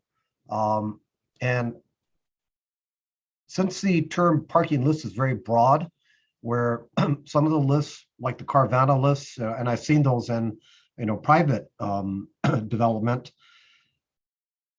it might be not feasible to plug in something in the Carvana type list example, but certainly in the more simpler types, it might be practical and, would serve benefit to the residents if it's a simple lift. So I think the exception is broad for the different types of lifts that there are. So that's my comment. Thank you. Thank you, Wes. Just want to agree with what Sharon said, that I agree. I mean, after you said that, it does make sense that areas with lifts, either they could be wired, or unless they make up, unless there's some circumstance that makes it challenging, they should be covered, I would suggest. So I think that's a good amendment. And since others have spoken generally, I'll also say that I live in multifamily, and we have a townhome, and luckily I'm an owner and have two EVs. One's a plug-in hybrid and one's an old 2013 Nissan Leaf. And we had to go through the hassle of getting our HOA to upgrade and put EV chargers in. And it was very expensive and costly. Luckily, we coupled it with some solar and converted some inverters that have a charger built in. And it actually ends up being a good thing for our community in terms of reducing our energy bills and charging our cars. But that was really challenging. It took a long time to do, and it took quite a bit of capital upfront costs, which I know many HOAs do not have. So I'm definitely in that camp, but I understand how hard it can be, and it's not something that's simple to retrofit at all. So thanks. Thank you, Carrie. Yabala? Yeah, just to both Wes and Sharon's point, just on the way that I'm looking at it about, my original question of like whether they got counted as well as the parking spots. In the way it currently reads, with this and the fact that it's that exact exemption was a existing language, they would count though, right? Because there's nothing saying that the percentage is lowered from the parking spots. I see Rob nodding his head. Yes. Yeah. Okay. Well, yeah, maybe that could be clarified. Yeah, thanks.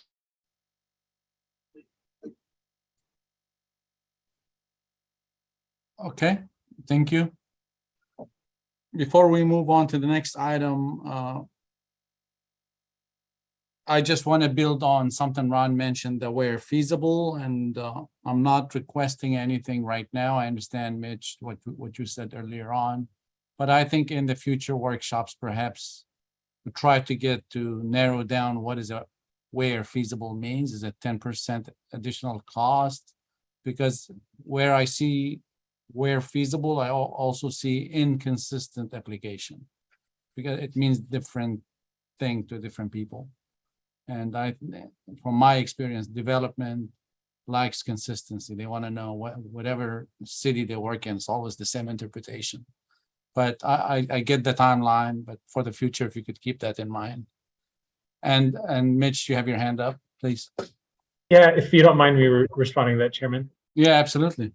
Yeah, absolutely agree. Opportunities to discuss it in future work group meetings is fantastic. One of the things that was discussed earlier is that this is somewhat uncharted territory. So what a great opportunity to get it out there, get the standards out there, and then find those specific provisions that are infeasible and then incorporate those into the code. So that's one of the objectives that HCD has, is to work through the system as these are being implemented into new multifamily hotels and motel projects, and then get that knowledge base and incorporate it back into the code. Thank you. Thank you. Thank you. And I have two hands up, Ron, followed by Carrie. Yeah, thank you, Mr. Chair, and sorry for keep chiming in here, but I want to make sure that I understand the concept of receptacle charging. And I have to go back to the definition of electric vehicle capable space, which is a vehicle space with electric panel space and load capacity to support a branch circuit. Okay, so in this multifamily scenario, we have EV spaces that must have receptacles and the corresponding capacity up for the electrical panel to support the branch circuit for the receptacle. Well, and maybe I'm answering my own question by talking through this. Correspondingly, that goes all the way up to the distribution board and the panel. So, okay, I think within this existing definition of electric vehicle capable space, which has no change, I think it does support this this item and the concept of receptacle charging. So I withdraw my question, Mr. Chair. Thank you, everyone. Thank you, Gary. I just wanted to, I know that this item and, you know, the one combined with that, the items before are pretty large ones and ones that bring up a lot of conversation. I just wanted to see if, you know, maybe we wanted to do the, you know, try and do like the public comments and move forward with these ones sooner so that, you know, if we get 3 items, 4 items down, and then the, you know, public commenters are scrambling over which items which, just because I know that this one, you know, I would hazard a guess that this one might have a few people that want to talk about it, given its scope. Yeah, I agree. Emily, you I saw.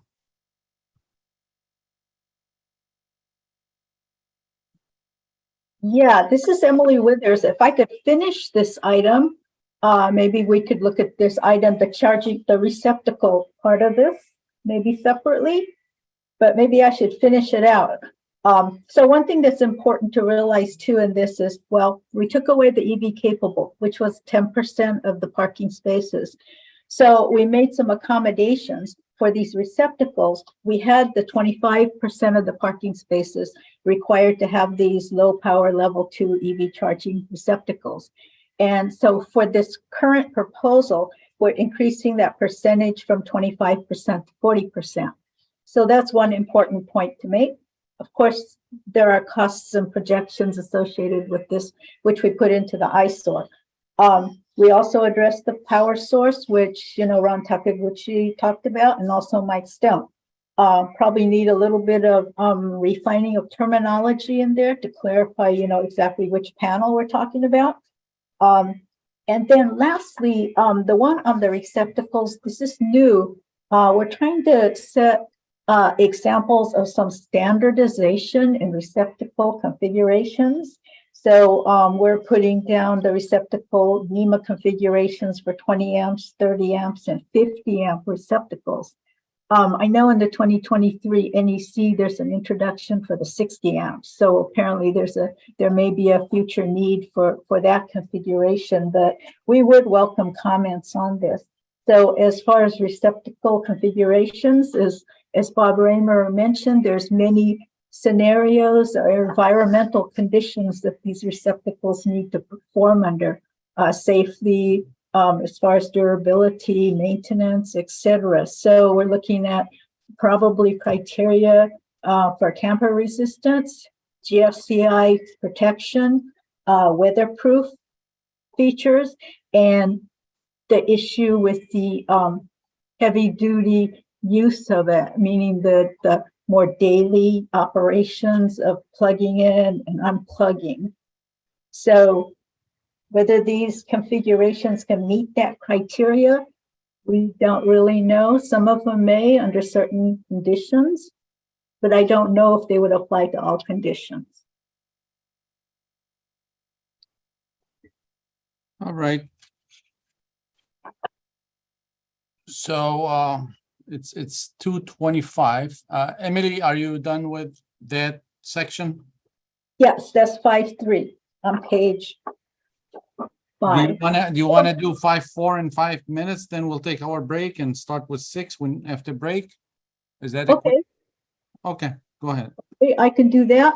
Let's This do is 5.4 and take a break. This is 5.4 at the top of page 6 on the express terms. It's actually in section, section 4.106.4.2.2. And it's actually existing item 3, which we're renumbering to item number 2. And we're also clarifying it as a EV ready parking spaces with EV chargers. That's the new title. Kind of split up the requirements between hotels and multifamily, but basically the requirement is to increase the percentage requirement for EV chargers based on the number of parking spaces from 5% to 10%. And also a new component of this is that we're requiring that at least 50% of the required chargers be equipped with the J1772 connectors. And that's to allow everybody to charge, not, certain configurations. So that's what that is. And I think with the ALMS, it hasn't changed that much. We're still allowing it only for the receptacles or chargers that are installed beyond the required amounts. And then we're making a change in what we call level 2 EVSE and calling it level 2 EV chargers. And that's item 5.4 on page. Okay, let's stop there, but we do have a hand up. Let's Michael, go ahead. Okay, I'll try not to hold up the break, but I back on subsection D, the receptacle configurations. I have a couple of comments and then a question also for staff. But my comments are the 20 amp receptacles, the NEMA 6-20R. The electrical code requires those to be tamper resistant. And also they may have to be weather resistant as well, depending on where they're located. And tamper resistant is for, little kids sticking stuff into the receptacle. And I checked with 3 of the wiring device manufacturers, and they assured me that those actually are available, but they don't really, that's not a very commonly used receptacle. So they should be available by the time these regs go into effect. But just so you know, that's not something you go down to Home Depot or the electrical supply house and buy right now. And then on the 30 and the 50 amp receptacles, those do not have to be tamper resistant. But Emily's correct. There is a concern about unplugging them and plugging them in on a regular basis, because those are the types of receptacles that are it's for mainly for ranges and clothes dryers. And you plug them in once and you might not unplug it again for years.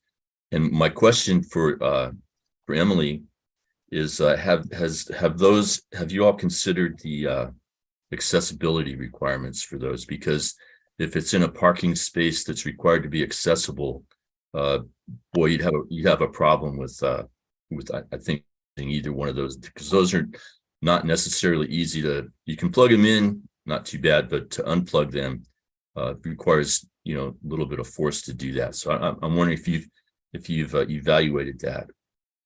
I believe that question came up with the DSA presentation. Yeah, it did. Yes. So I did mention the provisions in Chapter 11B, which mostly addresses public accommodations and public housing. But we in HCD don't really have any EV charger requirements in our housing accessibility provisions in Chapter 11A. So we do defer to 11B as related to an actual charger when it's installed. So based on the separation of these various components in 11B, there is a section 11B 309 that talks about operable parts. And 11B 309.4 talks about operation. Operable parts shall be operable with one hand and shall not require tight grasping, pinching, or twisting of the wrist. The force required to activate operable parts shall be 5 pounds or 22.2 newtons maximum. And then they have an exception, and this is the exception that Ida mentioned in the DSA meeting. Exception: gas pump nozzles and electric vehicle connectors shall not be required to provide operable parts that have an activating force of 5 pounds or 22.2 newtons maximum. So I think that exception would apply for the EV charger. Kind of have to look at, I know we have discussion about definitions in these meetings, but we try and go with, when it's electrical, try and go with the National Electrical Code definitions. So I think by connector, it could apply to these receptacles and plugs. Yeah, thanks for that. And I am familiar with that exception, but the actual definition of the connector in the electrical code is the J1772 part that you plug into the car. I don't think that would apply to the receptacle itself. That's not the connector. I would have a concern, and just knowing how things go in the real world with installations and inspections, I can see somebody putting one of these in that should be accessible and it's not. But I'm not asking for any change or modifications to this right now, but I think it might be something to keep in mind as we develop the regs. Thanks. Thank you. And if I can respond to that, Chairman? Yeah, real of quick. course. Very, very quick. Yes, thanks for the comment, Mr. Stone. As the accessibility portion is handled in a different code, we'll likely consider that for Chapter 11A in future code cycles during the next triennial code adoption cycle. So thank you for the comment. Thanks. Thank you. One last hand up, which is Ron. Thank you, Mr. Chair. Very quickly, and this question is for you, Mike Stone, if you're aware of the availability of the equipment.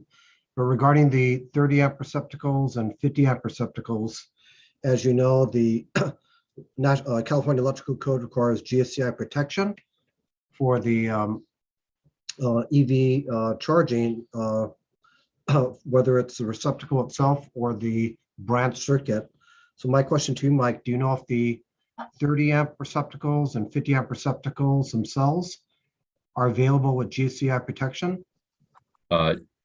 Yeah, through the chair, no, Ron, they're not. You would have to use a breaker to protect those. And in fact, even the 20 amp receptacles, those are 250 volt receptacles. You'd have to use a breaker for that as well.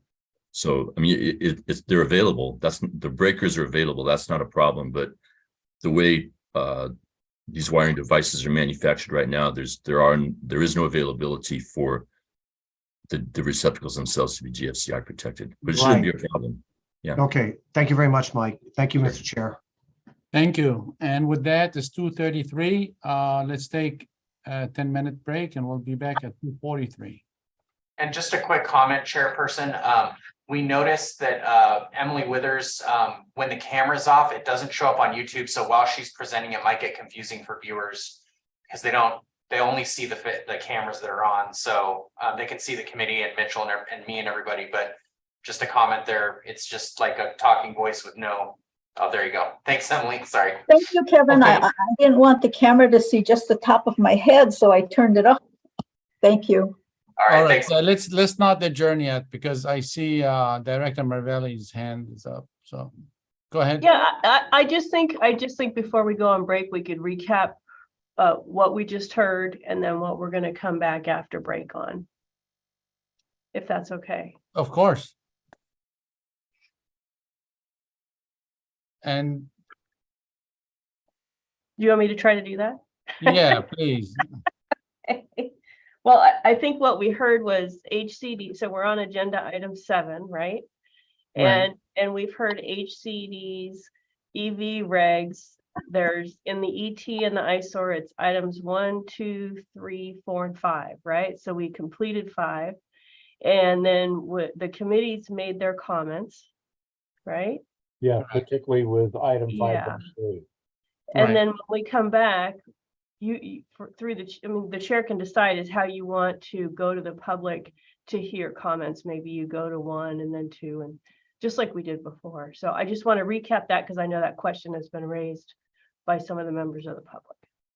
Okay, so what we've been doing, and we could do it either way, is fine. What we've been doing is having the agencies and the discussions we've had go through the entire proposals, and then the committee will come back and take the public comments and start taking action on them. If you Yeah. want, you can stop at 5 and do public comments, if that's what you prefer, that's I fine. think that's what I heard one of the other committee members mention is we've gotten pretty far through the regs and it might be helpful to hear from the public on these items and then take action on them. Is that what I was understanding from a couple of the committee members? Yeah, Carrie. was Right, at- I think, yeah. Okay, we Yeah. can do Okay. that. So Just- we'll just come wanted- back to public comments then. On items 1 through 5. Right, okay, that's fine. That'll work also. All right, thank you. Thank So you for let's do the ability. 2:45 then. Mhm. All right, thank you.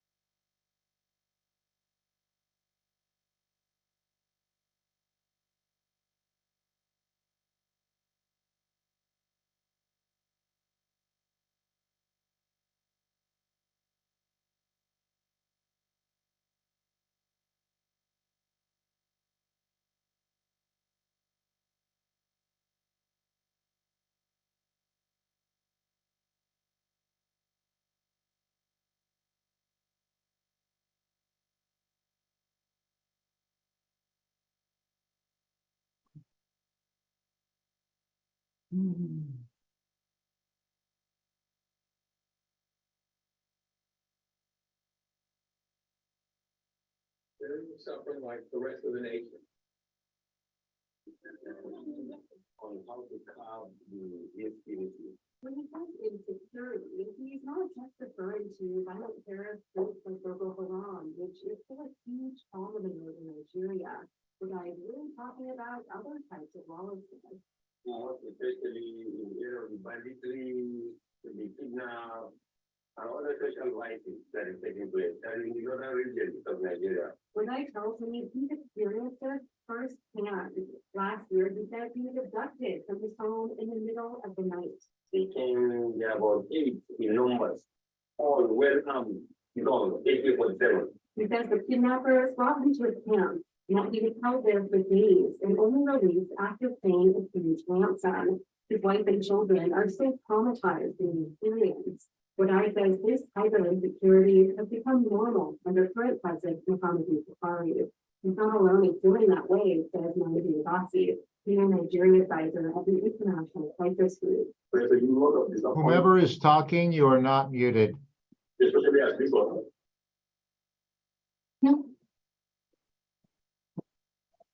Huh? You're not muted. Thank you.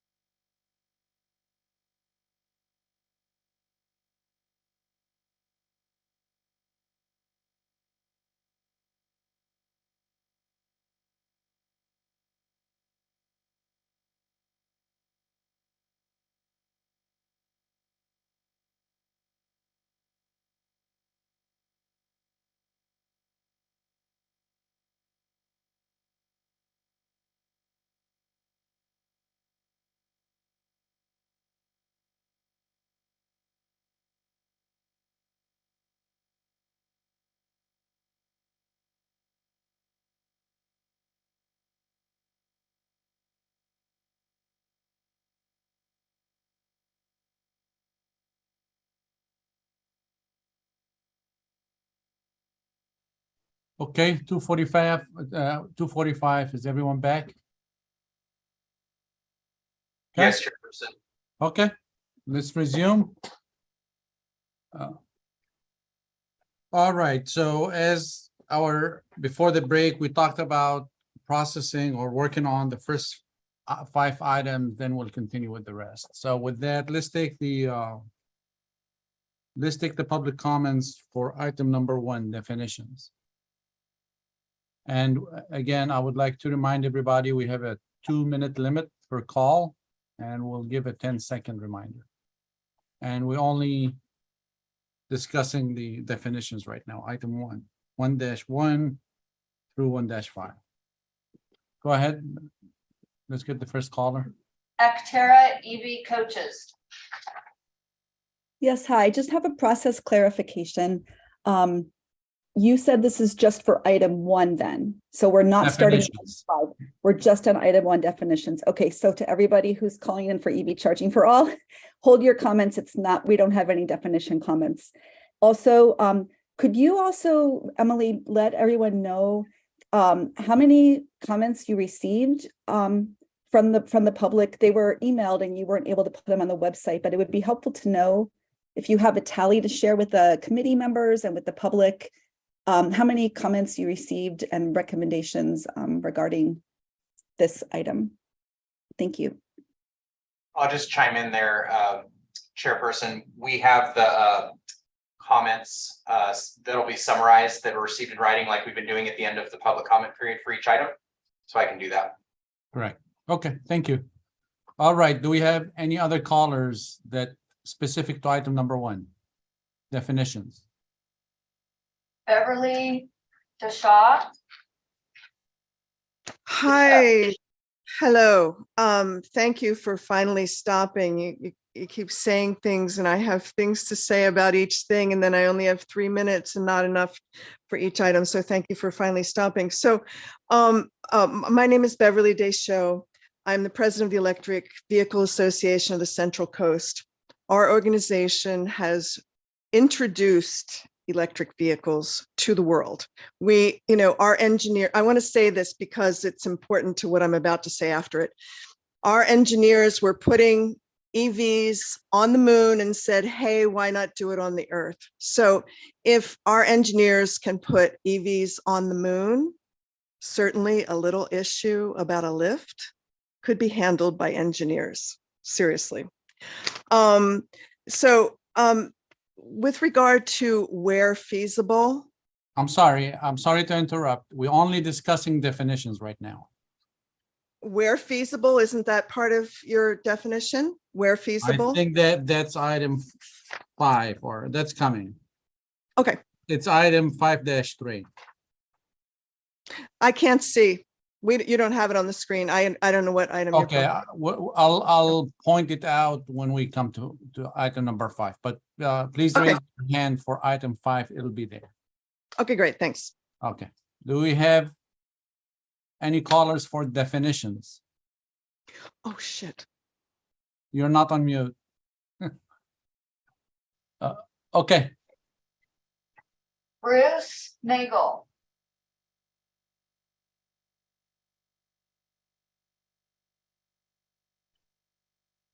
Bruce, you may speak. My item is the one that Linda talked about, so I think you want me on later. Okay, thank you. Specifically on. If everybody could please lower your hand until your item is called.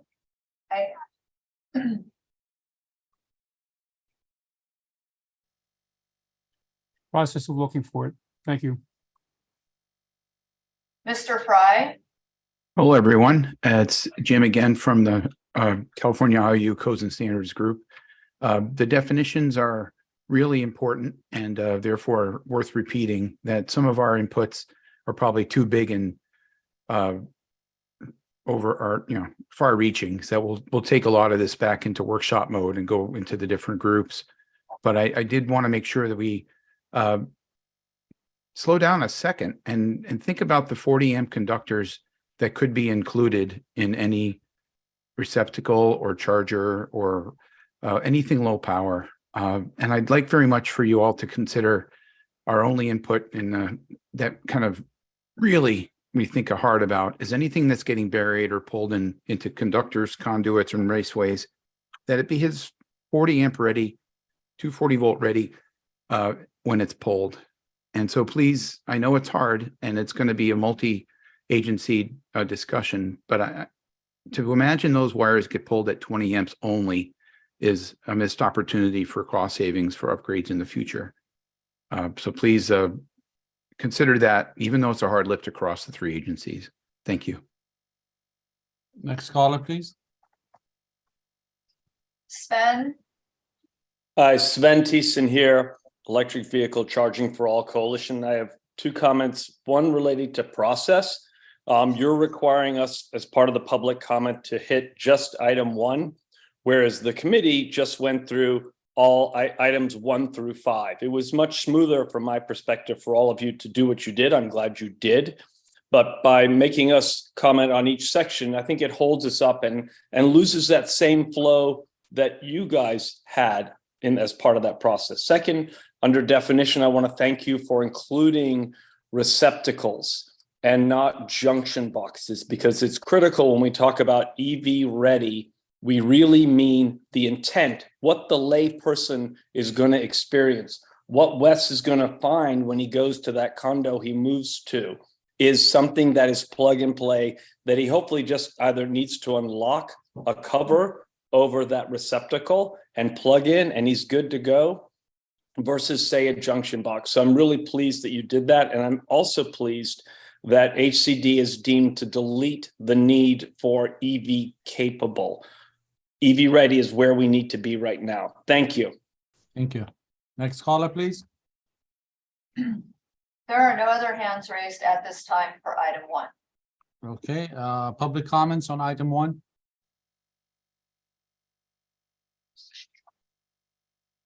For written I'm comments? sorry, written comments on item 1. Oh, Okay. sir, we had another hand come up. Oh, sorry, we have another hand. Okay, go ahead, please. Beverly DeShow. Hi, thank you for taking my call, my message again. Yeah, I wanted to second what Sven Thiessen just said. That's what I wanted to say, is that really the public does not know how to deal with EV capable. So I talk to people all the time and I know that they would not know, even the smartest of people. And I know that when I first got my first EV, it was overwhelming and scary. And so we want to make the transition for people as smooth as possible, as easy as possible. So thank you for the EV ready instead of EV capable with the receptacle. It's totally necessary. Thank you. Any other callers? There are no other hands raised for this item. Do we have written comments on item 1? So thank you, Chairperson. For HCD's electric vehicle proposal, like in total, it's kind of difficult to parse out if it applies to this item. So however you'd like me to address it, I can summarize it all now. Go ahead, summarize it now. Okay. So there were 60 individuals that recommended approve as amend, and it's kind of a similar comment that requests an alternate compliance pathway. HCD can speak to that with a little bit more specificity, but just wanted to, for purposes of this item, summarize that 60 individuals provided that comment before the deadline. A few comments that came in after the deadline, there were 3 additional individuals that submitted that same comment. Again, request an alternate compliance pathway. And then the same comment that I believe it's Mr. Fry with the Investor and Utilities Codes and Standards team also had elements that apply to HCD that he's been speaking to. So that summarizes the written comments that came in for HCD's EV proposal. Chairperson, thank you. Thank you. Okay, with that, do we have further discussion by the committee? Okay, I would like to ask for a motion then. Yes, Mr. Chair, this is Bob Raymer. I'd like to move approval as submitted of item number 1, the definitions.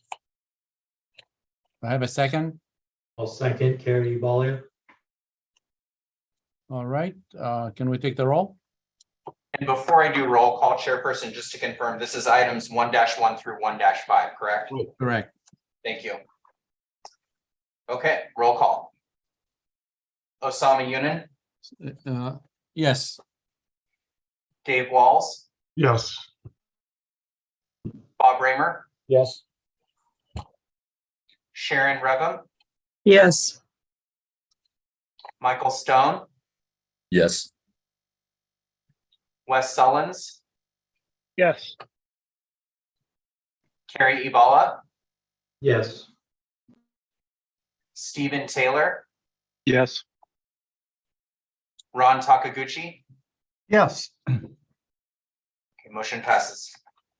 Thank you. And based on what we just heard, would the committee members would like to take the next items 2 through 4 together, or would you like to parse them each one individual? Well, as long as item number 5 isn't included in that, 2 through 4 would be a good grouping. It's item 5 that so many people were proposing be amended.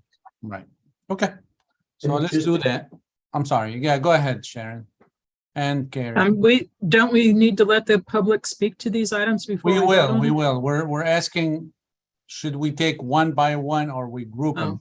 Some people want it to be grouped, so we're trying to accommodate some of the callers. Go ahead, Carrie.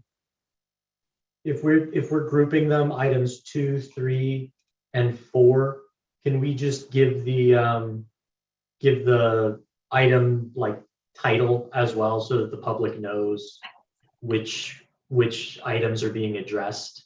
Because they might be able to organize them better by subject rather than just. Absolutely. Good suggestion. Okay. So right now, we're going to be taking public comments on items 2-1, 3-1, and 4-1 with the following titles. 2-1 is Chapter 4, Residential Mandatory Measures, Section 4.106.4, Electric Vehicle Charging for New Construction. Item 3-1 is Chapter 4, Residential Mandatory Measure, Section 4.106.4.2, New Multifamily Dwellings, Hotels and Motels, and New Residential Parking Facilities.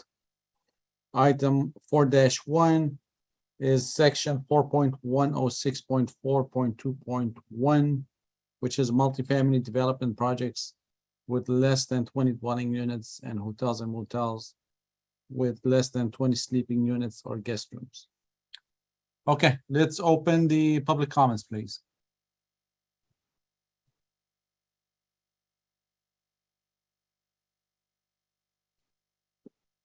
Okay. Actera EV coaches.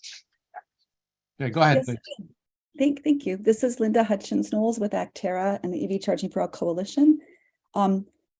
This is actually a process suggestion because I won't be able to make this before item 5, but item 5 has several different sections.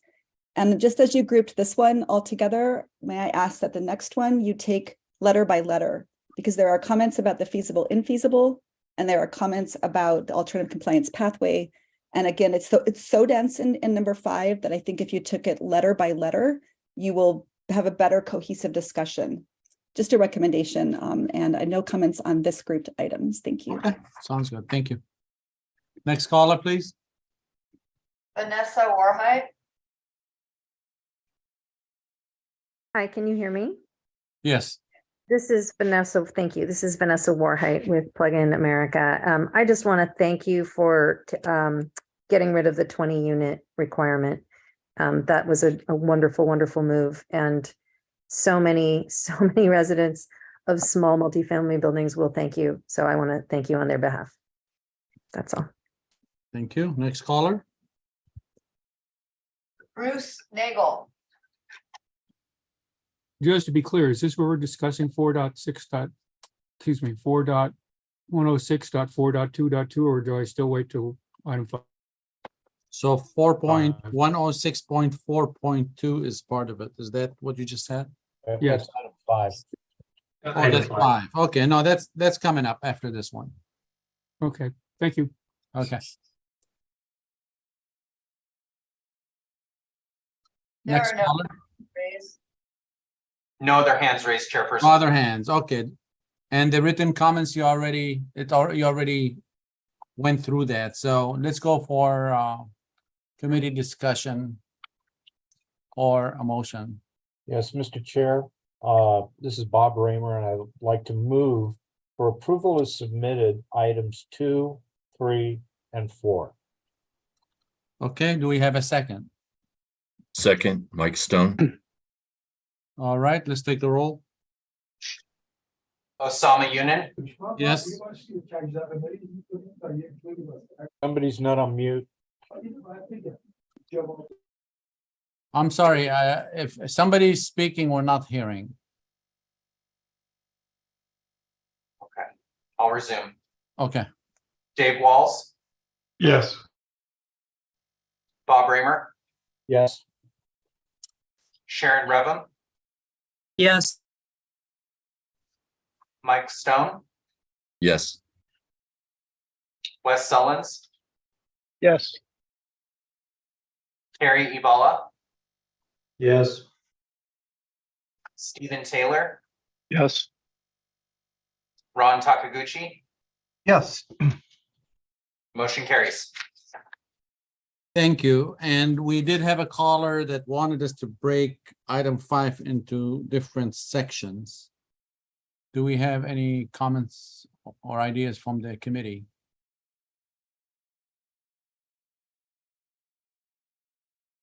Carrie has his hand raised. Oh, go ahead, Carrie. Yeah, I think it might be a good idea just because, within the 2 minutes, they might be able to touch on maybe one subject before their time runs out. Any other input from the committee? Okay, let's do that. So 5-1 is the multifamily development projects, and there's a lot of deletions there.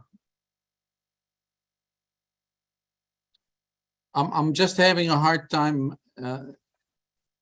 It seems like there was a lot of interest in the 5-3, the where feasible and all that. I don't know that there's a lot of interest in just deletions. Sorry, may I real quick? Yeah, go ahead. Just this first part is the deletion of the 20 or more units, just so that it can be combined, both 20 and more, 20 or less can be combined into one grouping, just so that the public knows what we're talking about right now. Okay, this is gonna make the process really slow if we do this, because that's what Emily was doing, is explaining what each section was doing. If we're gonna be repeating what Emily said, first of all, I cannot possibly do as good of a job as she does. And it's just gonna slow us to a halt. So I'll tell you what, I'll give an overall of what 4-5, section 5 is, and speakers feel free to comment on any portion of it. Otherwise, I'll be just trying to repeat what Emily explained. So section 5, there is deletions in there, and there's also the EV ready parking space with receptacles.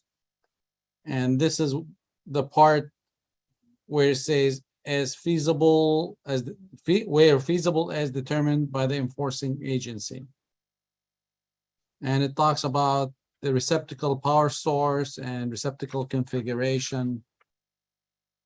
And it goes into EV ready parking spaces with EV chargers. And it talks about hotels and motels being 10% and multifamily parking facilities with 10%. And it talks about the J1772 connectors and so forth. So that was item 5. And I think maybe part of the problem, maybe some of the people are not seeing the express terms, and it's making it difficult for them. But that's what section 5 was about. And that's where it says where feasible. I think one of the callers wanted to comment on that. So let's go ahead. Feel free to comment on any of these subsections. let's take the public comments. Sven Thiessen, Hi, this is Sven Thiessen, ex-PG&E, ex-Peninsula Clean Energy, co-lead EV Charging for All Coalition. I just want to set the stage because I think this data for all of you to have is important. In 2022, there were 346,000 EVs sold in California. They held 19% of the market share, up from 12% in 2021, up from 7% in 2020. Of the three best-selling cars in California, the top two were electric. What I'm saying is the demand for EVs is huge and growing because people vote with their wallets and convenience and reliability, because EVs are just that compared to the internal combustion engine. Now, when you look at I saw it was stated that 33% of California residents live in multifamily dwelling. And we all know it's stated, and for the EV drivers, we all know that charging at home is the cheapest, most convenient, most reliable, safest place to charge. And that's where we want to charge. And this is backed up with data from Gil Tal, who runs the University of Davis Transportation Studies. There are more people in single family homes buying their second EV than there are people in multifamily housing buying their first EV.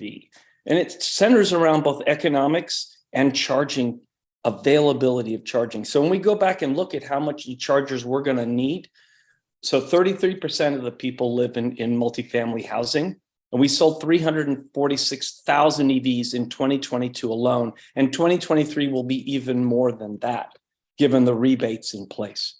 That means 33% of that 346,000 is 114,000 EVs for people that live in multifamily housing. And this current regulation as drafted, this is the mandatory section, is only going to drive 43,710 spaces to charge.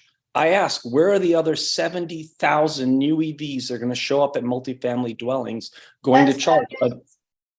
Okay, thank you. That's the baseline. I'll refer comments for the other 2 points later on, but please be cognizant of where the heck these people are going to charge. Thank you. So just for the process, now that I am recognizing what the issues are, I think we'll do it different for HCD, and that is we'll start taking item by item where Emily you'll go through it, and we'll have the public comments. That way they know exactly what we're talking about. I think Director Marvelli, you had your hand up? Yeah, and I think also for process, it's important that each public speaker has the opportunity to speak. And then I want to be cognizant of repeat comments and also people commenting on other commenters. I think that will take up a lot of time this afternoon if we are commenting on other commenters and going back and forth. So I think it's important to remember the comments should be directed on the regulations that are being proposed. So just like to keep that in mind. Thank you. And I agree with that. If you could, and this is what we're here for, really. Our job today is just to give comments on what the state agencies are proposing. It'll make it go faster if we do it that way. But anyways, we'll pass this item. We'll do it a little different, so it'll help you know exactly what's being discussed and so forth. So with that, let's have the next caller, please. Okay. Interesting. Actera EV Coaches. Hi, thank you. This is Linda Hutchins-Knowles with Actera and the EV Charging for All Coalition. I really think if you shared screen, it would help people be on the same page. But moving on, I want to make a comment that relates to the 60 letters sent in about the alternative compliance pathway. And I want to say that this is not a substantive change. And some on your committee may disagree. There may be perhaps vested interests in preventing this. I don't know why, but it's not a substantive change. We worked very hard in a coalition to craft this in a way that you could adopt today. And that is take language that was already vetted and insert it as tier 1 option B. You can find that in item 14, and simply move that into this section as an alternative compliance pathway. So just like the tiers have options A and B, the actual baseline mandatory code can have the option A or B. And what this does is brilliant because builders get to choose. They might prefer this option and not have to have their local jurisdiction approve a REACH code in order for them to do it. It also gives the residents greater chance of having more EV charging because that language does include the option for 100% of units to get EV charging. It is doable at this stage of the code update because, again, the language has already been vetted. Multiple stakeholders have weighed in, and it would not add any regulatory burden. It would also not add any cost.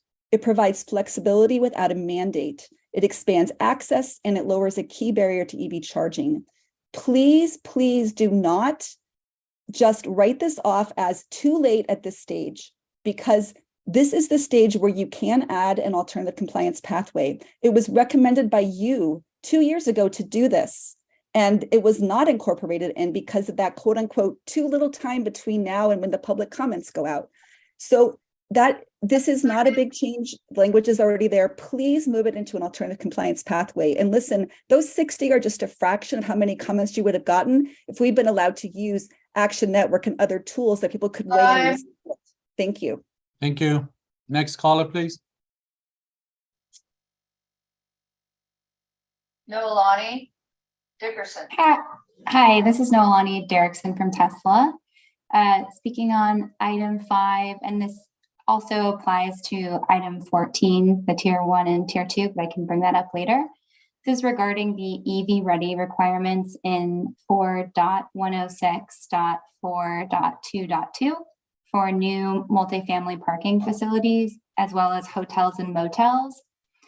We're supportive of the increased requirements for low power level 2 EV charging receptacles, but we think that we should add the word minimum before so that it's clear that it's a minimum requirement and not the standard requirement, and thus allowing standard power level 2 EVSE to be provided.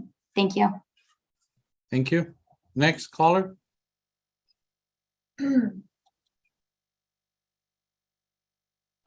Igor Tregub. Thank you so much, Chair and members of the board. This is Igor Tregub speaking in my individual capacity. I am a renter in an 8-unit existing multifamily construction. I 2 years ago switched out my former privately owned vehicle to a Volt, and I understand that while these codes, these changes in the code will not impact me directly, it is such a good idea for so many tenants in new construction that would not have to do what I have to do. And many of your stories, commissioners, resonated with me. What I have to do now is take my vote to the nearest public charging location, which thankfully is 6 blocks away from me, and I'm able to walk back and hope that parking is available there, because there is no infrastructure available where I live. And that's also the reason I did not purchase an EV. I purchased a plug-in hybrid instead. So I agree with the previous speakers around recommending an alternative compliance pathway in the mandatory section and changing the wording about direct wiring to unless feasible rather than where feasible. Also, thank you for other improvements to the code to include 8 plexes like mine, even if it does not at this moment impact existing construction like mine. Thank you so much. Thank you. Next caller. Dwight McCurdy.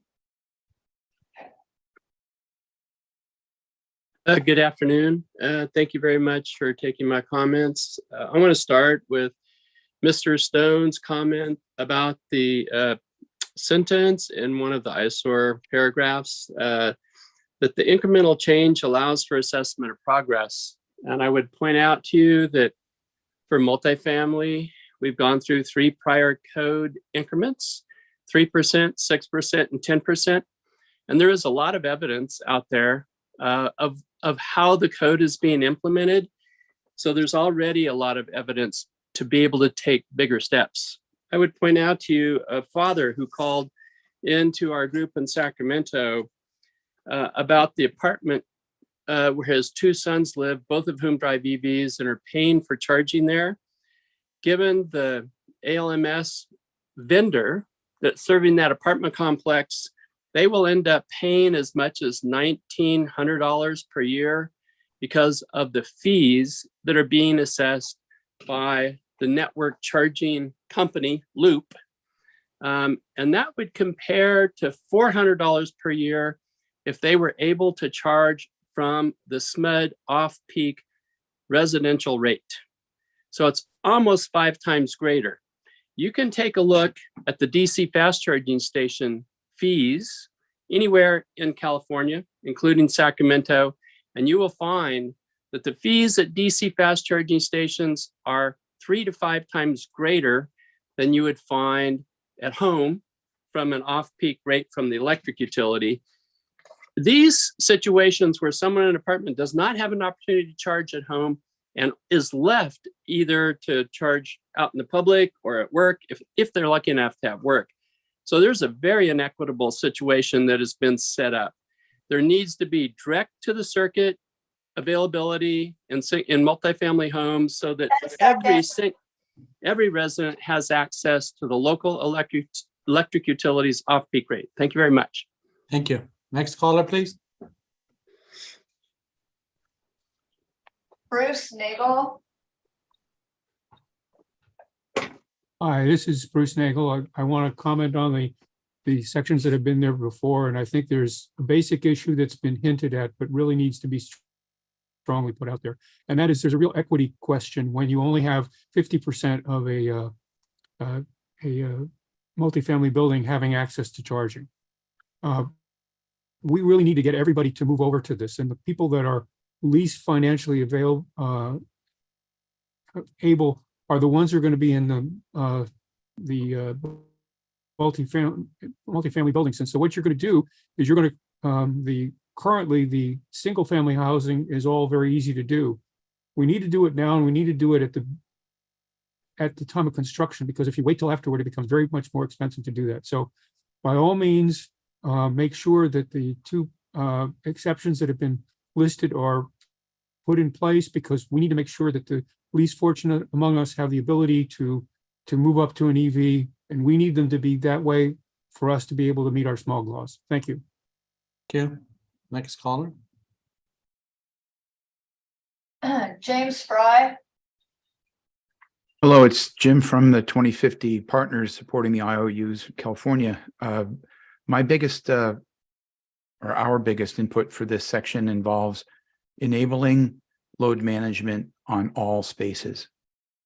This would provide a lot of flexibility for capacity expansion. It's either a 2-to-1 or a 3-to-1 ratio as far as the fixed amount of capacity you have to purchase upstream versus what you can deliver. You could end up with 2 or 3 times the number of charging locations for the same amount of upstream capacity. So that's our first request, is that ALMS is enabled. Related to that is receptacles really don't work with ALMS, and we need to workshop that to the point where we all understand the trade-offs. So if receptacles can't benefit from ALMS, then you're forced to use EVSEs. And if you're using EVSEs, then we should have the option to use low power EVSEs. In this case, 20 amp today, but maybe 40 amp later, just with a software change. So please consider those inputs at this point. Thank you. Thank you. Next caller. Beverly. And James Fry, your hand's still up. If you're able to lower it, there you go. Thank you. Hi, Beverly Deschaux, Electric Vehicle Association of Central Coast. Yes, I'm glad that you learned the lesson that there were too many items going on for us to be able to comment. So thank you. Will appreciate if you are taking them slower so that we can comment. I wanted to comment on the where feasible. That to me sounds like, so here's what we want you to do, but just if you feel like it. If it works for you, then you can do it.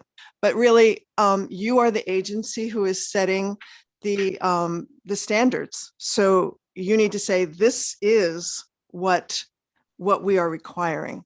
In order for us to meet our 2030 and 2035 goals in California that the governor has set, we are going to need a lot more EV charging. And as someone said, only 40% even, well, great that you moved it from 25 to 40, but we are going to need much more charging than that. And it's the low-income people who are going to be needing that in multifamily housing, not just low income, because obviously some of you are in multifamily housing as well.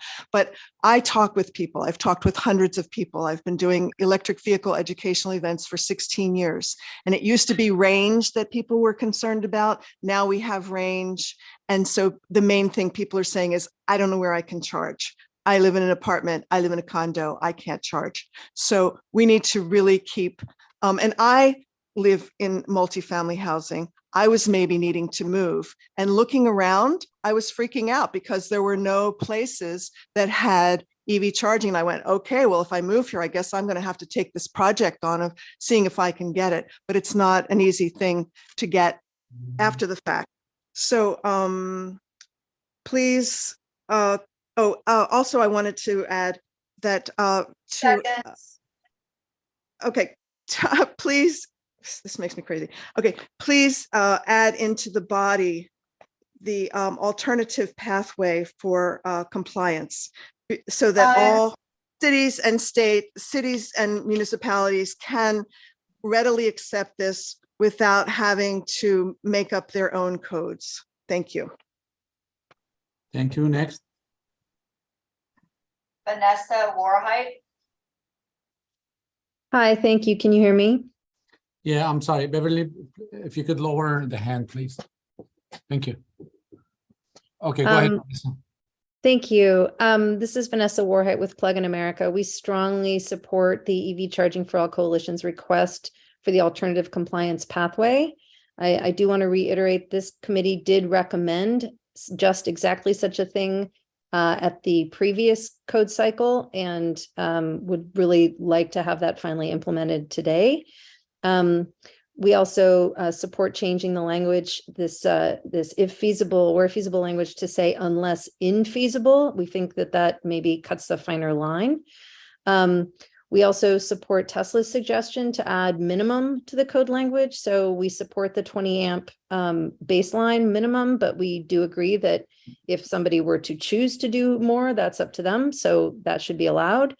And I also support the previous, and I can't remember if that was Jim or somebody else, but somebody else's suggestion for wiring that supports 40 amps for future proofing down the line, should that be necessary later on for, who knows, V2X or whatever. So we support that as well. And we strongly urge you to consider the equity implications of the decisions that you're making. Sven's earlier comment is spot on. We have been in California since 2015, giving 100% of units that are single family access. That should be the case in California today for multifamily as well. Thank you. Thank you. Next.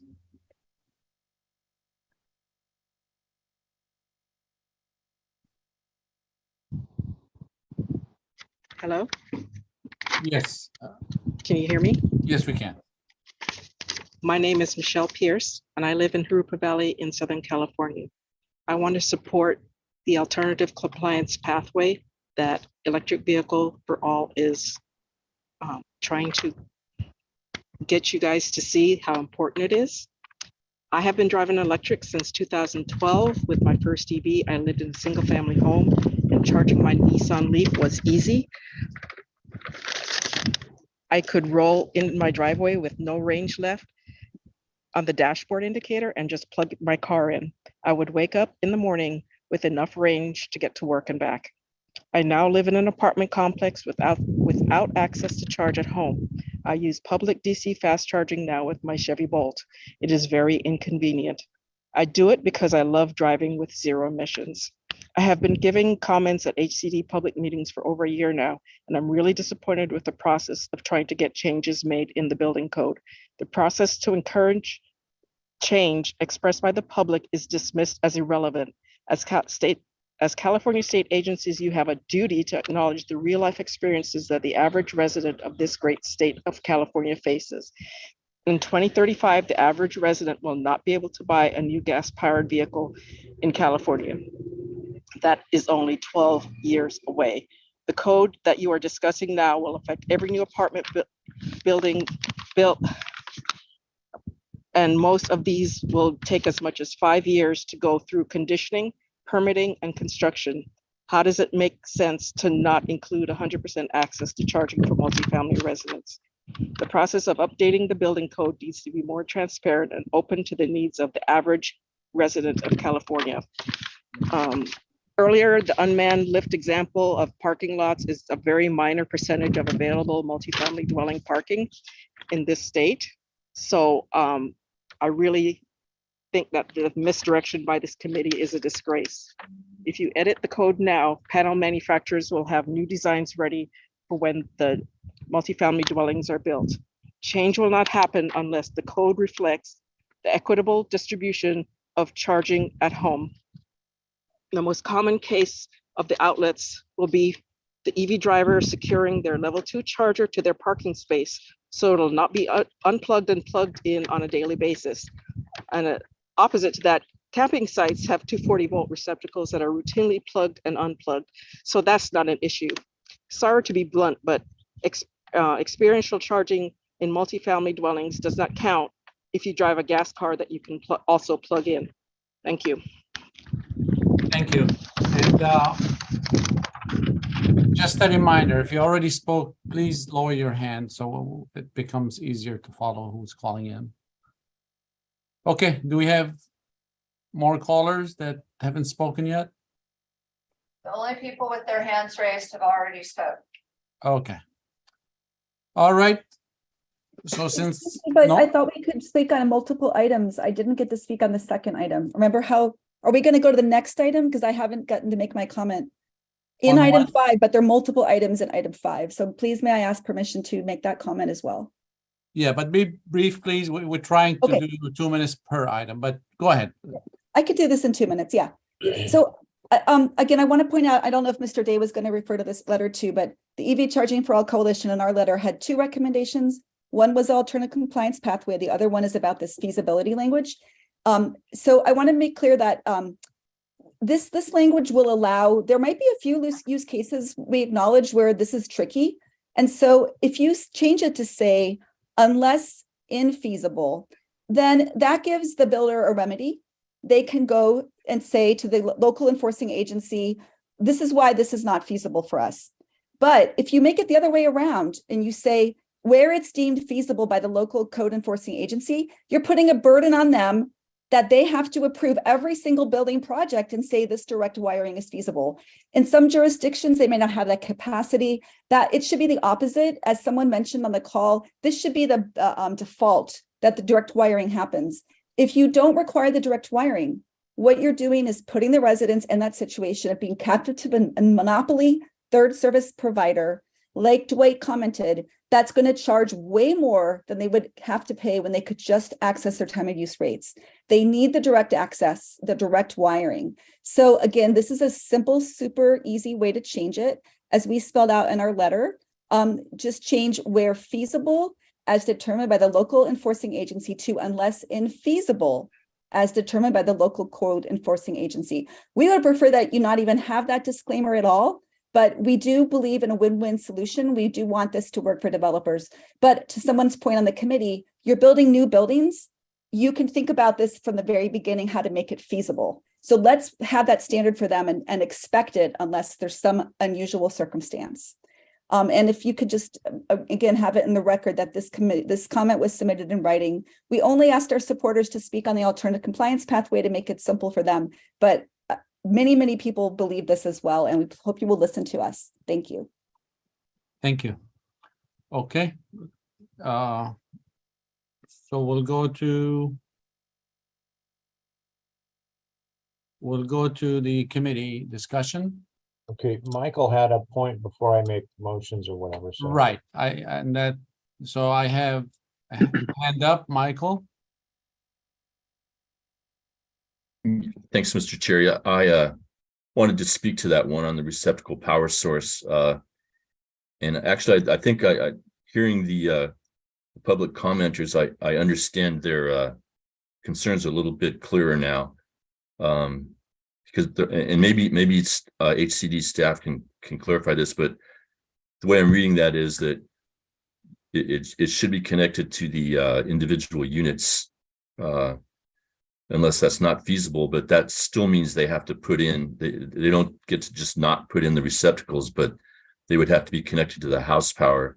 So what I'm understanding from the public commenters is that subjects those folks to being taken advantage of by management if that's the way that things happen. So I'm thinking that, and there are ways. I'm not sure on the receptacles. I know with smart chargers, there are ways to fix that billing where the billing can go straight to the tenant or the occupant.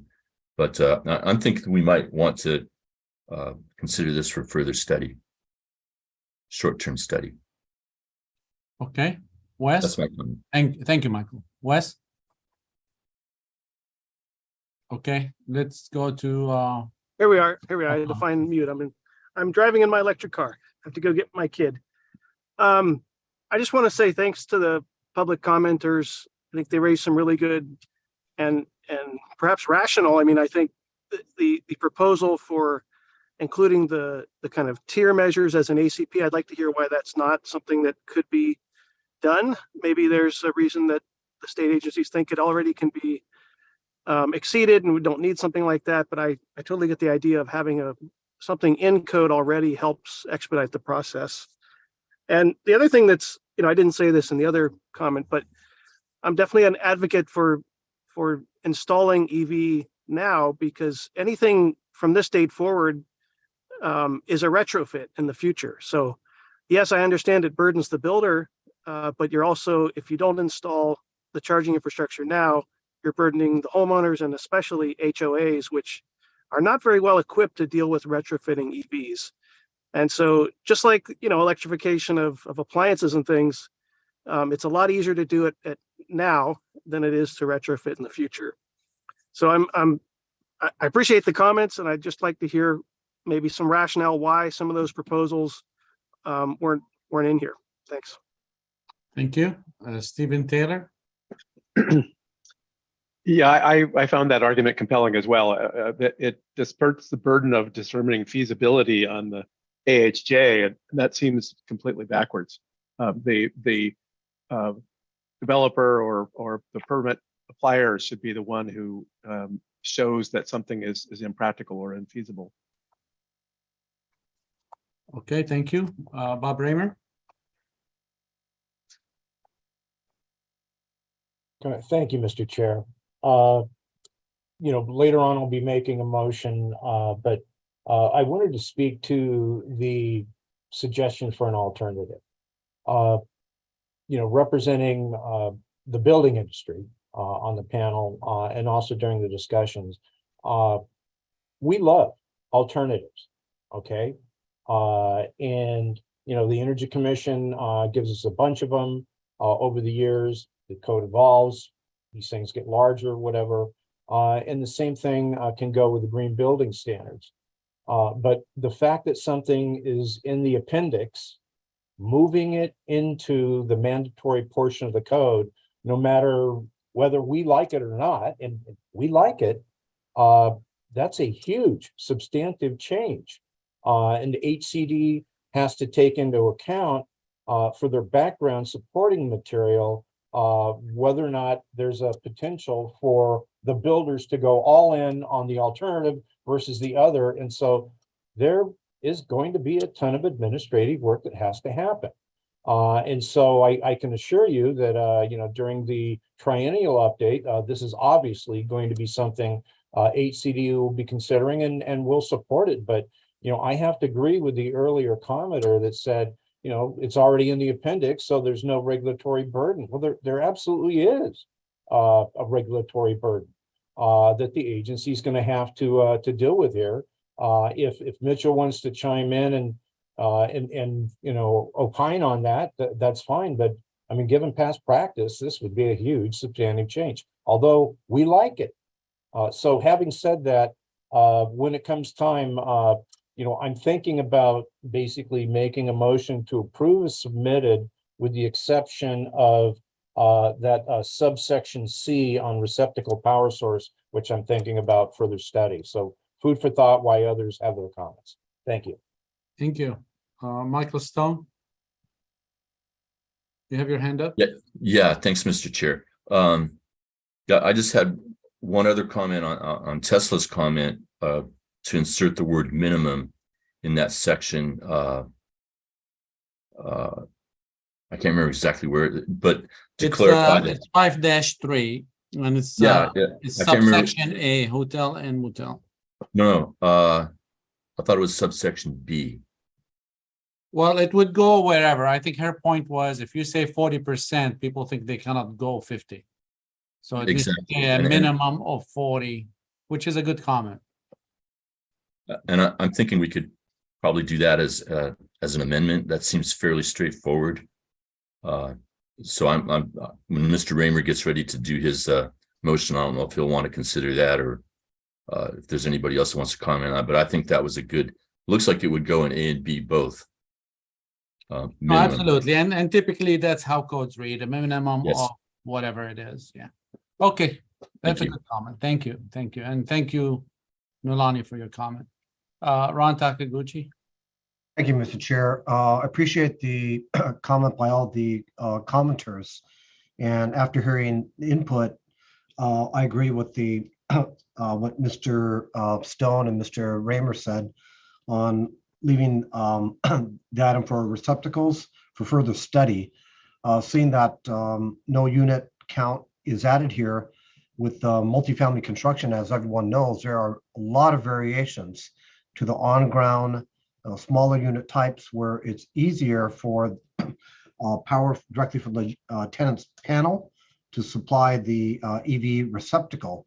But you do have the large multifamily where you have two different construction types, the concrete construction below and the wood construction above. And the challenges of running conduit to those run into the level of infeasibility. And like the commenter said, that should be left up to the designer to decide. And I do support this item C to go to further study. That's my comments, Mr. Chair. Thank you. Thank you. Sharon? I just want to express my support of the people who mentioned that this is a question of equity and that it disproportionately impacts people of lesser means. And it's very important that we support measures like this that help level the playing field. In addition, when you're talking about developers, when they have an opportunity to do something that, as Bob says, they want to do, they are now on a level playing field because they're not going to go to any kind of additional cost because everyone's going to have to do it. It's part of the baseline of what you deliver for your project. And so when this motion is made, I'd like to see the change in the word infeasible. I'd like to see the change adding minimum. And I think that we should be forward thinking. This code is going to apply when everyone's going to have to be driving electric vehicles. So let's do the upgrade in the wiring now, even if you're just putting a receptacle in. So I'd like to see those three changes made. And if I may, I think if I understood the caller correctly, you say unless infeasible, do it. So they want to put the burden. Okay. Mitchell Baker, please go ahead. Yes, thank you. I just wanted to respond to a few of the committee members' comments. As a point of reference, the code by default is a minimum standard. So I just want to make sure that's very clear to everyone. There are many provisions that are prescriptive that are minimum just by default. The second thing is to do with equity. I want to respond to that real quick because previous comments were in comparison to single family dwellings. And Sharon, I'm not sure if that was the equity comment you made earlier, but as a point of reference, single family dwellings as identified prescriptively in the code are only required to have EV capable. That means panel capacity and a raceway to supply a future use of EV charging. So the comparison between what HCD is proposing now and what was effective even January 1st, 2023 requires actual chargers. What we were proposing is actual chargers. What is currently required for single family dwellings is not. It's just a requirement for EV capable. So I want to make those 2 points. Thank you. Appreciate it. Thank you. And I have Wes Solon's hand up. Yes, thanks. I just wanted to respond to Bob's response, which thank you for that. It was very helpful. And I would also ask, it sounds like one of the reasons to not put the alternative compliance path from the voluntary measure into the mandatory is it's a big lift, kind of regulatory. And I would ask HCD, I mean, I get that completely. I understand how much it takes to put these codes together. But is it something that's insurmountable? I guess that's the question, because I believe this topic is, of the essence topic. Getting the infrastructure in now is something that is a priority, especially for the Cal Green Code. So I just wonder if it's something that's completely infeasible to do, or if there's an ability to. It just would be very difficult. As much as you can speculate on that, Mitch. Mitch, please. Yes, thank you, Mr. Chairman. So the concept of folding in what we're proposing as voluntary into mandatory would be a significant substantive change for HCD. We would require retooling of our fiscal estimates, retooling of our existing rationale, and coordination with our external additional state agencies to develop a different subset package that would be put forward. So it would be a substantive change for us to adopt any sort of alternative compliance pathway in mandatory with the package we have today. Thank you. Thank you. I don't see any more hands up. So Mr. Raymer, I think you wanted to do a motion. Yes, I'll be doing 2 of them. After we take care of HCD's item 5-3 for further study, I'll then be making a motion to approve the submitted items 5-1, 2, and 4, with also a recommendation to HCD that they strongly consider this alternative compliance pathway in the triennial cycle. So with that, my motion right now focuses solely on item 5-3 that I'm recommending further study under criteria 6 that, oh, by the way, I'm Bob Raymer making the motion. I'm sorry. That under criteria 6, that HCD take this back for further study and basically look at adding a minimum at each of the beginning of the sentences right before 40%. I realize that, it's a minimum code, but consider that at least.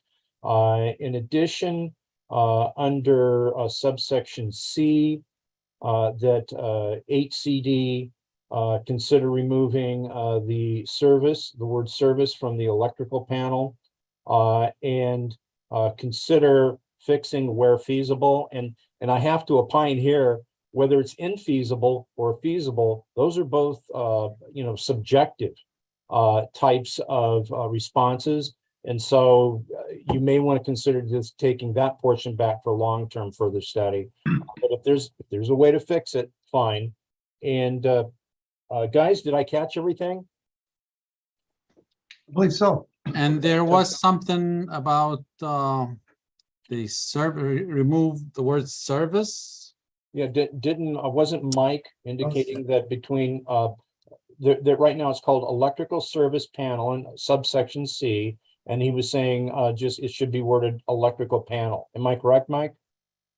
Yes, that's correct. Just remove the word service. Okay. Friendly amendment, Mr. Raymer, to your motion. Yes. Would your motion consider for the exception to also consider long-term further study to include an exception for automated parking structures? Yes. Yes. Okay, thank you very much. And with that, I'd like to second the motion. All right, I have a motion and a second. Now let's hear from the committee members. Sharon, please. I just want to make sure that this is a short-term further study, or that whatever it is that's going to long-term further study doesn't derail the whole item, because it's really important that this get into this session now. And if there's a piece of it that has to go to long-term, right? Okay. We're having some background noise, so if you're not speaking, if you could mute, that would be great. Thank you. All right, thank you, Sharon. Carrie, your hand is up.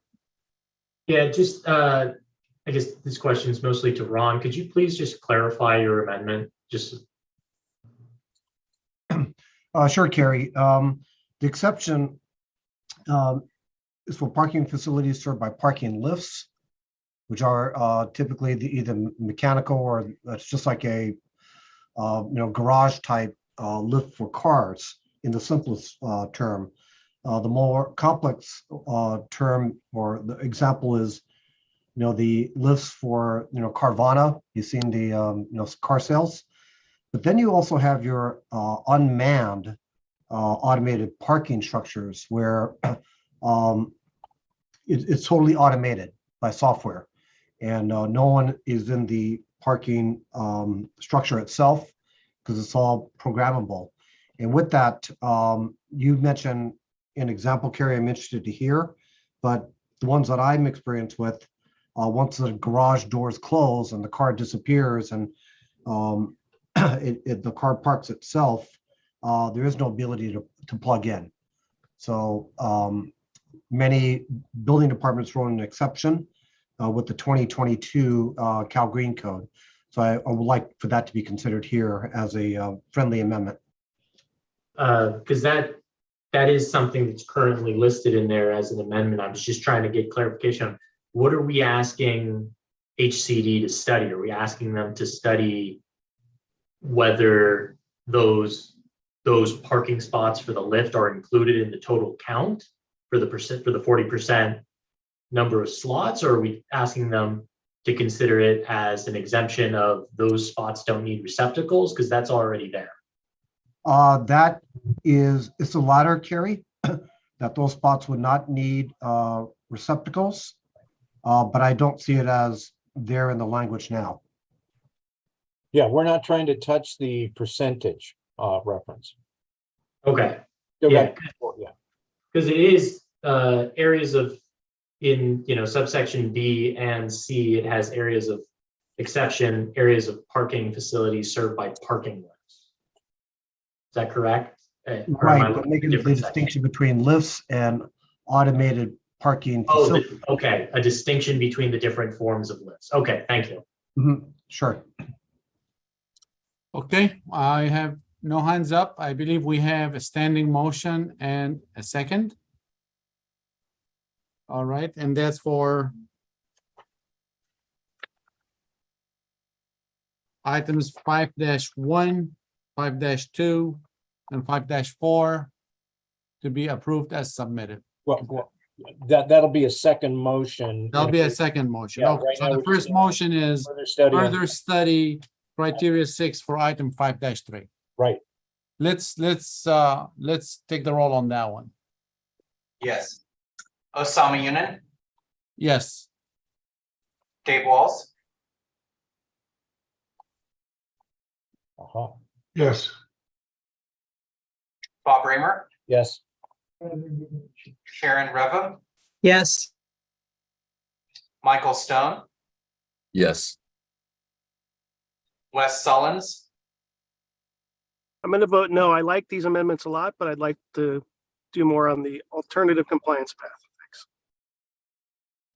Carrie Ibala, Yes. Stephen Taylor, Yes. Ron Takaguchi. Yes. Okay, motion carries. Thank you. Let's have the second motion then, please.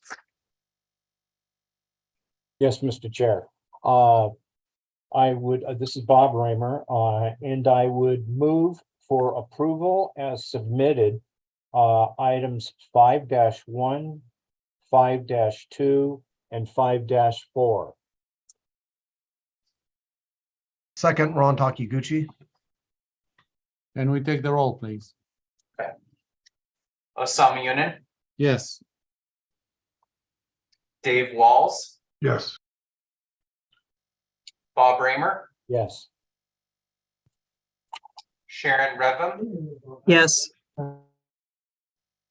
Michael Stone, Yes. Wes Sullins, Yes. Carrie Ibala, Yes. Stephen Taylor, Yes. Yes, sorry. Ron Takaguchi. Yes. Okay, that motion carries. Thank you. So for the next item, which is item 6, page 6 on the express terms, let's do this by itself, although it's simple, but it's for the benefit of the callers because they don't have the text in front of them, so they'll be able to follow better that way. So please, Emily, if you may, go with Okay. item 6. Thank you. Thank you. I just need to say one item. The motion detectors in this office may go on at 5 o'clock, so I kind of need to be out of here by 5 o'clock. So I just kind of wanted to mention that. Thank you. So this is item 6-1. It's at the very bottom of page 6. It's section 4-4.106.4.2.2.1, electric vehicle charging stations, EVCS. And what we did is, this is an existing section. So we did some updating of the numbers, and then we also clarified that requirements apply to air spaces when EV chargers are installed. And the requirements that it's going to point to is item 8, which talks about the dimensions and the locations for the EV station spaces. So that's what that does.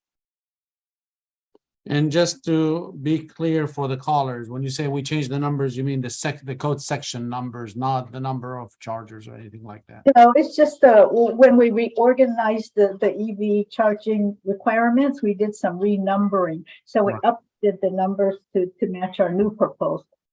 Okay, thank you. All right, I don't see any hands up. Let's do the public comments on item number 6. Which is really just a clarification and renumbering of the code sections. Do we have callers?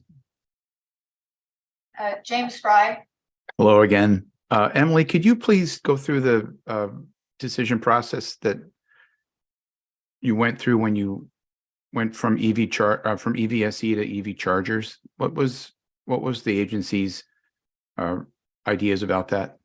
When we mentioned EVSE, as I mentioned, we tried to use the definitions that are in the electrical code.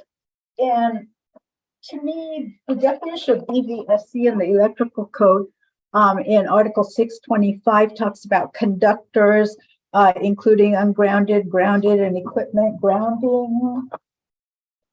Conductors and electric vehicle connectors, attachment plugs, personnel protection system, and all other fittings, devices, power outlets, or apparatus installed specifically for the purpose of transferring energy between the premises, wiring, and the electric vehicle. So with that definition, we weren't really clear if it could be interpreted to mean receptacle only or charger only. And that's why we decided to specify the word charger versus receptacle. No, I'm asking about, in this case, the industry's comfort with EVSE, versus, the colloquial term of EV charger. I was just trying to reduce the amount of variety that's in the different language. So we can workshop it later, but I just wanted to hear your approach. Thank you.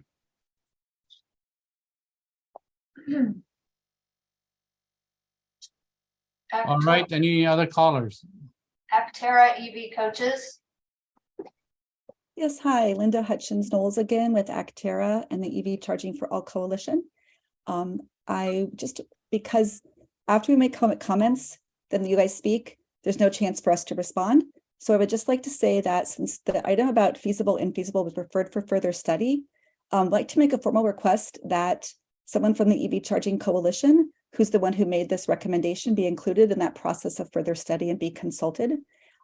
You have industry representatives speaking up for themselves on the committee.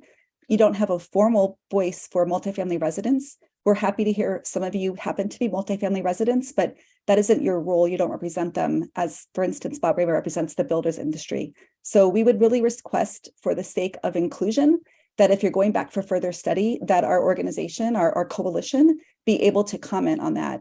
And I would really appreciate hearing if this is possible at this time, and if not, to have a chance to make an appeal. Thank you. Okay, thank you. Next caller on item 6. Vanessa Warhite. I'm going to reiterate Linda's question. Would love an answer to that. And my question was actually just, I'm confused about what this further study means. I appreciated Ms. Redfern's comment about not wanting to have this hold up the process. And so I would love clarity. We would love clarity on what we can expect from the process moving forward. Thanks. Next caller. Stacy Renexus. Hi, I just want to support the 2 previous callers in regards to the comments about inclusion for multifamily. I would actually expand that to say that you need to bring in or have some very specific multifamily focus because it's clear that we need a better understanding of people experienced and with a strong interest in multifamily.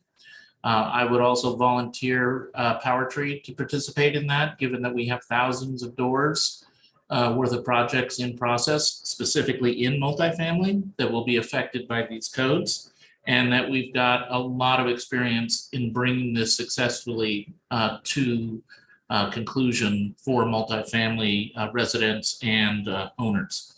But I think that a increased focus on multifamily is absolutely essential if we're going to get success in serving the 42% of Californians who reside in multifamily. Thank you. Next caller. Sven Thiessen. Hi there, Sven Thiessen here. I would like to second what the first 2 callers said. I'd also like to clarify there is a very large difference between equality and equity. When Mr. Baker talked about single family homes all being required to be EV capable versus what happens in an apartment and condo. We have several members on the CAC who have live in apartments and condos, and how hard it is to convert EV capable or even simply to get EV charging into their residence versus someone who lives in a single family home. And it's likely the homeowner, and how easy it is just to simply call an electrician and make it happen. This is not possible in an apartment or condo. There are far more, we've heard this from your own members. So I think that the comparison between the 2 is wrong and detracts from, I'll use the word plight. We've heard this yesterday from Dr. Emily Wessler and other calls, the plight of people who live in multifamily housing. And I love how I would love to know on this call how many people live in multifamily housing and how hard it was to get charging installed. And then to think if you are a renter and you only plan to be there for 3 years and the cost you have to go through to get to get EV charging in. So I think it is completely wrong and does not do service to those who live in single family homes versus those who live in multifamily homes when you say they're EV capable versus EV ready. It is not true equity. Thank you. Next caller. There are no other hands raised at this time. Okay, back to committee. Can I have a motion, please? Yes, Mr. Chair, this is Bob Raymer, and I'd like to move for approval as submitted, item number 6. Can I have a second, please? Second, Ron Takiguchi. Can we take the roll? Sama Yunin, Yes. Dave Walls, Yes. Bob Reamer, Yes. Sharon Revim, Yes. Michael Stone, Yes. Wes Sullins, Yes. Carrie Ibala, Yes. Stephen Taylor, Yes. Ron Takaguchi. Yes. Motion carries. Thank you. Let's move on to item 7. Emily, please. Okay, this is Emily Withers with HCD. I am looking at item number 7 at the top of page 7 of our express terms. Item 7.1. The title is 4.106.42.2.1.1 location. And this described EV charging stations shall comply with at least one of the following options. And it gave 2 options for compliance. And this was actually misplaced. So though it looks like we deleted the requirement, we actually moved it to the section that's addressed by item 8.1. So it's moved to 4.106.4.2.2.1.1. Sorry for all the numbers. But I request the committee's recommendations on this particular item and also the public comments too, to focus on item 7.1.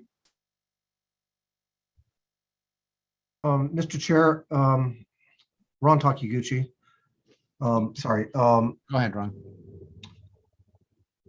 I'd like to ask the committee and Emily, reviewing the items 7, 8, and 9, they seem to go together in a modification of the sections in the current Cal Green Code. Would it make sense to take them together without affecting public comment, or certainly not allowing individual public comment input? Okay, let's do that. Thank you, Ron. Yeah. So let's go over 8 and 9, and we'll take public comments on all 3. So for the number 7, you just moved an existing section from one place to the other. There's no new requirements. No. Right. Okay. Okay, and item 8. This is at the bottom of page 7 on the express terms, item 8.1, section 4.106.4.2.2.1. And we are renumbering this with a 0.1 at the end, since we peeled the one that was before in item 7. And the title is clarified that this applies to spaces with EV chargers installed. So the title is Electric Vehicle Charging Stations, EVCS, spaces with EV chargers installed, dimensions and location. And location is the item that was moved down from the previous section. Just a little bit of clarification that these are charging spaces with chargers installed. So we made some changes where it refers to EVCS, EV space. We made that a EVCS space. Okay. And I think that's the real, I think that's probably, the only change we made, because the rest of it kind of came down from the previous section. Exactly. So that was 8.1. Okay. Item 9 is item 9.1 in the middle of page 8. It's section 4.106.4.2.2.1. And it used to be 0.3. We renumbered it to 0.2 since we got rid of the first item. And we made a change in the title. The title now states accessible electric vehicle charging station spaces. And I think we updated some of the section numbers to correspond with our new proposal. And then it just clarifies that these requirements, including the reference to Chapter 11B for hotels, motels, and public accommodations, would apply to the electric vehicle charging station spaces. And that was item 9.1. Okay, so basically renumbering, clarification, no new requirements. Right. All right, so, oh, Bob, You just said it. I was gonna just get it for the EV advocates that are on the line. ACD's deleting a previous reference to several disabled accessibility dimensions, and they're moving it down. There's no change in regulatory impact. okay, that's, we call that housekeeping. All right, with that, let's take the calls for the items that Emily just went over, 7, 8, and 9. Gonna give them a moment to raise hands. Seeing no raised hands. Okay, can I have a motion, please? Yes, Mr. Chairman, this is Bob Raymer, and I'm making the motion to approve as submitted items 7, 8, and 9. Can I have a second? Second. Dave Walls, second. Can we call the roll? Yes. Lasami Yunin, Yes. Dave Walls, Yes. Bob Raymer, Yes. Sharon Revum, Yes. Michael Stone, Yes. Wes Sullins, Yes. Carrie Ibala, Yes. Stephen Taylor, Yes. Ron Takaguchi. Yes. Motion carries. Thank you. Let's move on to item 10. Emily, please. Okay, item 10 is at the bottom of page 8 on the express terms. It's I'm sorry, Emily, I misspoke. Before you start, I want to see if any suggestions by committee members, if there's any grouping possibility there. Well, I think it's the same thing, Mr. Chair. Items 10 is a deletion by itself. 11 is also deletion to be combined with item 12. I believe, is that correct, Emily? Yes. Yeah, those three. Yeah, so That's good. 10, 11, 12 might be able to Okay. combine. Do you think so, Emily? Yeah, I think so. Okay, thank you, Mr. Chair. Okay, let's do 10, 11, and 12. Okay, I'm item sorry, 10. Emily, go ahead, yeah. Item 10 is at the bottom of page 8 on the express terms. It's item 10.1, section 4.106.4.2. Excuse me, I better start over. 4.106.4.2.3, and it was titled EV space requirements. It went through a description of what was required for a single EV space versus a multiple EV space, the multiple EV spaces. And we took a look at this, and in our earlier amendments, if you remember that we took references to specific articles in the electrical code, such as Article 625, and we deleted that to just give a general reference to the electrical code and the requirements in the electrical code, whether they were related to size of the conduit or the conductors, etc. So we decided to delete those specific requirements to the single and multiple spaces. And that's what item 10.1 is, and we called it reserve. Right, and you're relying on the electrical code to take care of that. Right. Okay. The next one is 11. Item 11.1, this is at the bottom of page 9 in the express terms, section 4.106.4.2.3. .4.2.4 was titled identification, and we're proposing it be renamed reserve. And this actually had the requirements for the sub-panel circuit directory and the labeling of the spaces for the breakers. And that also is a requirement in the electrical code. So we also deleted that. All right, on item 12. Item 12 is at the top of page 10 on the express terms. It's item 12.1. This is a little bit different from the previous sections. And the reason it's different is because it actually addresses alterations or additions to parking facilities that are serving existing multifamily buildings. And that's pretty much the title, so I won't rename it, but it's section 4.106.43. And we kind of, we just clarified it that the requirement in this particular section, different from the new construction section, is that the requirement is for EV capable spaces, meaning the infrastructure only spaces.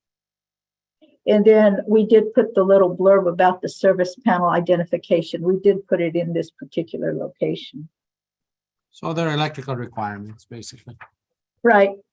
Okay. Now, I should mention in the future, there was legislation, Assembly Bill 1738. It's chapter 687, statutes of 2022, which does direct HCD and VSC to look further into EV charging for existing structures. So that's something we'll look at in the triennial. All right, thank you, Emily. So the first two, we're just deferring to the electrical code to talk about electrical things, and that's a good practice. You don't want to have requirements redundant in codes, because if one changes, the other doesn't, it becomes a problem. Again, that's all housekeeping. And the last one had to do with the, again, electrical supply and the panel when we're doing additions. Okay, with that, let's, we have two committee members, Ron and Carrie. Ron, go ahead. Thank you, Mr. Chair, and I appreciate the housekeeping, Emily, and the look at making things more efficient. Clarification question for you, Emily. Existing in the Cal Green Code in this section, under the identification paragraph which you deleted, is section 4.106.4.2.5 entitled Electric Vehicle Ready Space Signage, which makes reference to the Caltrans Traffic Operations Policy Directive. Is it your intent to keep that section? Yeah, that one actually was not proposed for deletion. So the way the express terms works is it's kind of incomplete because we don't put in all the sections that we don't propose to change. So yeah, that section is still in effect. And I'm fine with that, Emily. And it's maybe not even for discussion, but that might need a numbering change since you're deleting sections before it, which I think the agency could take care of very easily. Because it's 0.5 now, you're deleting 0.4, so it'll become something. Or perhaps not. I'm sorry, you reserved 0.4, so I think it could say the same number. Sorry. All right, that's it for me, Mr. Chair. Carrie? Just a question for HCD on item 12. It's existing multifamily buildings, but where they're doing, new parking facilities or pulling permits and doing electrical work. Was there conversation in the working group about why this is EV capable instead of EV ready?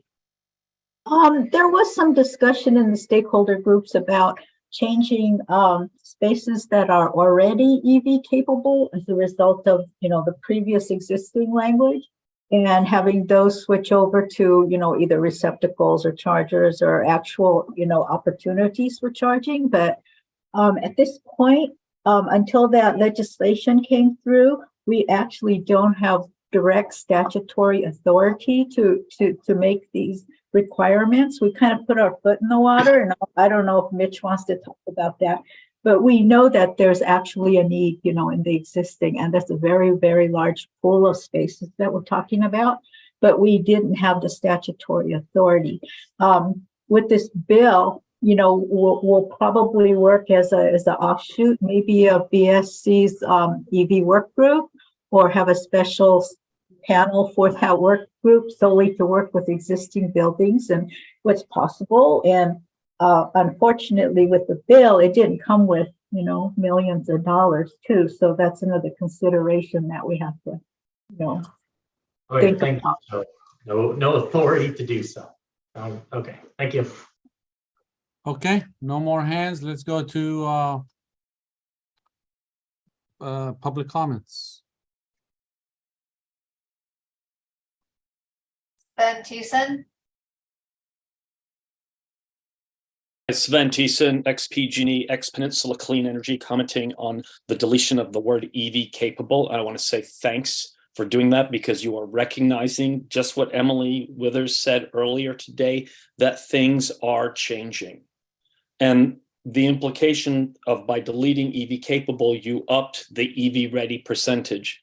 And that was good, but it's not enough. 25% of California's population is under the jurisdiction of a city or county that is working actively on reach codes right now and spending millions of dollars to put charging into multifamily housing, because Cal Green is not substantive enough, the mandatory code, to meet their requirements. 25%, millions of dollars being spent. We have the California Energy Commission giving $3,000 to $6,000 per charger to install charging in multifamily housing. We have the CPUC allocating just to Southern California Edison $465 million to install charging at $15,000 a pop. So by you at the lowest hanging fruit, and this is what drives me crazy as an engineer, taxpayer, ratepayer, that you're saying, it's not worth it to do it now, we'll put it off, to me is the language of denial and delay. And the worst thing to me is you are damning the economically disadvantaged as opposed to taxing someone fat and rich. We have these agencies, again, spending multiple $1 million. We have reach codes being developed by cities. And why it's so important to have that alternative compliance pathway in there is then they can straight adopt it and they don't need to go through that reach code process. So thank you for deleting. Thank you. All right, next caller. James Fry. Yeah, here we go. Thanks, guys. I know this is an administrative change for 12, but we'd like the group to really consider how parking space additions should be considered new construction and drive higher requirements. So our comment letter has the details in this topic, but it would be maybe possible for during our next workshop to review that. Also, we'd like, especially existing buildings should have the opportunity to deploy ALMS for the code required EV spaces. And I believe that would be a reasonable change since it's just providing options to the builder. And it would also give existing buildings with limited capacity the opportunity to double or triple the number of EV spaces for the given capacity it might have. So please reconsider adding ALMS into this language as an option. Thank you. All right, any more callers? Tara, EV coaches. Yes, hi, thank you. I just wanted to respectfully point out that there wasn't a response given to Vanessa or I when we asked about the process. It would be very nice to have someone here respond about who is going to be part of the further study of the feasible, infeasible. And I want to point out that there's also a difference in multifamily expertise between those who install charging multifamily housing with the profit motive and those who live in the multifamily housing with the motive to try to afford to be able to charge at home. So what we're referring to is that latter category for equity. That lived experience is vital, and everybody's expertise is welcome, but if that voice is missing and you think that someone who installs EV charging multifamily housing represent multifamily housing residents, then I think you're very mistaken. Okay, and then please, could someone respond so we don't keep asking every question? What is the process when it goes to further study? If a stakeholder group brings recommended language for further study, has expertise to share, where is the place where we can contribute that as the further study happens? And finally, since we recommended this committee recommended an ACP to be studied last time, but that didn't happen because HCD, so there wasn't enough time. What is the expectation here about how much HCD has to follow your recommendations? So that's quite a few questions at once, but we'd love a response now so we can orient ourselves to this process. Thank you. Thank you. Next caller. Vanessa Warhite. Yeah, this is Vanessa Warhead from Plug in America, and I would like to devote my 2 minutes to the time it would take for somebody to answer Linda's question, because we are still waiting for an answer. Thanks. All right. Next caller. There are no other hands raised. Mr. Raymer. Oh, wait, I'm sorry. There is somebody. Sorry, I apologize. Dwight McCurdy.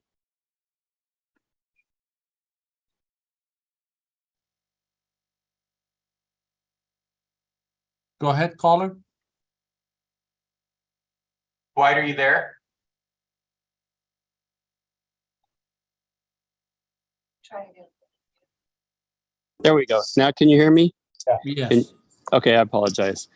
Yeah, so I just want to take off a little bit on the inequity issue that Sven raised, and that is ALMS is a big part of the code at this point. The problem is that there is no price regulation in multifamily housing.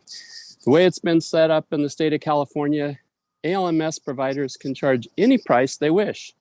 And right now we're seeing prices that range from 3 to 5 times what a resident of a multifamily housing complex could get compared to where they got their electricity directly from the local electric utility. So what you've done is you've built in a huge structural inequity because of the lack of regulation of pricing. And that needs to somehow be addressed.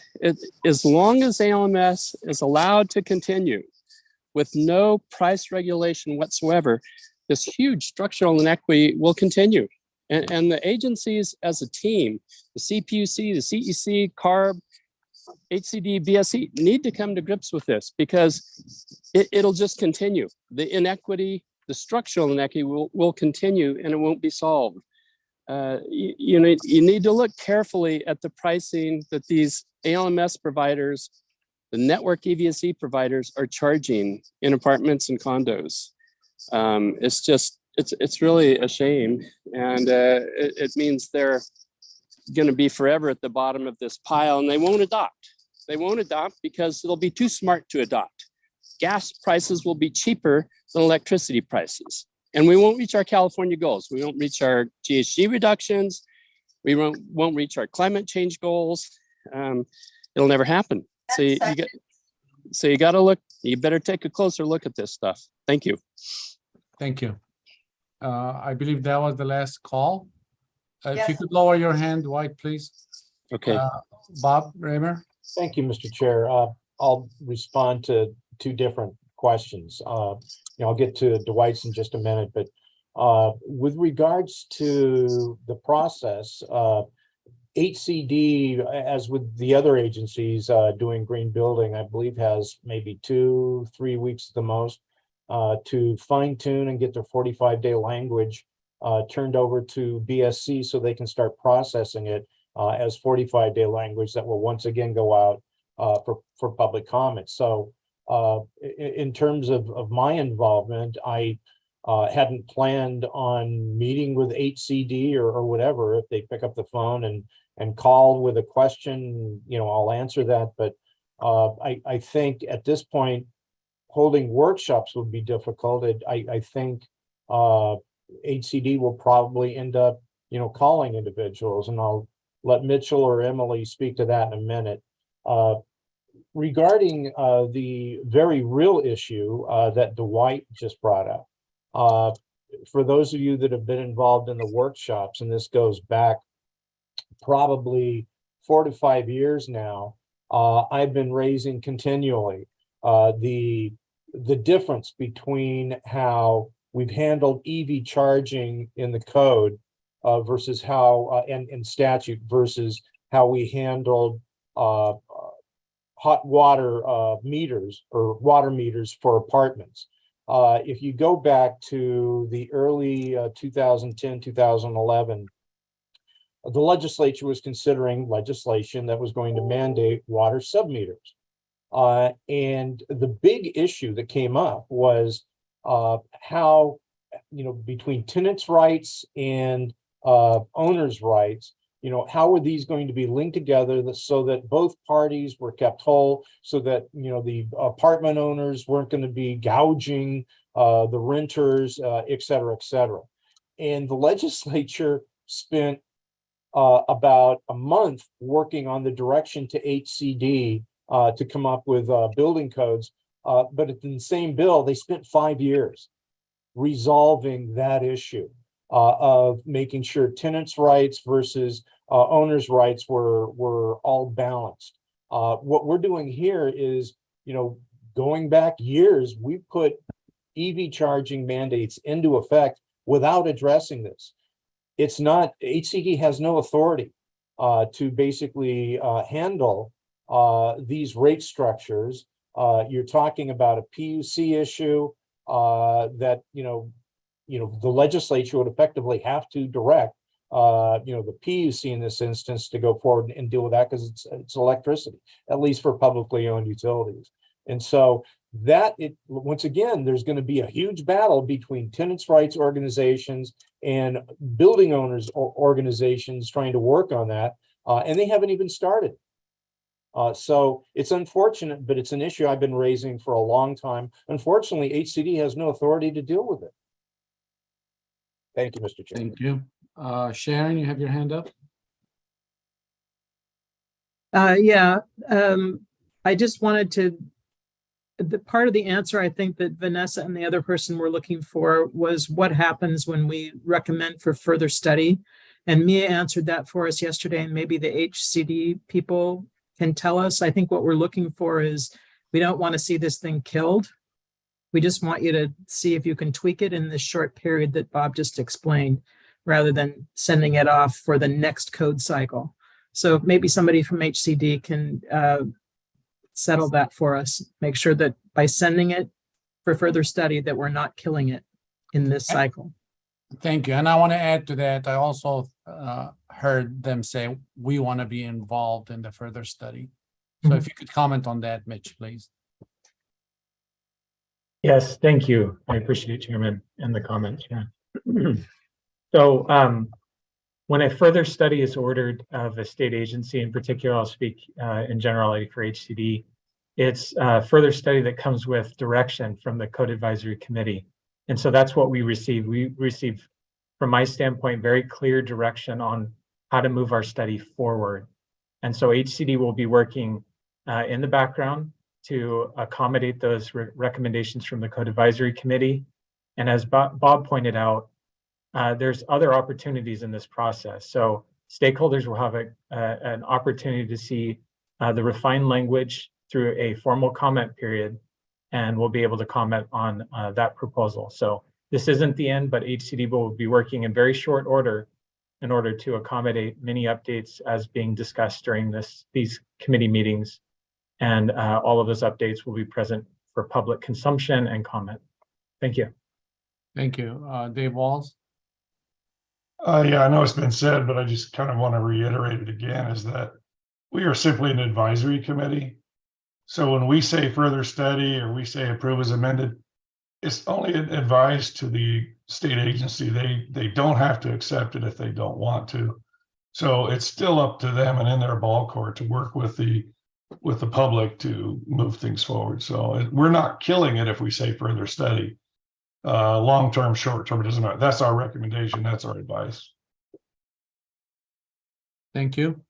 With that, can I have a motion on these three items? Yes, Mr. Chair, this is Bob Raymer. And I would move for approval as submitted, items 10, 11, and 12. All right, can I have a second? Second, Carrie Bowler. And can we take the roll? Yes. Osama Yunin, Yes. Dave Walls, Yes. Bob Raymer, Yes. Sharon Revum, Yes. Michael Stone, Yes. Wes Sullins, Yes. Carrie Ibala, Yes. Stephen Taylor, Yes. Ron Takaguchi, Sorry, yes. thank you, motion carries. Thank you. And this concludes the mandatory part of the Cal Green Code. And now we're moving, item 13 is the appendices, which is the not mandatory part. And what I have in mind, actually, let's go through it on the technical basis. And at the very end, once we conclude with the technical, maybe we can dedicate a few minutes to talk about process in general, about give people opportunity to talk about some other issues. Maybe we can do that. Let's see how we do on time. But there is obviously some concerns, not related to this code, but outside this code. And I think people want to be heard, and it's good. But for now, I think if we can focus on the actual code and see if we can take advantage of Emily being with us. I know she has to leave at 5. But anyways, well, we'll see. Let's go through the next item, which is Emily, do you want to group together any items, or any member of the committee thinks we ought to group any of those items?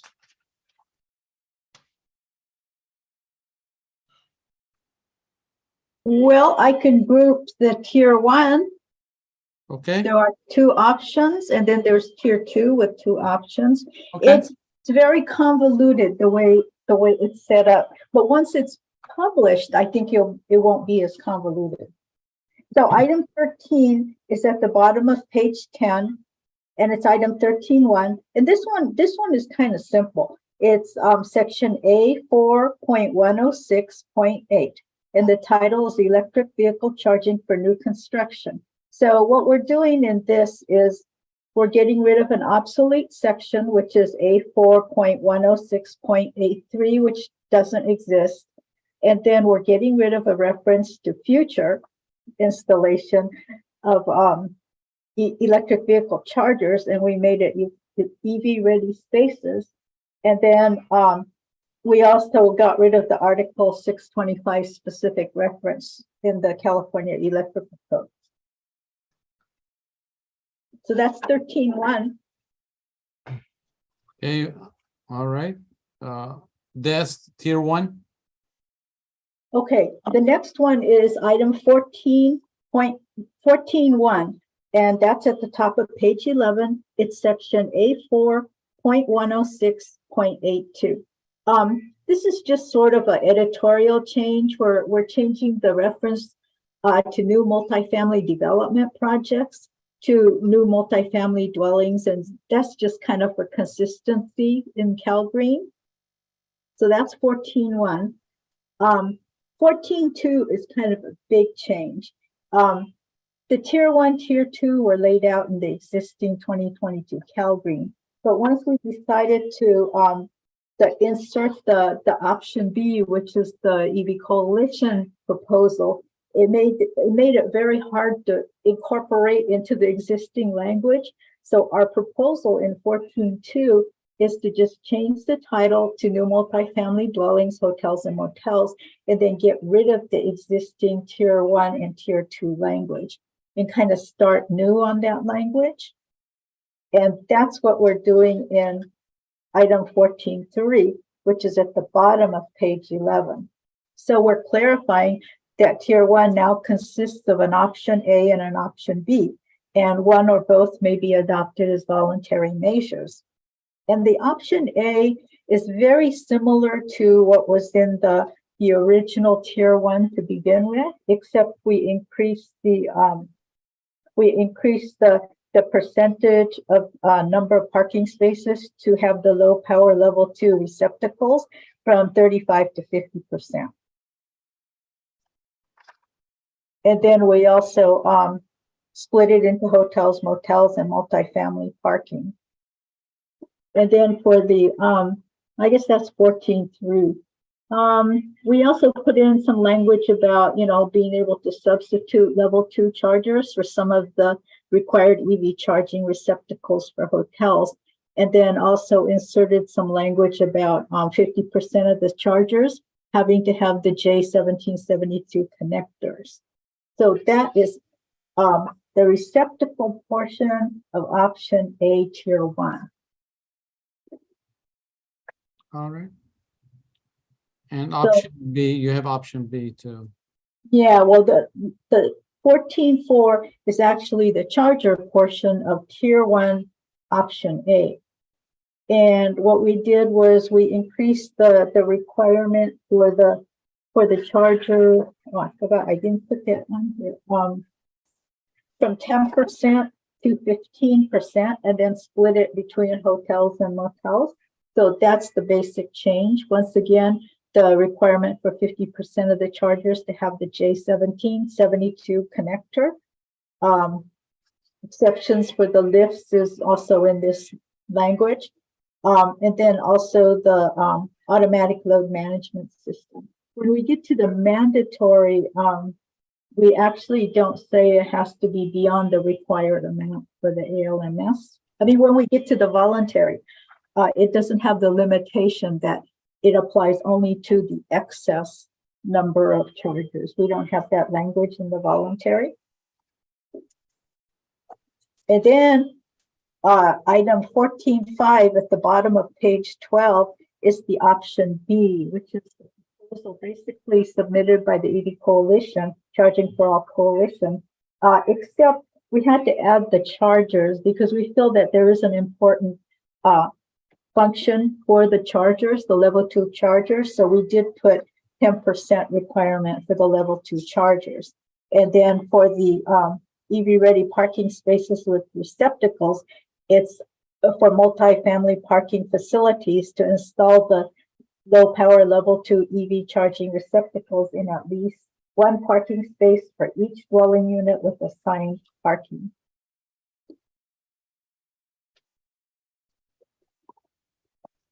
Okay, that's tier 1.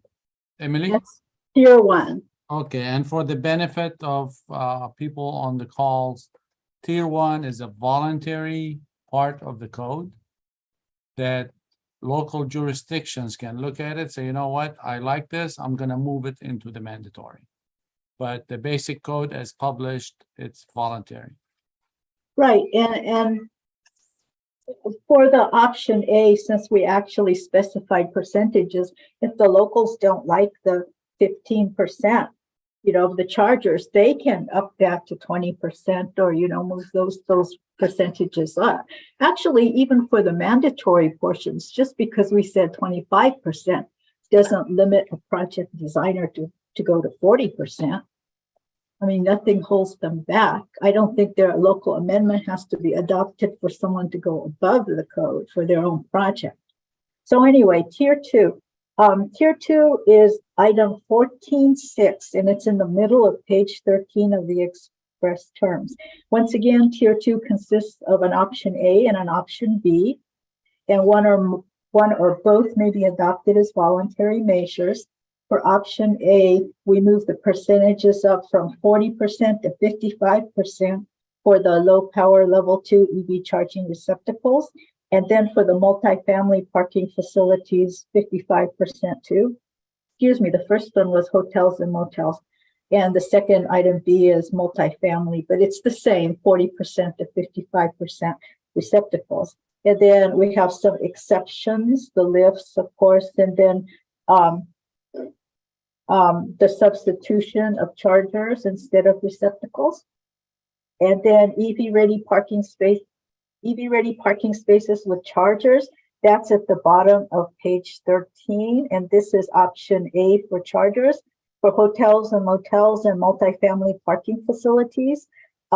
We've identified 20% as the new goal for tier 2. Same exceptions, same provisions for use of ALMS. Item 14.8. This is tier 2, option B. So this is it's kind of configured off the EV Charging for All Coalition's proposal, but their proposal was so comprehensive that it was hard to develop a tier 2 out of it. So for the EV-ready parking spaces with receptacles, we put install one low power level 2 EV charging receptacle for each parking space available for use by residents. And then for the chargers, we increased the percentages, but then we put 20% of parking available for non-residents or guests shall be equipped with level 2 EV chargers. And once again, the requirement for 50% to be equipped with the J1772 connectors. Same type of exceptions, same provision for automatic load management systems, and that's 14.8. All right, thank you. So basically, if I understand it correctly, 13 is more of a housekeeping, but 14, that's where you have the tier 1 and tier 2, and you upped the numbers on those, and you have options for complying. Right, 2 separate options. Option A, which is an enhancement over the existing tier 1 and tier 2, and then option B incorporates the proposal from the coalition. Okay, all right. All right, Ron. Thank you, Emily. Thank you, Mr. Chair. Same comment as the other standards in the required sections. We have an exception for parking lists. I would like the agency to consider an exception for unmanned automated parking structures. And a thought, without going into too much detail, and that is for hotels under the tier 2 option. You have the same percentage for hotels and motels as you do for multifamily. And I think some hotels and motels are where electric vehicle charging is needed the most for the travelers who go from point A to point B to point C, and they need the charging along the way. But there are hotels primarily that you don't necessarily have those type of travelers. You have those who are flying into an airport. They don't even have a car. And there are some hotels that have valet only, which may have the more flexibility for a valet to plug in for the charging period. So I'm not suggesting anything, but maybe at a certain point, look at special cases for hotels, especially those with valet. That's my comments, Mr. Chair. Thank you. Thank you. Sharon? Is this the right place to clarify the bit about the exception for the lifts, that does not change the total number required? Yes. Emily, do you want to respond to that? Yeah, thinking about it, if the only parking available was the lift, then if you don't consider, I think you would have to. And it would be infeasible. Yeah, it would be infeasible. So gotta really think about it, because you don't really want to put it into like a hardship case. I think we would probably need to discuss it a little bit more on that. But my point is that we're not throwing the baby out with the bathwater here, that we're making, we're going to reduce the the availability of charging for a number of people just because we made this exception. And I know that in local jurisdiction in the town where I live, when this topic came up during planning meetings or building department meetings, there was confusion about, well, what do we do with lifts? So I think it should be clarified. Yeah, I think there are cases, as Ron mentioned, that, you know, there are some lists have the capability to support, Right. you know, charging. So why are we making an exception if they can charge, right?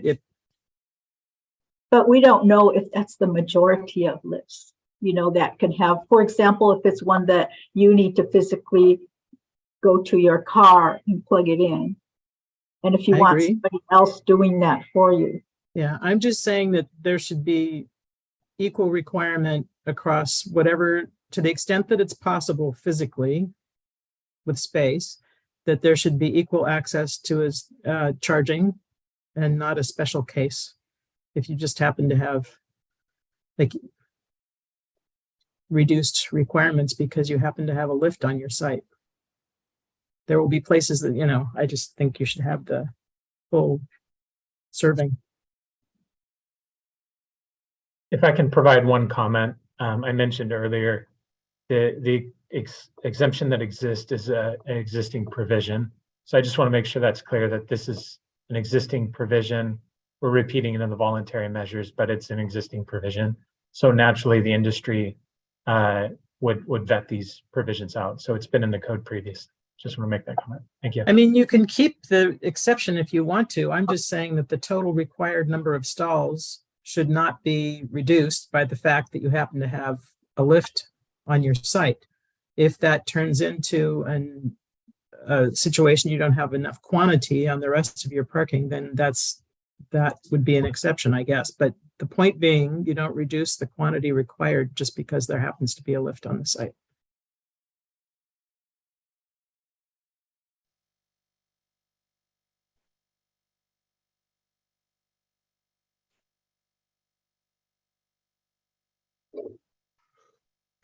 Okay.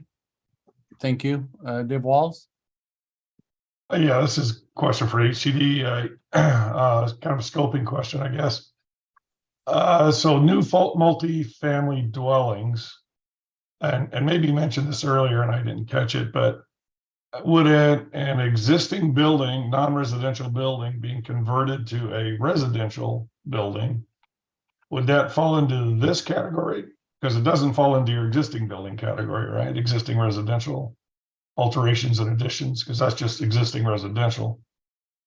So would it fall in then as a new construction, or is there something written somewhere that explains that? Oh, that's a question. I don't know if we've got that changes in occupancy provision in housing. I think we do. I just have to look it up. Okay, well, no, nothing you have to answer right now, but I'm definitely curious on that. May I ask a question real quick of Mitch, since he's online? Are you in the office? Can I stay later than 5 to finish this? Yes. Okay, yes, I'll take care of it. Okay.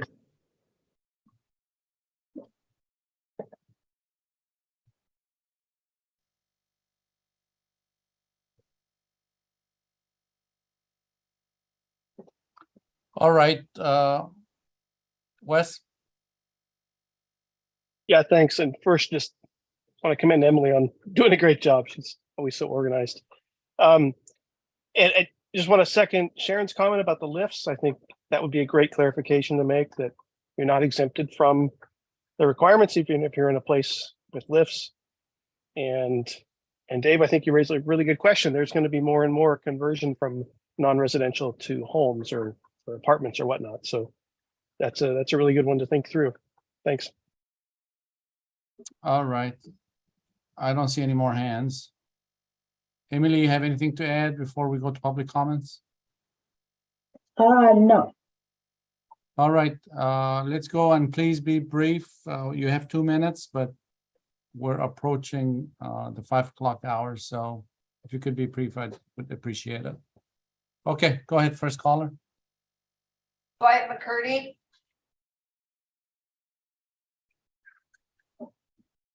Yes, thank you. I just would like to ask about the fact that this is the fourth code cycle where you have provided for multifamily housing charging to various degrees, 3%, 6%, 10%. How many of you would be willing to acknowledge that what you're doing is you're basically taking about $1,000 a year out of the pocket of those multifamily housing residents who want an EV, want to charge at their apartment, because there is no automatic provision for the circuit to go directly back to their panel. Even though it sounds great to allow these EVSPs in there to provide ALMS, when you take a look around at how your code is being implemented, it's about $1,000 a year, somewhere between 800 and 1,000 that they are losing out on because of the way you're adopting your code. And the lack of coordination between the agencies, the CEC, the CPUC, CARB, HCDB is amazing. And Bob is right. It's been raised as an issue since 2010, and the agencies are still not dealing with it. And you're still relegating the lower income folks who live in multifamily housing to this position where they're losing out on about $800 to $1,000 a year. It's just unfair, inequitable and unfair. That's it. Thank you. Thank you.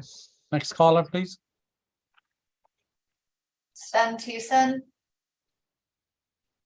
Hi, this is Sven Thiessen. I want to go back to the 9-point criteria that you're supposed to use on building codes, and I want to focus on cost to public is reasonable.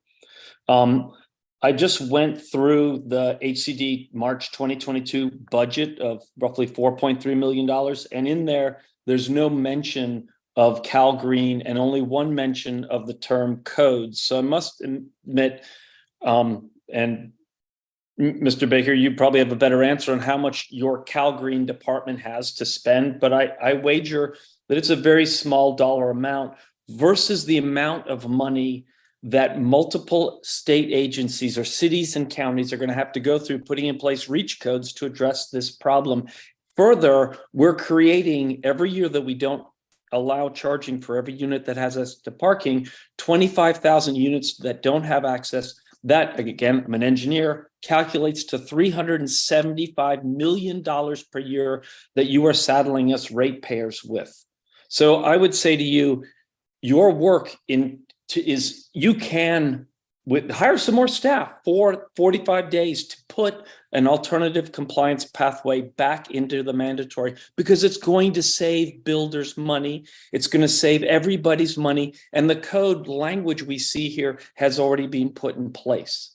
Okay, you can do this. I don't think that this is a huge lift. Your half-sentence justification that it was, I don't think is valid given how much effort hundreds of people are going to have to do to put this back into their code. Tonight, I'm going to be talking to San Jose. They've asked for help with their reach code, as has San Francisco, as has Palo Alto. Hundreds of cities have asked for help with their reach code because this isn't good enough. And you have the money to do that. Lastly, two things. Equity is not equality. Equality is not equity in comparing single family homes to multifamily homes. And anyone who calls that shame, I understand that I may come across as angry. It's not anger. It's sadness at my inability to explain the impact that your decisions are having on those with no voice at the table, those that live in multifamily homes, my climate, your climate, the climate of your children, and all of California's taxpayers and ratepayers are going to have to foot the bill for all these retrofits. You have the money to fix this problem. It's much better to do it now than have to do it later at 10 to 15x the cost. It's less than 0.03% of the total budget of of building new multifamily housing. Please, can we have some fiscal sense here? All right, next caller, please. Noelani Derrickson. Hi, this is Noelani Derrickson from Tesla. Speaking on both Tier 1 and tier 2, option A and option B requirements, specifically for the level 2 EV chargers installed. This is actually the same issue I have from item 5, but wasn't able to provide comment on it. So Tesla is very concerned about the unnecessary equipment restriction proposed in both option A and option B. Specifically, the code proposed would require at least 50% of the required level 2 EV chargers to be equipped with J1772 connectors. This requirement for a specific level 2 EV charging equipment type is inappropriate within building codes. We are concerned about this precedent that this would set in requiring a specific type of equipment to be installed instead of requiring the capabilities of the equipment, such as level 2, low level, DC fast charging. As structured, this also wouldn't allow for any market changes in level 2 charging equipment technology in the future without having to go back and change the code. So we recommend the J1772 restriction be removed from item 14, tier 1 and tier 2, and from item 5 in further study. We don't disagree with the intent of this, but disagree with its appropriateness in the building code. Thank you. Thank you. Next, well, no, not yet. So we're 4 minutes till 5, and I don't know how everyone's schedule is. It looks like we have few more calls, so we're not going to be able to finish by 5. Do we stop here, continue tomorrow, or what? Any preference, anyone? Yeah, I sense that we're at a minimum going to be suggesting some amendments later on, and there's probably going to be a lot of back and forth. I mean, I'm tired, but you know, we need to spend the time that we need to spend. Exactly. Okay. So let's stop here, pick it up tomorrow. Mia, are you okay with that? Yeah, I think that's a good idea. We have people here that are going to be working beyond there. Right. So let's stop here for this evening, and we'll pick up from the public comments tomorrow. Yeah. And we'll see you then. We'll see everybody tomorrow then, 9 o'clock tomorrow. All right. Thank you, everybody, for your time. Appreciate it. Appreciate all the comments from the public commenters also. All right. Thanks. Good night. Thank you.